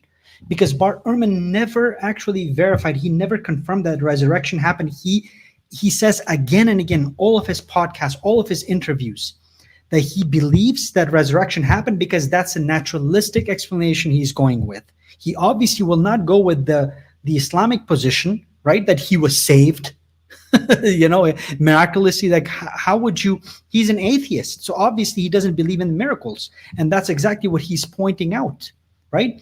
Now, because he's an empiricist, but the part where they misrepresent Bart Ehrman on the resurrection, oh, he confirms the resurrection. No, that's not what he said. Every podcast that I've heard from him about this issue, and he's been asked about this again and again, and he actually has confirmed this, that Christians constantly misuse my words. They twist my words. What I have said is that I believe that the disciples or the surrounding people, they actually believed that he was crucified. So sorry, that he was resurrected. Sorry, right? And then he tries to naturalistically give explanations as to, their mass hallucination is a thing or whatnot, right? But he never says that this is a historical fact that he was resurrected. It's ridiculous. Historians will never attest to, miracles. Like, what historian would be taken serious in the academic circles if he says, Moses split the sea, or Jesus was resurrected, or he raised Lazarus's daughter from the dead? This is ridiculous. Faisal? Yeah, I will continue. Yeah, inshallah, continue. Okay. So I'm back on. Oops, sorry. Yeah. Go ahead. It seems to fundamentally not understand what the Torah and the gospel are. Particularly, I would highlight verses like chapter 5, verse 46 and 47, which has this chain of custody where it says that Allah sent, that God sent following the footsteps Jesus, the son of Mary, to confirm the Torah which came before him, and that he gave the gospel, which in the Quran uses the same terminology for the revelation of the Quran, that it has guidance and light, and that the gospel preceded the Torah for instruction in righteousness. And then verse 47 of chapter 5 of the Quran actually addresses me as a Christian. It says, let the people of the gospel judge by what God has revealed therein, being the gospel, and whoever does not judge by what God has revealed, then it is he who's the defiantly disobedient. And so I find a problem with the Quran in that it confirms the Torah and the gospel, and it tells me as a Christian in chapter 5, verse 46 and 47, to judge by the gospel. However, Pierce, when I judge the Quran by the gospel, I find that the Quran does not understand what the gospel is or says. And ultimately, I would say, if the Quran is true, and I need to take it seriously to not be one of the defiantly disobedient, as it says, and I judge the gospel by using the gospel, I judge the Quran. I find that the Quran is hugely problematic historically, but also in that it simply does not understand either what the Torah or the gospel are, or what Christians actually believe. Your Joe Rogan appearance blew up massively online, led to huge debate raging all over social media. Yeah, what was that like for you? We've mentioned this on Rogan now as Trump. We've mentioned this several times. As usual. This is done, yeah. Just real quick, he leaves out the very next verse, and the answer is in the next verse. Yeah, subhanAllah. Yeah, continue. Do you want to bring it up? Because I have to actually deal with something there. Okay, no problem, inshallah. Okay. And after this, he's just going to talk about what happened on Joe Rogan, which is not really what we're concerned with much. Yeah. This one.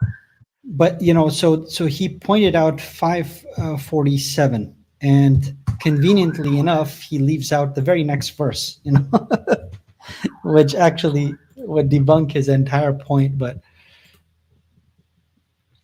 all right, here, yeah. So it says, let the people of the gospel, again, gospel, not gospels, judge by what Allah has revealed in it, and those who do not judge by what Allah has revealed as truly are truly the rebellious. And the very next verse says, we have revealed to you, O Prophet, this book with the truth as a confirmation of previous scriptures, right? And a supreme authority. So they of course conveniently they love to not mention this verse, authority on them. So judge between them what Allah has revealed, again leaving out this part, and do not follow their desires over the truth that has come to you. To each of you we have ordained a code of law and a way of life. If Allah had willed, he would have made you in one community, etc., etc. And then they also leave out the part where in the Quran it specifically says that if they the people of the book, if they don't follow the Quran, they will abide in hellfire. Let me dig up that verse.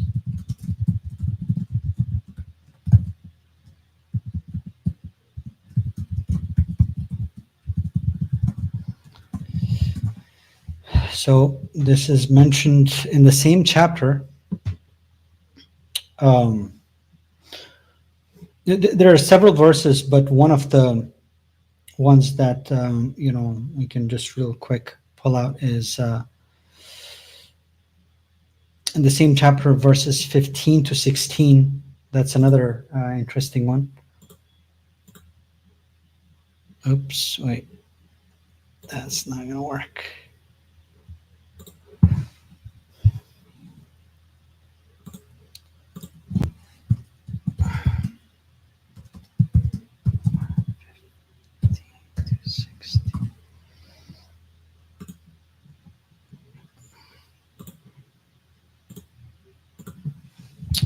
So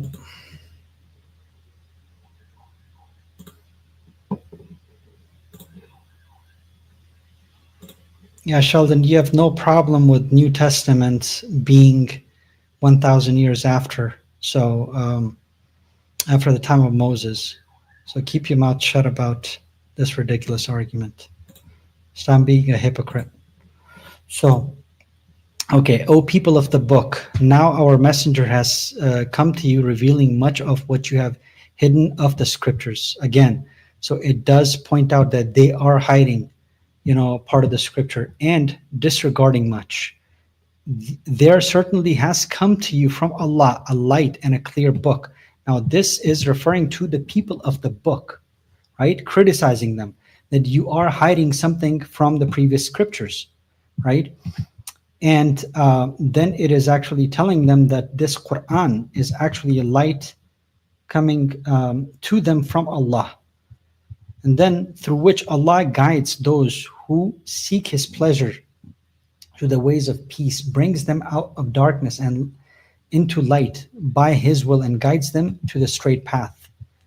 Then I think in the next verse, DeAndre, do you remember which verse that is in the Quran that actually says for Jews and Christians that they have to follow the Quran as well? I thought that was verse 48. There's another one as well. Maybe I'm thinking of Hadith. Where it says, they have to follow the Quran. I mean, verse 48 is one of them. And then also, so verse 76 and 77 of chapter 27. Yeah, that's the one that I was looking for. Okay. So chapter 27, verse 26 to 27. So it says 27 or huh? Or you said chapter 27 and then 76 to 77. Yeah.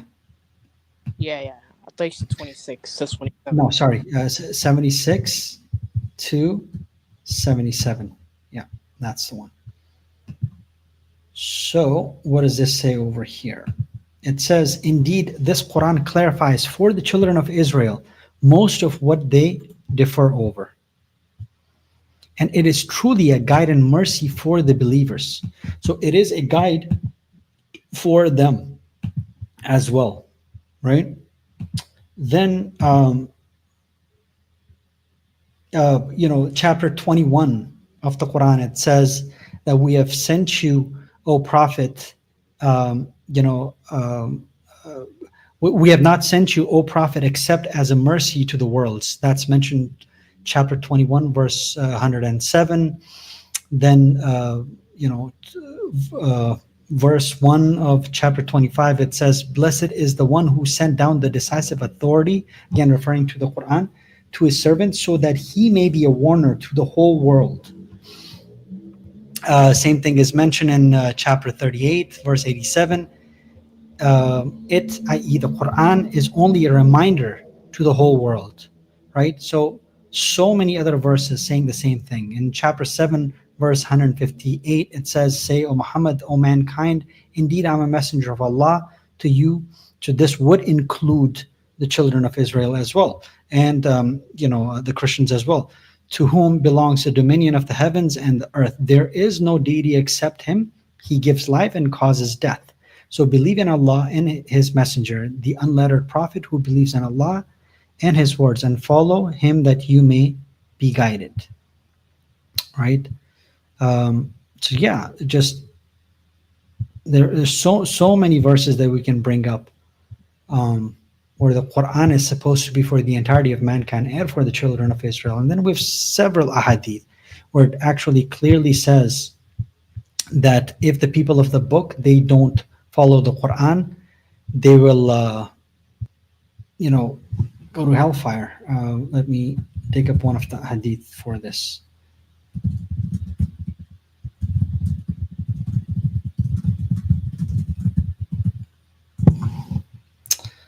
So there is a hadith.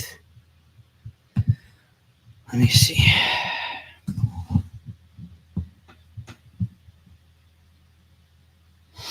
This is in Sahih Muslim, and I think it's 153 right here.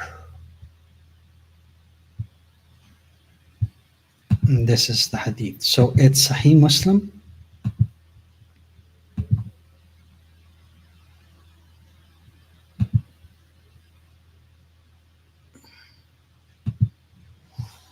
It says, it is narrated on the authority of Abu Huraira that the Messenger of Allah sallallahu alaihi wasallam observed, "By him in whose hand is my life, is the life of Muhammad. He who amongst the community of Jews or Christians hears about me, but does not affirm his belief in that which I have been sent, and dies in that state of disbelief, he shall be but one of the denizens of hellfire." So this is very, very clear.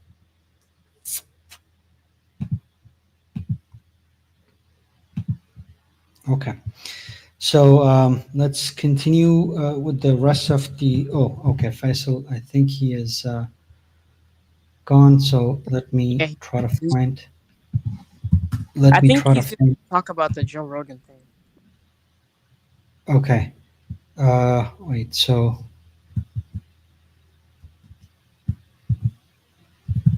Yeah, assalamu alaikum. Back. So, Fawad, I do have it, but he's just going to talk about his appearance on Joe Rogan now. So, okay. There's not much left there, so we can wrap up. What exactly did he say on Joe Rogan that got him in trouble? Because I don't remember. You've not seen that? Okay, no, I haven't. Bring it up. I don't remember fully, but let me actually try and see if I can find it. Where's he talked something about the Dead Sea Scrolls. I think that was what it is. But there was a lot more. There were a lot of things that he talked about. 3 hours. We cannot go over the 3 hours. Yeah.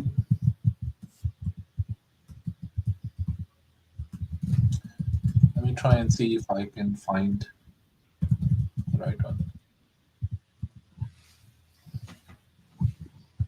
I'm surprised not a lot of the Christians came up to challenge today. They got tired of defending their polytheism. Because this they don't really like this topic. Yeah, here it is. So I'm just gonna start with here what he says. There's other stuff that he said, and we cannot get into everything, but it's just hear him out here again.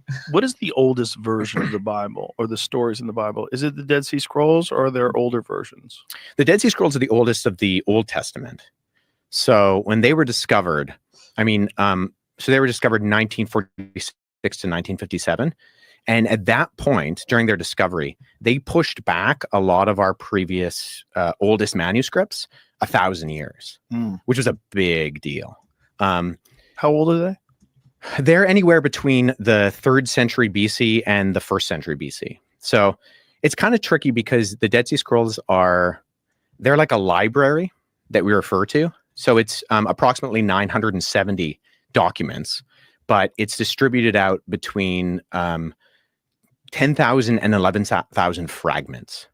So there's a lot going on there, right? So, and some of these, I mean, are so fragmentary that you look at them and it's like confetti, because they're, I mean, 3,000 years old, but not quite that. They're like 2,000 plus years old. Right? Animal skins too, right? Yeah, well, all sorts of things, animal skins, papyri, and then some of them are actually done on copper.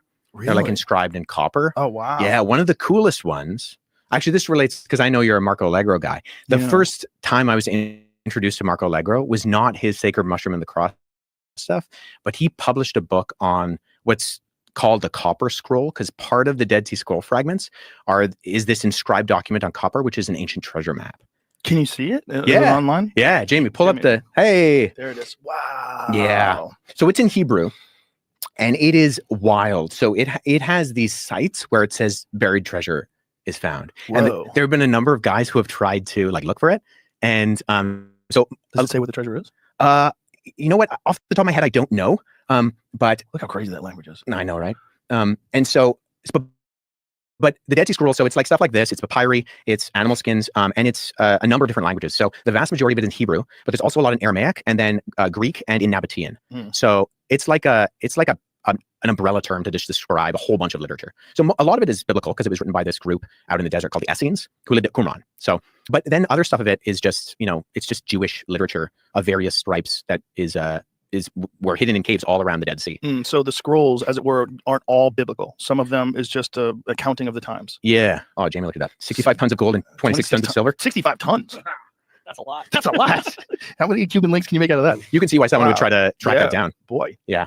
Wow. And when we're talking about the Dead Sea Scrolls, like you have ones like the Great Isaiah Scroll, which is fully complete. Like it's a copy of the book of Isaiah, and it's a full complete scroll. But then other ones are so fragmentary that we think they're written in Hebrew, but we can't actually tell. Oh, wow. Because no one's willing to like piece these. And this is true for a lot of stuff. So the largest grouping of papyri literature in the world is the Oxyrhynchus collection, which we get a good portion of our oldest manuscripts of the New Testament from. But if you go to Oxford and you look at the Oxyrhynchus collection, and you pull out that drawer, it's like a jigsaw puzzle. And you're like, right. Like most of it is untranslated, untranscribed, because the amount of man hours that it would just take to even put it together, never mind, then go to the effort of transcribing, translating it.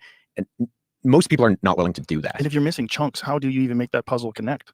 Well, that's part of my area of speciality and research is in regards to that. So I study paratextual features.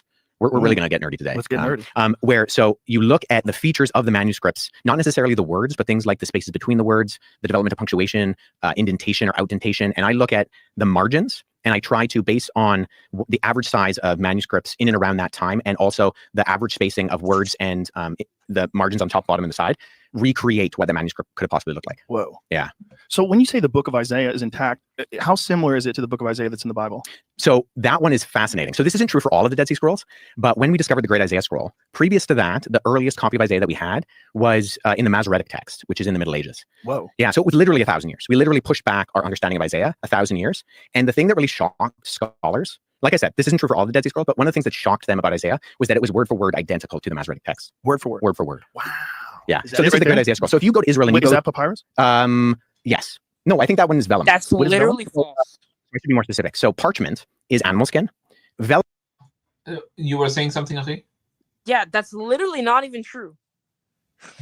What he said about the Isaiah scroll being word for word identical, that's absolutely false.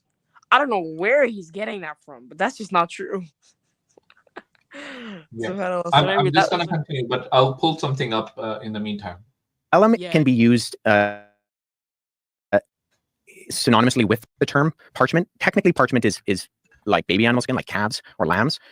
But this is the Great Isaiah Scroll. And you can see like they stitch together the parchment because it's so long. God, it's so beautiful. The way they wrote back then was so beautiful. I mean, maybe it's because I can't read it, but it's so fat. Maybe if I saw English, I would think that's beautiful too. Yeah. Especially script, like cursive is very beautiful. But that is so fascinating because this is what I was just one particular sort of character that's this way and that way and up and down. And cuneiform is wild. Weird. It's really, really tricky. And that's the thing when, like, if you're studying ancient languages and you start to study Greek, like the Greek alphabet is similar enough that you're like, okay, alpha looks like an A, right? Delta looks like a D. So you can figure it out. And so it tricks you because you start off and you're like, oh, this is phobios, fear. I know what a phobia is. And you get this false sense of like encouragement. And then, the further you go down the rabbit hole, you're like, oh, I'm screwed. So, but Hebrew is completely the opposite because the like writing system is so different. The learning curve is hard at the beginning. And then you're like, everything is just 3 letters with a suffix added to it. And so it feels like, whereas the opposite is true with Greek. Yeah. I think there was more. There was But a lot of nonsense. what is the very controversial part? Because this is the usual stuff that we're going to hear. And yes, we can correct him on this, but, because I'm trying to figure out, like, what was something so controversial? Yeah. Like, I don't know exactly. I thought it was that. I thought it was the Isaiah thing. There was something else as well. I'm going to have to look for what it's getting. No worries. By the way, we have a brother in the back chat as well. Right. Okay. And he's waiting for us to wrap up the stream. So do you want to just do that? Sure. Inshallah, let's wrap it up. Mm-hmm. So okay, let's go ahead. I'm just gonna stop sharing, and we can continue. So Fawad, go ahead. What do we have? Yeah, just nothing else, Akhi. I mean, Jazakallah khair for everybody tuning in, and we apologize on behalf of our Christian brethren that they didn't find the courage to come and defend their polytheism today. We could probably have more luck with them on Sunday. Yeah. All right, and just a reminder, DeAndre and myself will be joining Brother Yamani on the 6th. Oh, yes. And we've got some really juicy stuff. If you miss it, you're going to be... I don't know, Fawad, if even you are aware of some of the things we're going to be talking about. Oh, I'm definitely looking forward to it. It is actually insane. It is actually insane. It is actually insane.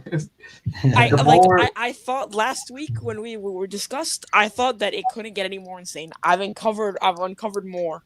Yeah. It's so actually it does get crazy. Like this is where we start seeing a lot of the thoughts and machinations of the Jews coming in, right?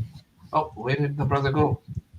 He emailed me a few questions. I wanted to have a discussion with him. So the Muslim brother, can you rejoin the backstage and stay backstage? Fawad and myself will, and I don't know if Fawad you would be able to stay, but Fawad, myself, or DeAndre, whoever can stay, will try to respond to you. I can stay.